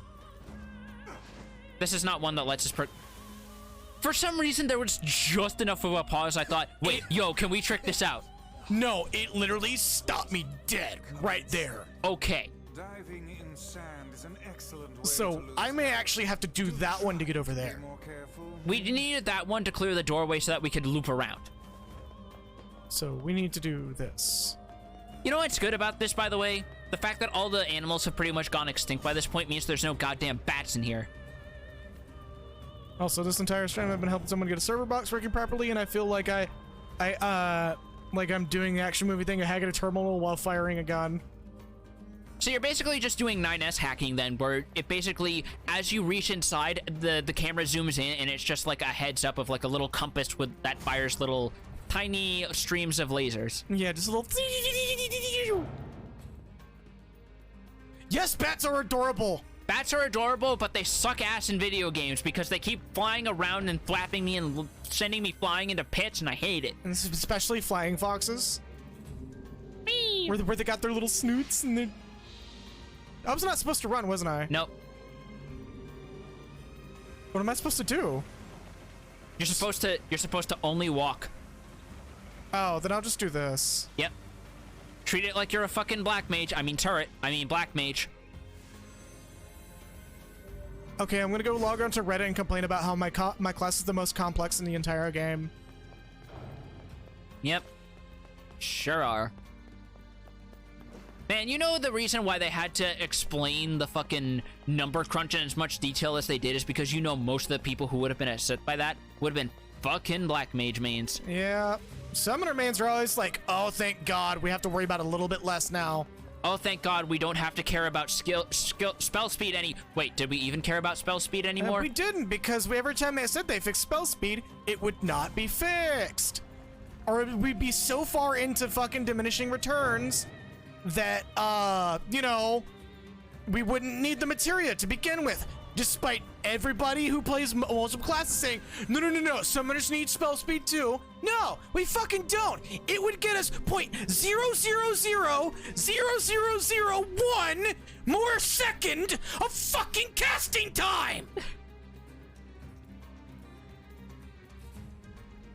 Also, yeah, actual real-life bats are great. Please treat bats with respect. Yes, bats are good. Unless they are inside of a video game and they're knocking you off of platforms into obstacles, in which case... I can't dodge, can I? Nope. And this is like the worst possible shade for that. Yep. You can block, though, for what it's worth, as he gets you in the corner like a fucking Potemkin main. But you can't block the overhead, also like a Potemkin main. I'm just trying to take care of the ads. I think that still reduces damage on block? I'm not sure. Yeah, it makes it do less damage, indeed. Yeah, it does less damage. Okay, so even if you guard break, you still take less damage. That's nice. Bats in real life, bats in video games, and the bats in video games is just a screaming fucking fruit bat. Yeah. Wait, what the fuck? Why are we getting this word now? Because we just never got it. I guess, but still. Also, yeah, you could definitely tell that I have been told a lot that my class needs to have spell speed, and I have argued with people about that. Because I'm so... Nerves. You may as well use one. They're strength capsules. Oh, the strength... Oh. Not even worth it. That's weird. But yeah, no, straight the fuck up. I've had people tell me that I'm playing my class wrong because I don't have spell speed materia, and even when I show them the numbers, the first words out of their mouth is, yeah, that's not good enough proof. What? Yep. Also, this is just going back to a previous... Yeah. So, let's just get out here. I think we gotta go to the hall opposite from us. Maybe? Because it's the one room in the Baron Temple we never explored the first visit. Was it? It is. Is it not? We can't go over there right now. We can't, no. That's done. That's sealed off forever. Yeah. There is no reason to ever return there at all. Yeah, no. I've had people like straight up tell me the fact that I am speccing into direct and determination is the dumbest thing for my class ever, and I'm like I look at their player profile and see that they have all the classes at max and go, and this is why. Because they spend a lot of time learning all the other classes that they think all casters follow the same quota. Even though a lot of caster gear, especially high-level tombstone stuff, is in a weird... what is time for getting monkey? Time limit. Oh, so I should probably... You gotta fucking go in. Book it. Yes. Alright, so... But yeah, the thing with caster gear is it's in this weird state where it is mostly statted out in such a way no one is happy with it. Because it gives so many different types of stats that don't overlap well for different types of casters in such a way that no one is fucking happy or sees it as like properly best in slot. So you have these weird fucking builds sometimes. You get builds where Summoner has a bunch of shit that it doesn't need, and it's so far into diminishing returns that the amount of digits that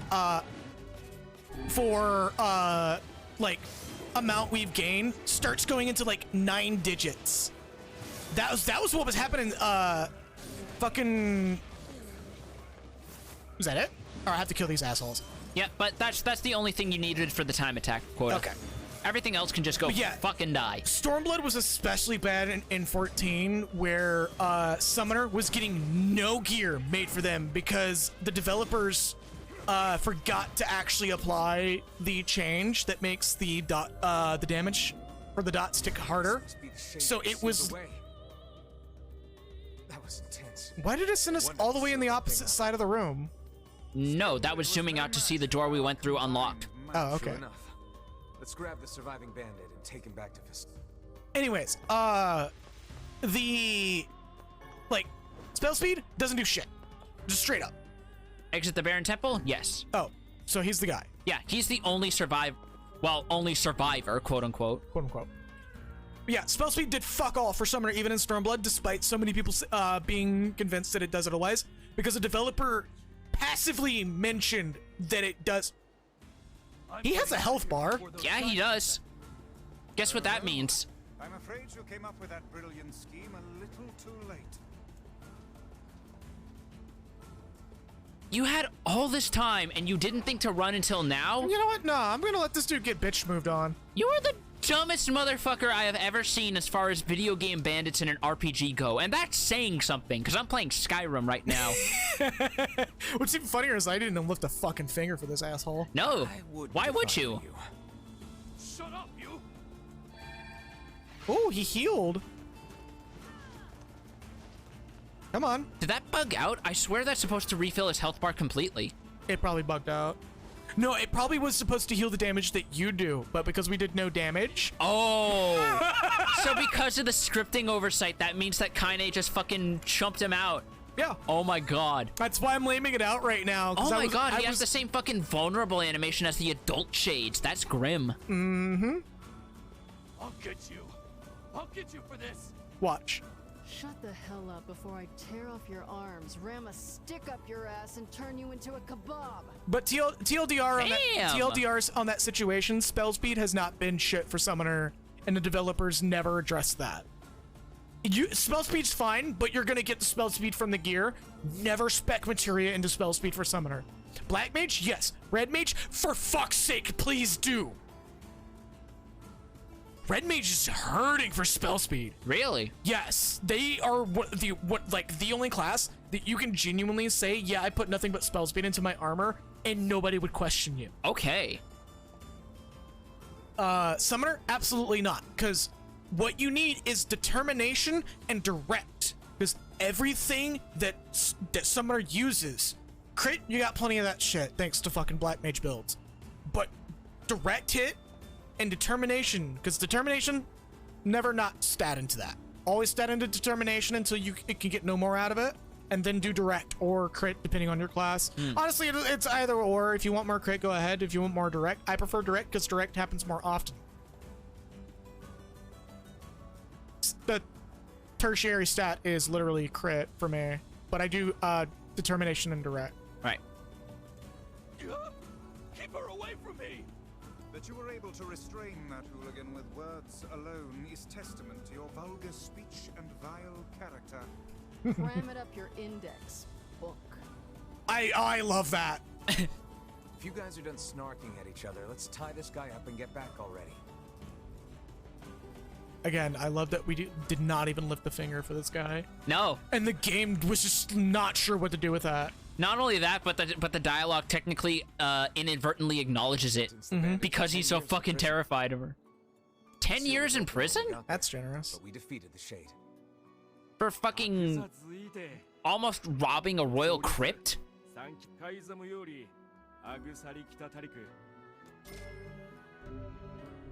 and that's the first half. Alright, so I'm probably gotta leave and... Yep. Also, real talk. Don't waste your MP on fucking Dark Gluttony funsies because there's gonna be some shit. Yeah, that's fine. I think I already have it turned off anyways. Hold up. Yeah, I do. Okay. Later MP fully regen. What are you doing out here? Sorry, whose behavior?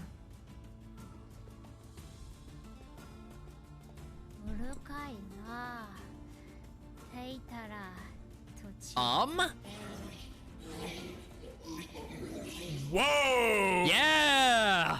Watch out. This thing's a Shade.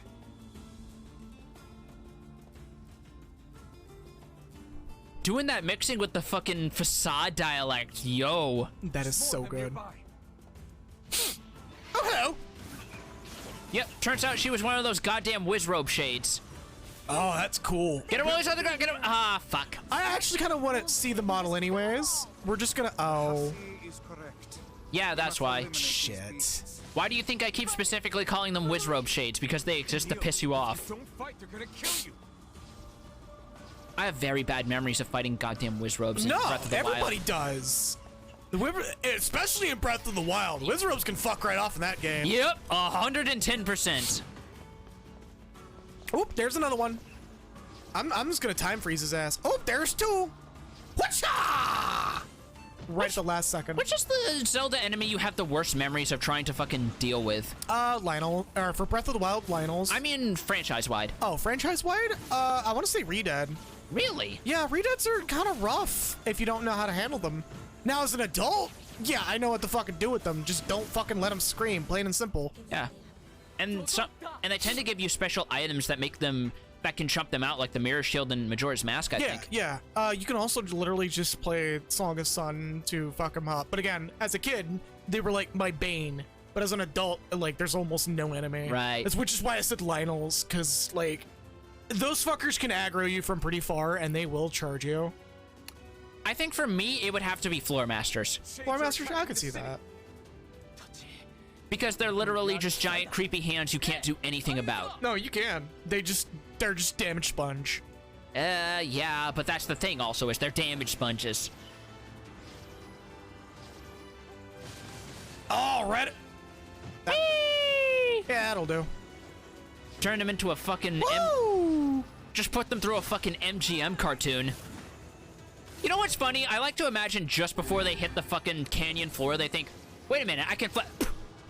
I wonder if the ground will be my friend. And that's why they say it's not the fall that kills you. It's the improbability machine. Unless it's a video game where they have an actual death floor layer. There are so many of these things. Yeah, they fucking suck, don't they? And every fucking time! I'm just gonna hit him over the fucking... They deserve nothing less. Christ! This is why humans don't have a good impression of you shitlords. There we go. Now we have one on the ground. Oh, do they come back if they hit the ground? No, it's just handy because that means they're vulnerable. Because I'm trying to knock his ass into the ground. I think these are exclusively female shades, actually. Oh, here's a big boy. Here's a hammer, bro. Oh my god. Thankfully, that little fucking slowdown helped you. Ooh, that's clever placement. Hey, look, he womboed me. Me.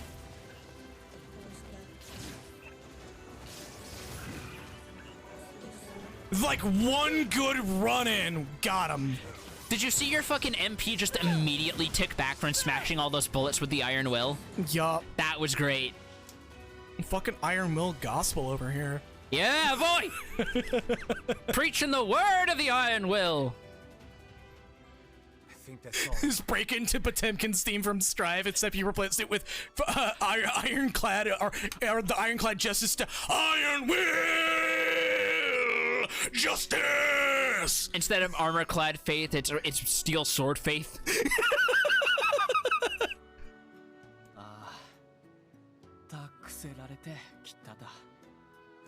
It's no big deal, but there's something you should know. When we first saw this shade, it was disguised. Also, am I the only one who's low-key glad that it turns out the song isn't actually called Society, like people were fan-naming it before the soundtrack was released? Yeah, I'm glad too, to be honest. It still would have been funny if it was, though. People are still technically running with it by saying instead of we live in a society, they're saying we live in an armor-clad faith. It's possible. You probably want to keep an eye out.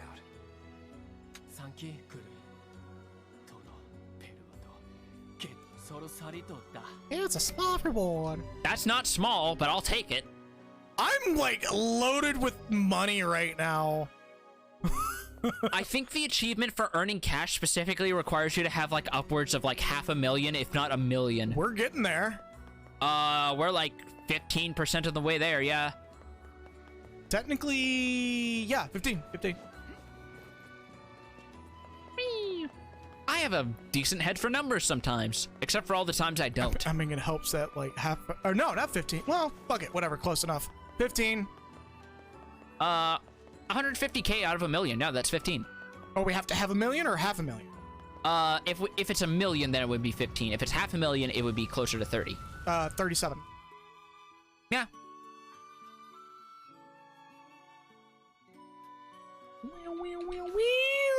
Look at this!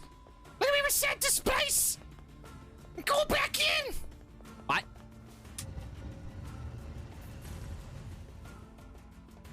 You saw me reach for that. You already know what's coming. Also, you should probably heal.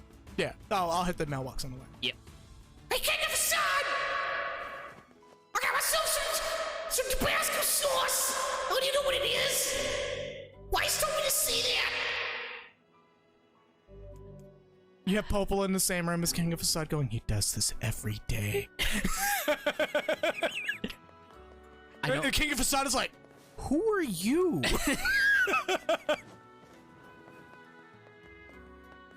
No, even better, it's specifically Popola. It's no one else. It's not even Devila. Just her. Popola. Just Popola. Just trying to stress test the android to see if she can actually process having conniptions. I just imagine there's one of those... We're good to go in? Yeah. I just imagine she has one of those days where she gets so sick of his shit that she Terminator 2s herself and Devila has to actually, like, fucking reprogram her. Just like, glad I installed a failsafe. Like, Devil is already aware that this was going to happen. It's been happening over and over again. Like, this isn't the first time in the, like, 14th century since they've been looking after the Shadow Lord's meat puppet, and it won't be the last. Yeah. Hey, now we're good. What's wrong?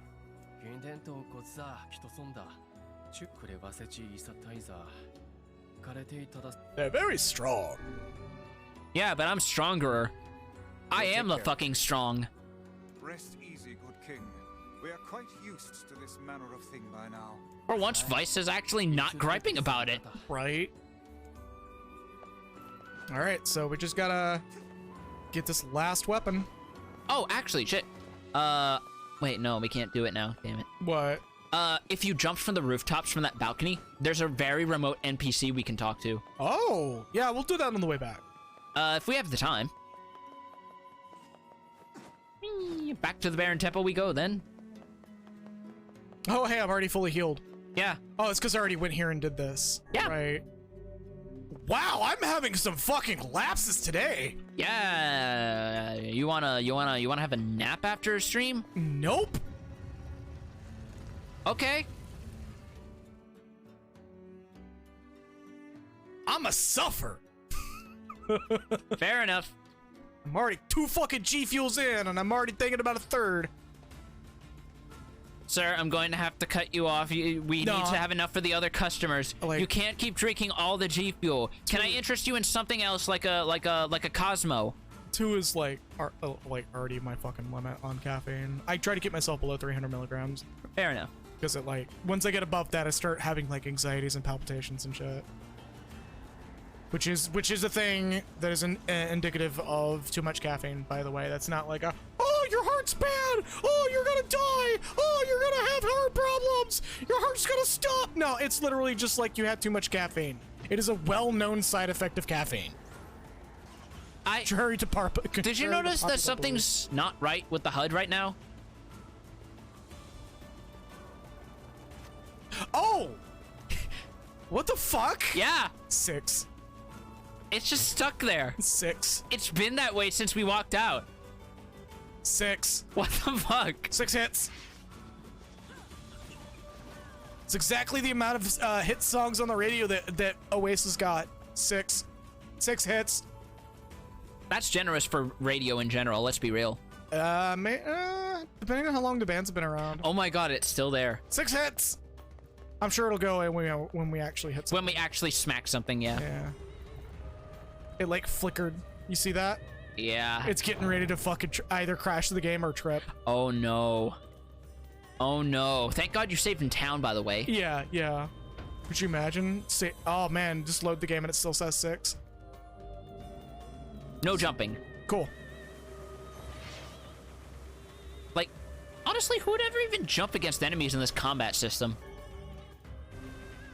There's another word we apparently never got to pick We've up. been getting really bad luck on some of these words, haven't we? Or really good luck, because we What the fuck was that?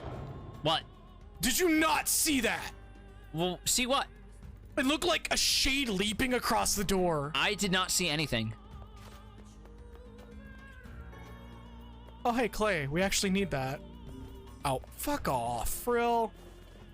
It's still there. It's still fucking there. 6. 6. 6. Cowboy 6. 6 hits. 6 hits. Cowboys 5. 5. 5. 5. 6. What? Wah! I hope Wayne manages to bring back Joshua one of these days. I know he wants to. It was such a funny thing. Oh, it's gone. No, it's back. 6. 6. 6 hits. 6 hits. 6 hit entries in this 14 game long series, but enough about Resident Evil. Oh, no rolls? Oh, okay. The ones you cleared out already count as cleared. Oh. So you can technically do... Oh, it resets when the run starts over. Okay. You can technically get progress in this quest preemptively is what I mean. Yeah, okay. Which is kind of cool, actually. Look at this fucking... You know, I wanted to say this and then it totally fucking flipped my mind, but, look at this fucking Gwendolyn hallway. Remember, I never played Dark Souls. Well, I know, but there's like a hallway that looks a lot like this, minus the drapes. Ah. That just extends what feels like forever. I mean, I could definitely imagine it because it definitely embraced that. And I'm not saying this to bash against Dark Souls. I'm saying this is more a period of the time. That era where you had a lot of really weird, open, but still somewhat drab area locations. Like, it's this way? Where, like, this is a bit better about it because there's some brighter lighting and, you know, it's a more modern game and so forth. But there were a lot of games coming out in that era that had environments like this. Like fucking Dragon's Dogma, which, as much as I am kind of enjoying it, I still stand by. It's crusty. Well, also, I was just gonna say I don't care much for the particular aesthetic it is going for, if only because I remember that being a very prevalent fad of its time that I just was already kind of getting sick of pretty quickly. Am I missing something here? Maybe you have to go through that one to a door that's locked.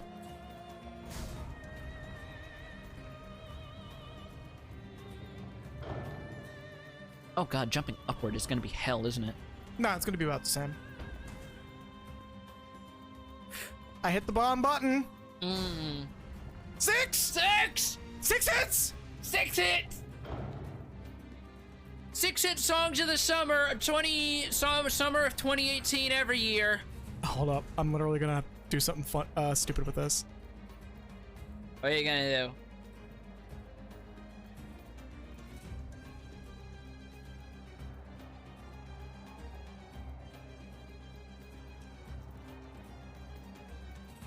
TV. / What's up? What are you doing? Are you doing some weird picture-in-picture shit? No.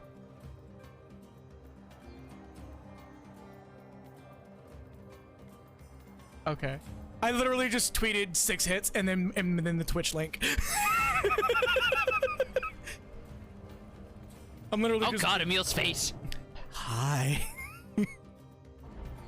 Emil's just checking in on your mental well-being for this hallway. No, Emil's trying to figure out how to do a selfie because technically... okay, yeah, I'm gonna have to double jump. Yep. That's why I said doing it this way is hell. Is the worst. It makes one want to enjoy a bath for certain. There we go. Can you even take baths? Yes.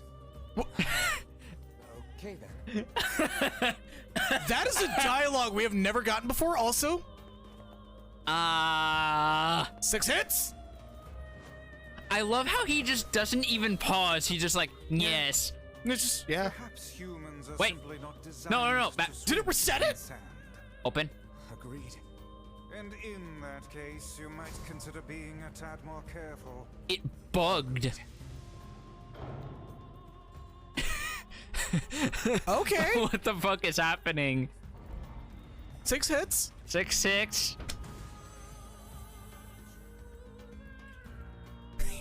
Also, Gogger, I did see your Mickey Mouse warns you about heart disease.mp3. This is gonna be a fucking emote, I swear to Christ. 6 hits? 6 hits. Yeah, no, absolutely. I'm probably going to get a screenshot of that right now.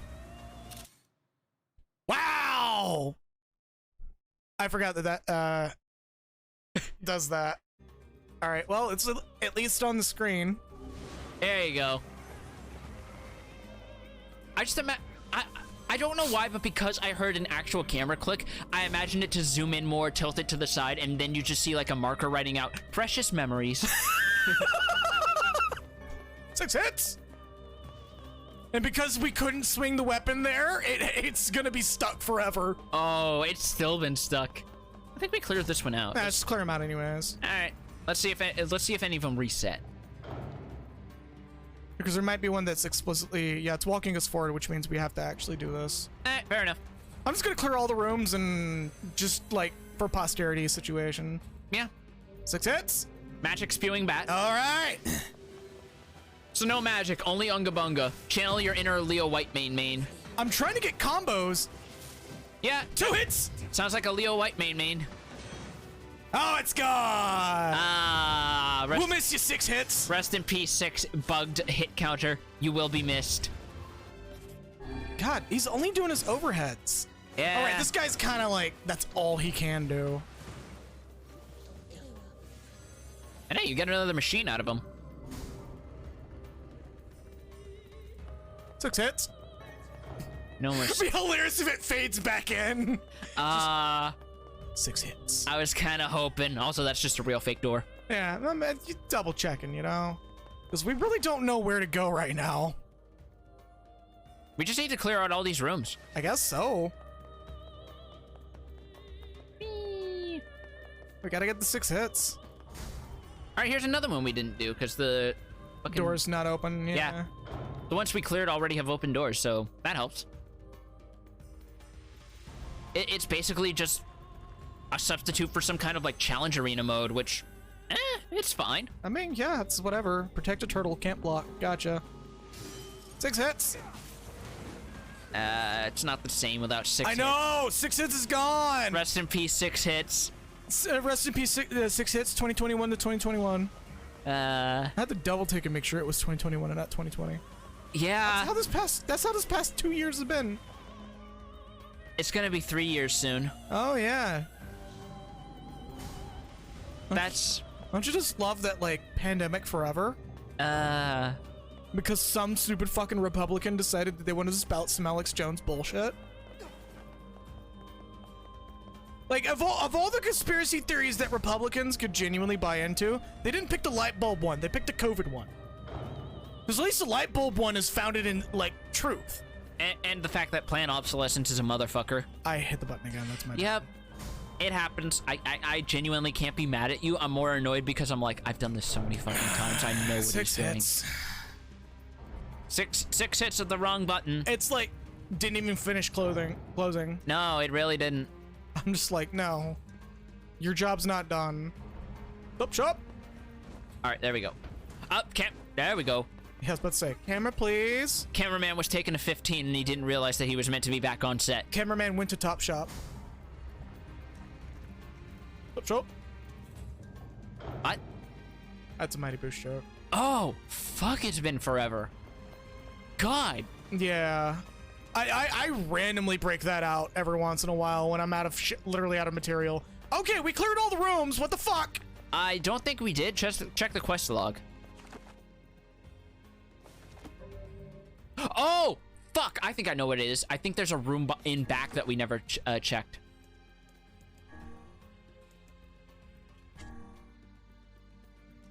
Okay, so we're just looking for shades. Yeah, there's still a room we haven't cleared, and I think I know which one it is. Open the map. Well, I'm just gonna get us on the other side of this, because we're good to go on those 2 rooms. Yeah, that's fair. But basically, it looks like there is a back room in one of the chambers that we never took that can actually open. Out of all these doors that lead to nowhere but are here anyway. God damn it. Sand coin. Great. Covered in sand. Diving in sand is an excellent way to lose health. I'm still so glad we got that fucking dialogue because I think it only happens in here.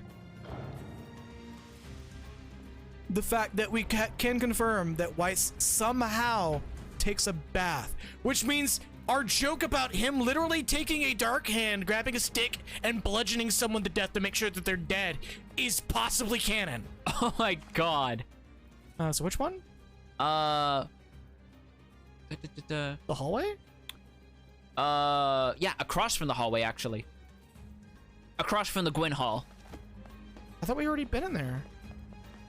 Isn't there another room back there? Oh, hold up. Oh, wait, hold on. Real fake door! Shit's locked! Shit's locked, son! All this for a fucking weapon. Well, we needed to get an ending as well. I know, but it's just like, it's frustrating. Man, now you know how I feel and why I hate those fucking search the highlighted area quests in any video game that 14 really liked doing earlier. I mean, are you fucking serious? No, wait, this is just, platforms. We've done this. Okay, then what the fuck are we supposed to do? Wait, do we have to go across the bridge now?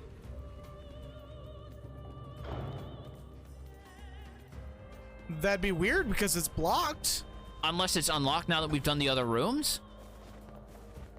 I like the little vibration that my controller's doing. It's doing when I press the button. Man. If only they were actually selling PS5s, then we could actually feel what that dynamic vibration. Are you fucking serious?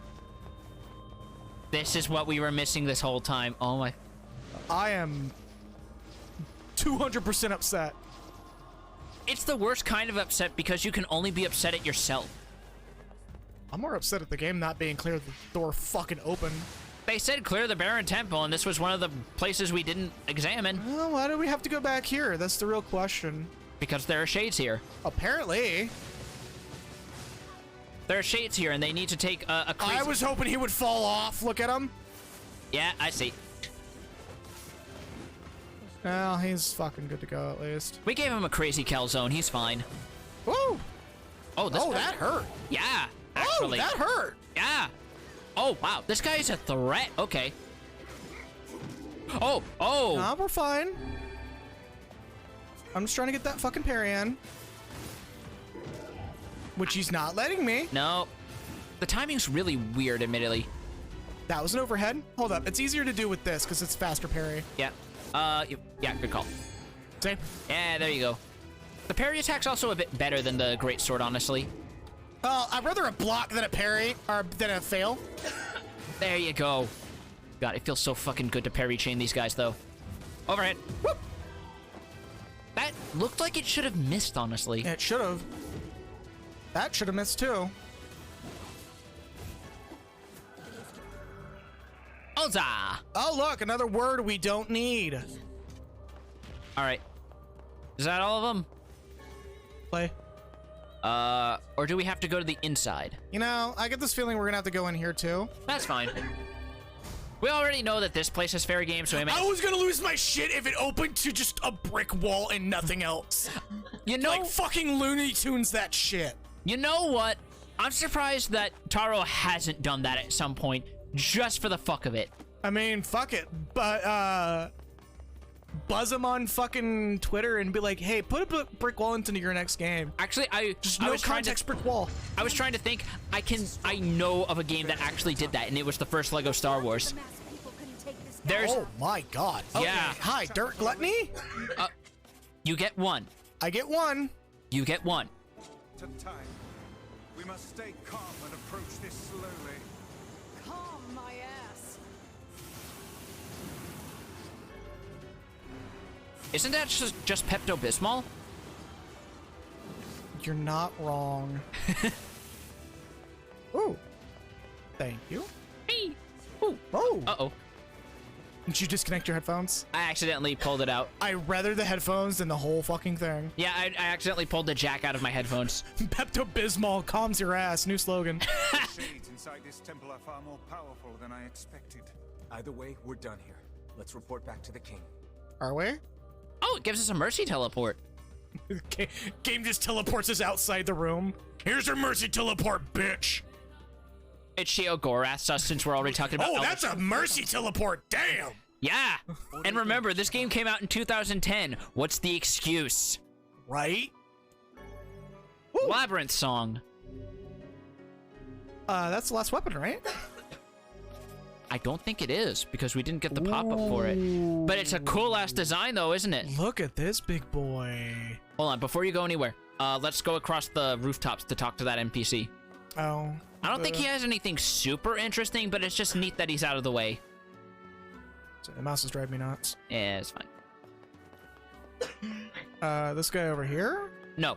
Oh, keep going. Okay, good. There's stairs. I was like, is there no stairs? Oh, I know the bitch you're talking about. Yeah, he's like in the corner by where the save point is on top of the rooftops. He's over here fucking mocking you as he looks at the save point. Especially since you have to save. Especially bitch. since he's marked on your map, so you know he's here, but you can't talk to him.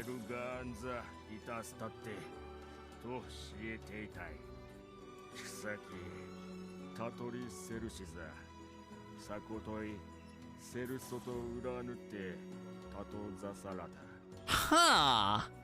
Interesting. That's a funny line. Is that you, Yoko Taro? I mean, it might be. He'd fit right in here. Let's be real. Him just low-key telling you that you're fucking up. And like, that's his one NPC character arc. Is to tell you that you're fucking up. Yep. Is there any other NPCs chilling up here? No, that's it. That's all. Just him. Just a dude with a neat line that's slightly ominous and foreshadows the eventual twist that you see in the first ending. They're definitely not wanting you to get over here. No, they're not. All right, so, you can just jump down from here, though. Oh yeah. We're gonna end it here, anyways. Yep. So. Ka. Hold up. I'm like rushing there, but I also have to use the restroom really fucking bad. Just fucking just. I'm rushing to the save point, and I'm gonna end stream and then bolt off to the bathroom into the bathroom. Just do the gamer thing. It's fine. Piss in a bottle? Yeah. No, fuck you. Well, the no. bottle nearby is my G Fuel cup. Yeah. No, fuck you. It adds spice. Fuck off! Oh my god, you disgusting individual. All right, so, and with that, we're gonna call it here. Not Square Sheet, NieR Memes. Because, yeah. Piss, G Fuel, what's the difference? God, that's horrible. All right, so, yeah. Thank you all so very much for watching. This would have been a bit of an ending, but no, we're gonna probably open up the stream with that, actually. We're also gonna have to find out where that last weapon is, because that's gonna be driving me nuts. Yeah, I'll look it up after stream. But yeah, as per usual, I'm gonna run the maximum allowed ad time. You are not required to stick around, but it is greatly appreciated if you do, because it does help support the channel, even if it's a little tiny bit. Yeah. If you feel that we earned your subscription, feel free to toss one our way. Amazon Prime does have one free subscription per month, so if you feel like you have one that just burning a hole in your pocket, please throw it my way. I gotta do that hustle, boy. Because the sooner I can make this a full-time job, the sooner I can actually, like, dedicate time to video editing and all kinds of shit. Yeah. And I would absolutely love to do that. But, yeah, I'm probably gonna be working for a security company at some point. Like, very, very soon, and it might cause a disruption in the schedule of streaming, but whatever, fuck it. I'll do my best to at least keep Wednesday's stream intact. Can't make a promise for Thursday or Friday. I'll keep y'all posted on that by Twitter and Discord. But yeah, and with that, thank you all so very much for watching. If you don't stick around for the ads, have a good night, stay true to yourselves, and etc. Running the ads now. Yeah. I hit the button. I hit the button! Did you hit the button, though? Oh, I hit the button. Okay. That's better.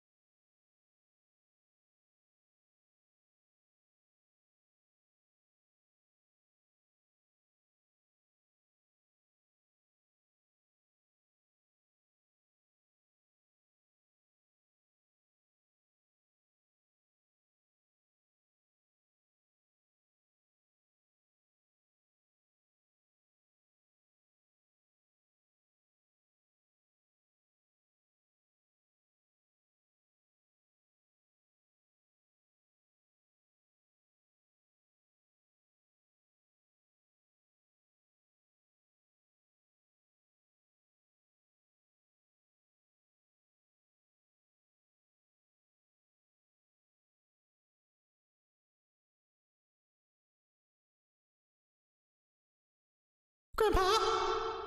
Grandpa? Are you still alive, Grandpa? Can you hear me?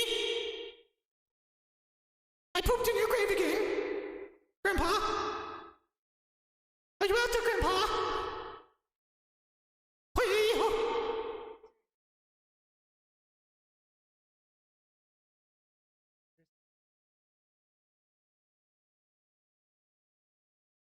I mean, it is.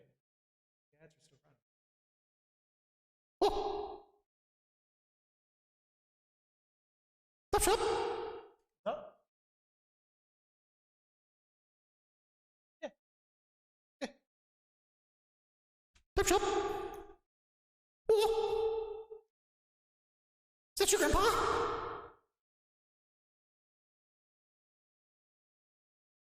Silence, child.